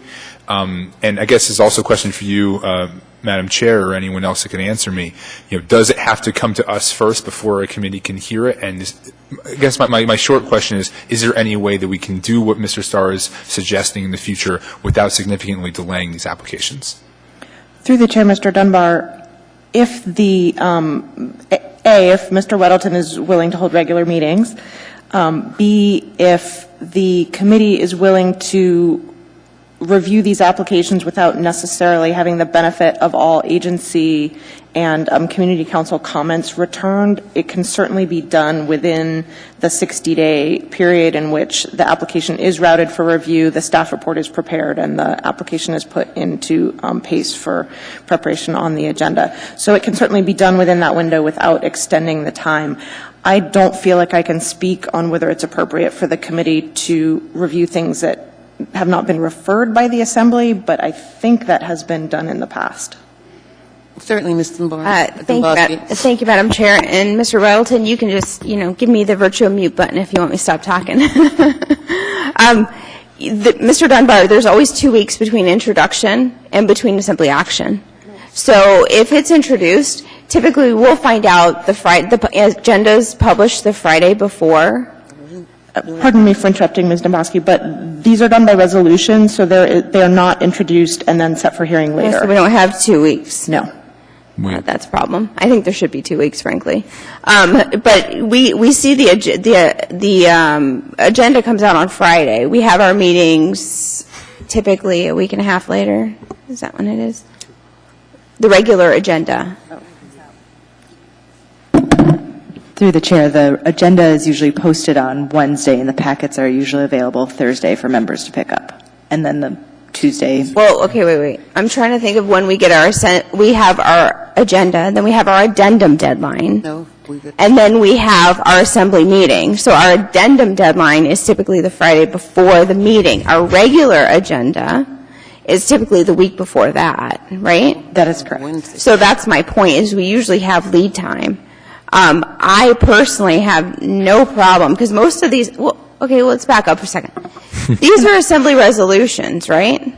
But especially with retail, we've made a point to say we're going to take public testimony. That has to be publicly noticed. We can't just do it in a day, right? Public hearing notices are mailed a minimum of 21 days in advance. So you do it well before you put it on the agenda? Yes.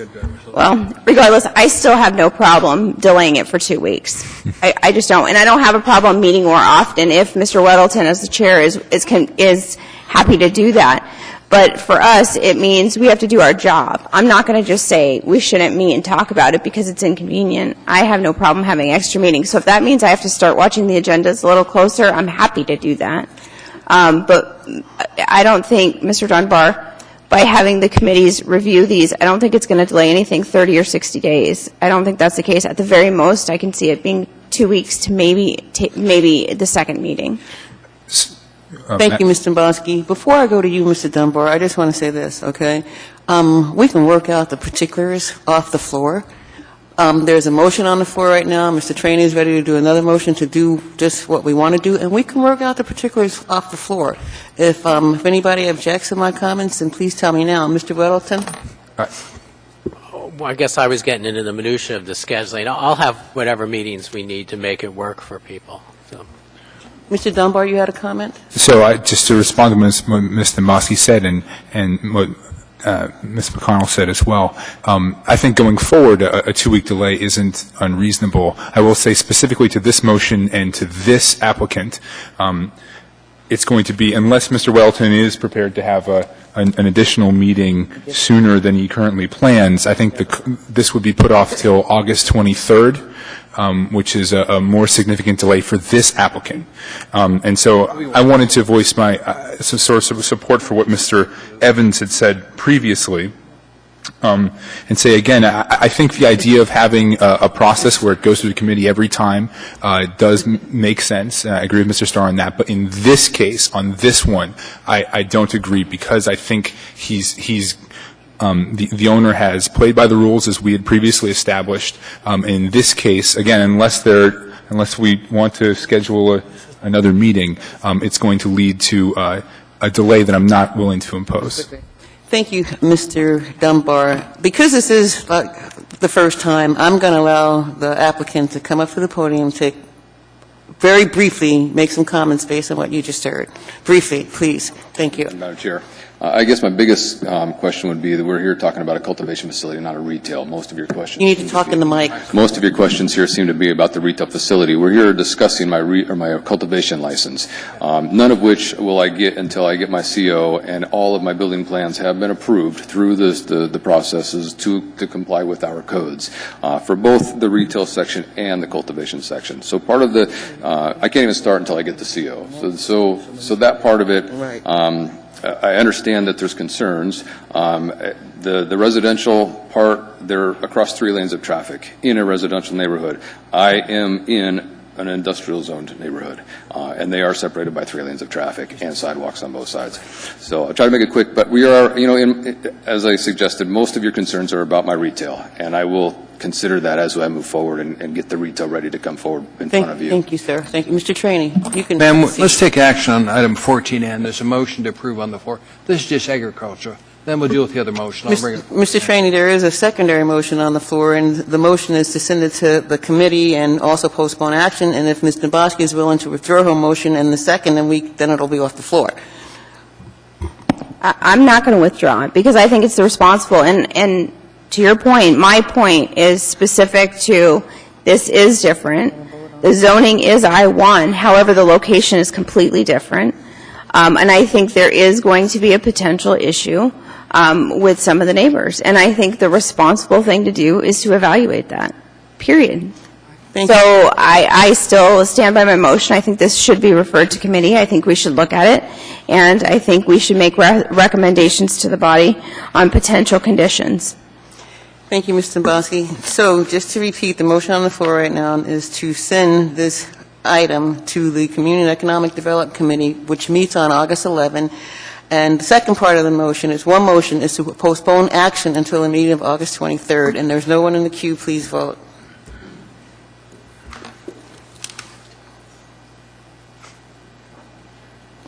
Ooh, it's a tied. So that means... that means it fails. Means it failed. Okay. Mr. Trainee, do you have a motion? Yes, ma'am. I move to send all retail store applications to the Community Economic and Development Committee prior to public hearing action. Is there a second? It means they're all going to come to you, John. Second. To your committee. I'll second Can we have a, All- thank you, Mr. Middleton. And Ms. Dimboski? I personally think all applications should go to the Community and Economic Development Committee. This is the committee that looks at land use and zoning. They look at conditions. This is the job of the committee. And it's absolutely shocking to me that we're just going to sail it on through when we've recognized, when we've identified potential issues. Thank you, Mr. Dimboski. Mr. Dunbar? So I suspect if this application had been first and the prior application had been second, we would have approved this one. And that's what I'm worried about, that this feels arbitrary to me. But going forward, Ms. Dimboski, I agree with you. I'm willing to set up a process where we use hopefully the 60-day period, or we schedule committees meetings in such a way where we can not lead to unnecessary delay. I guess I don't know if I need to amend an amendment, but Mr. Trainee, this motion, this would apply to this one as well, right? No, Mr. Dunbar, the main motion on the floor, 14 NAR 2016-198, is still on the floor because the motion to send it to committee and postpone action, it failed. Okay. So that's still on the floor. So Mr. the word Trainee? all does not include this No. particular applicant. Okay, that's all. Thank you. Thank you, Mr. Dunbar. Mr. Croft, before Madam I go... Chair. Mr. Trainee? I'll modify my motion to require all marijuana applications to go to the Community Economic Development Committee prior to the assembly hearing. Is that okay with the second? Mr. Weddleton? Yes. Thank you, Mr. Weddleton. Thank you, Mr. Trainee. Mr. Peterson? Ma- On the Madam- motion before us? No? Thank you, Madam Chair. And we have got a planning department that has professionals that do this for a living. The state has already approved this. By the time it gets to us, it's gone through unbelievable amounts of scrutiny. I think we're sending it to committee to try to kill it. And I think that is completely wrong. Let's follow what the planning department tells us. Those are the people that do all the work and have got the experience and have the expertise. And I just think I agree with my colleague from East Anchorage, Mr. Dunbar. If this one had been gone through first, it would have passed. It's hard to match up with the 233-page detail that we had on the other application. And we can't expect all the applicants to hire attorneys and spend thousands and thousands of dollars to have a perfect business plan like that. I just don't believe that's realistic to expect that. And so I'm going to be against sending this to committee. Thank you, Mr. Peterson. Mr. Starr, on the motion before us? The state gave us a handful of stuff to consider. They acted on items well within the city's jurisdiction.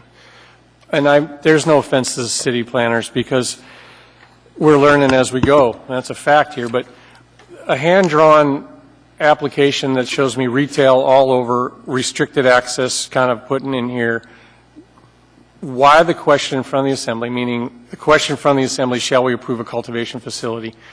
All this stuff in here is for consideration on the cultivation facility. The cultivation facility that has a grow area on both sides of a retail facility doesn't sound very secure to me. That's a lot different than the first one. So the accusation is that this is a different litmus test is not correct. The verbiage inside the state packet talks about duality. Whether the ball was changed or not, the application is blended with the expectation that we've had a conversation that's already talked about the retail module inside the cultivation facility. The question in the AR is merely that. It's a cultivation facility. The application throughout the states and ours is duality. It's got all of that stuff blended in there, and it should have been peeled out in a cleaner manner so that we can get to the basic question of that and separate them out in two. It's not a point that I'm trying to drive home. It's a public expectation that this woman's not going to have retail tomorrow because we're doing that. And I guarantee if you ask Mr. Schoenthal, I bet you there's an application down there that his building plan has all of it blended in as one, not just the cultivation facility. The agency comments haven't talked about a separation between cultivation or retail. I guarantee you that the agency reviews saw it all and says, we don't have any problem with that. That's not the same question. That's why you slow it down. And Mr. Honeman, he had it right. He sat in those public safety committee meetings and he asked the hard questions of liquor. He made those guys say it on the record in his committee that says, this is what it's going to look like. I'll make it happen. And they came here already ready for that to occur. Not this banter that we're having with a businessman. I'm pro-businesses like that. I get the idea that it's passed. The state says we have to have it. I just want it done right in our community. That's all. So the idea, the inference that we're holding two sets of litmus tests, no. The application's vast difference.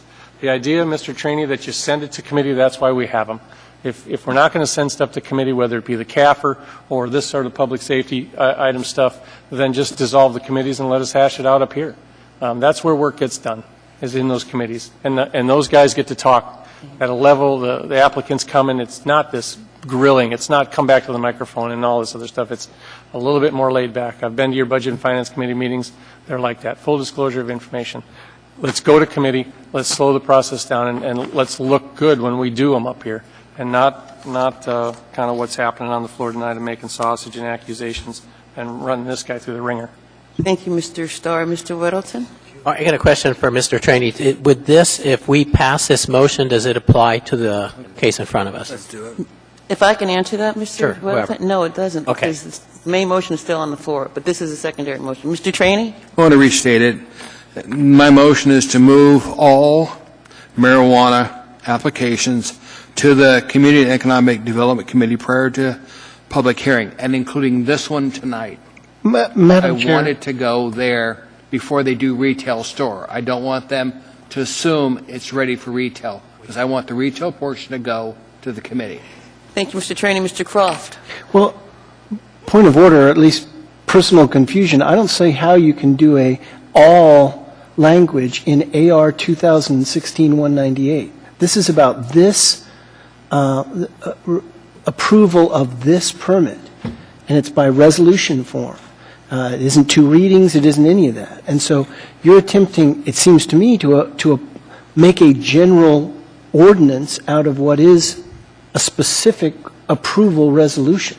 And I think we need to take action on this, but I'm not sure how you amend this to apply to everything.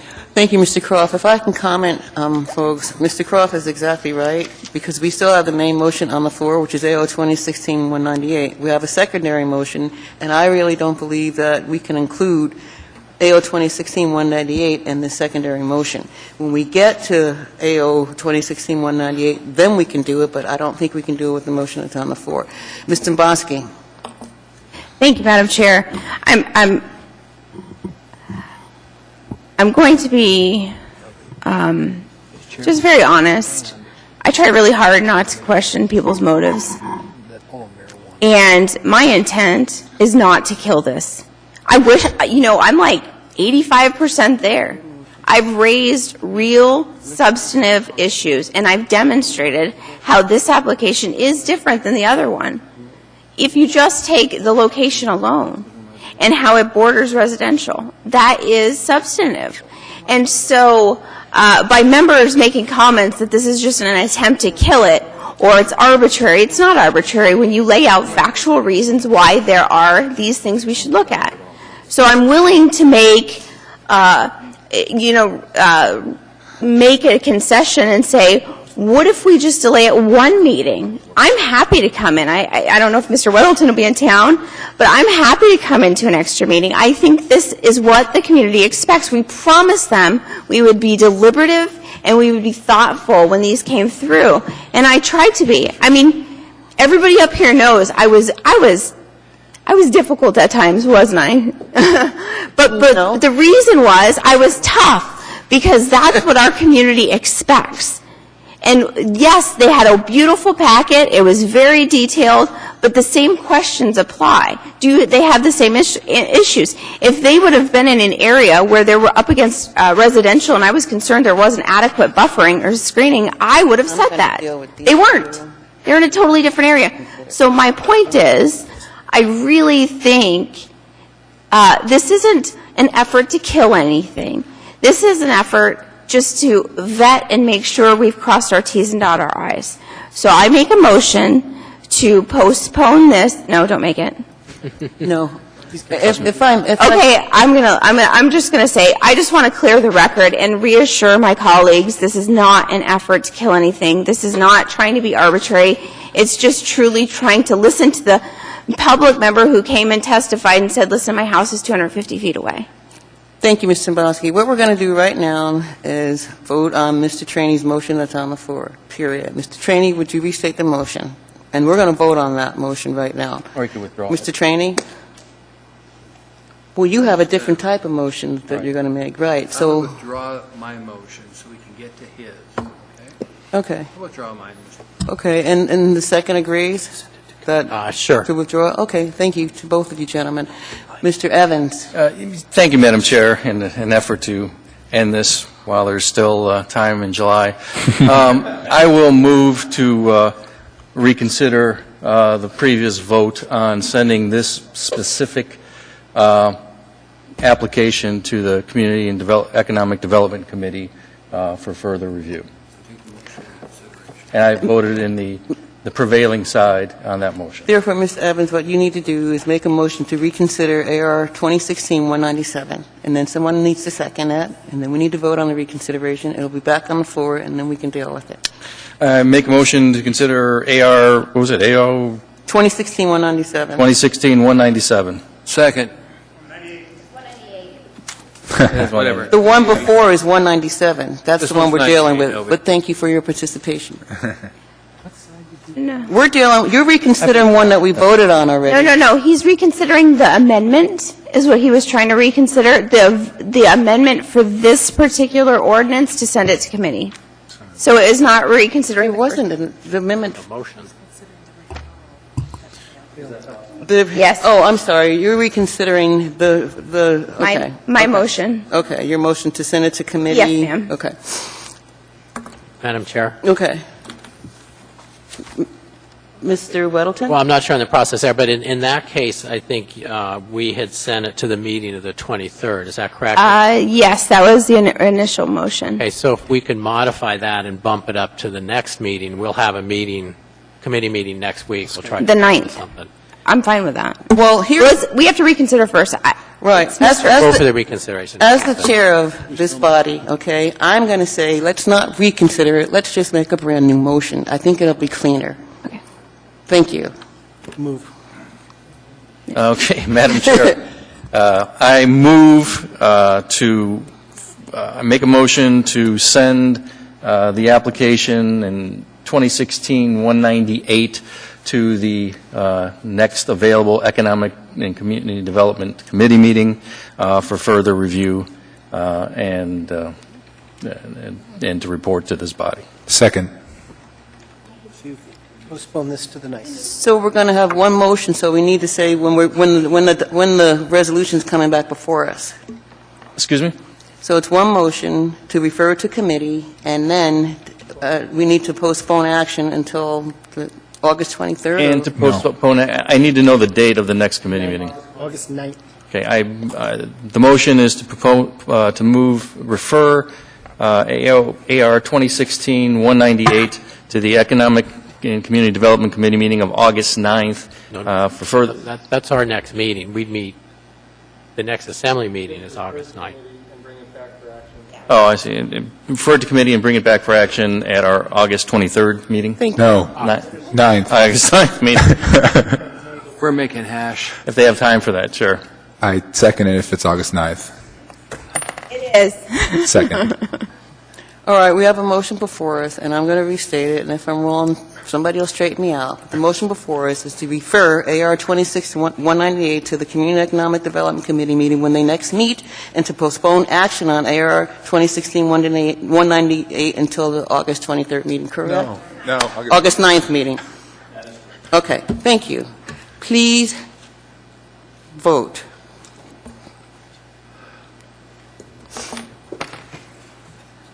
Okay, great. That motion is approved. We are now back to, gosh, I don't know where we are now. We're going to make a motion to send all these in the future. Right, you're going to make that motion. Madam Chairman, I'd like to make a motion that we send all future marijuana applications to the Community and Economic Development Committee prior to public testimony. Probably the public hearing. Is there a second? Thank you. Mr. Evans? Mr. Dunbar? I'm sorry. Okay. Mr. Welton? No? All right. Well, there's no one in the queue. Let's vote on Mr. Trainey's motion. You want to restate your motion, please? Basically, all future marijuana issues, applications are going to go to the Community and Economic Development Committee prior to their hearing in front of the Assembly. I think that's pretty clear, and we have a second. Please vote. It's policy, we need to do it. That motion passes. Okay, we are now at the end of our agenda. Any? Do you want to tell this poor individual what we did? Certainly. Sir, in case you don't realize what we just did, okay? All right, I'm sorry. Well, I'm glad you know. We'll have a good evening. Yeah. We're down to any assembly comments? No, I'm sorry, audience participation. Anyone want to talk about anything for 3 minutes before we adjourn this meeting?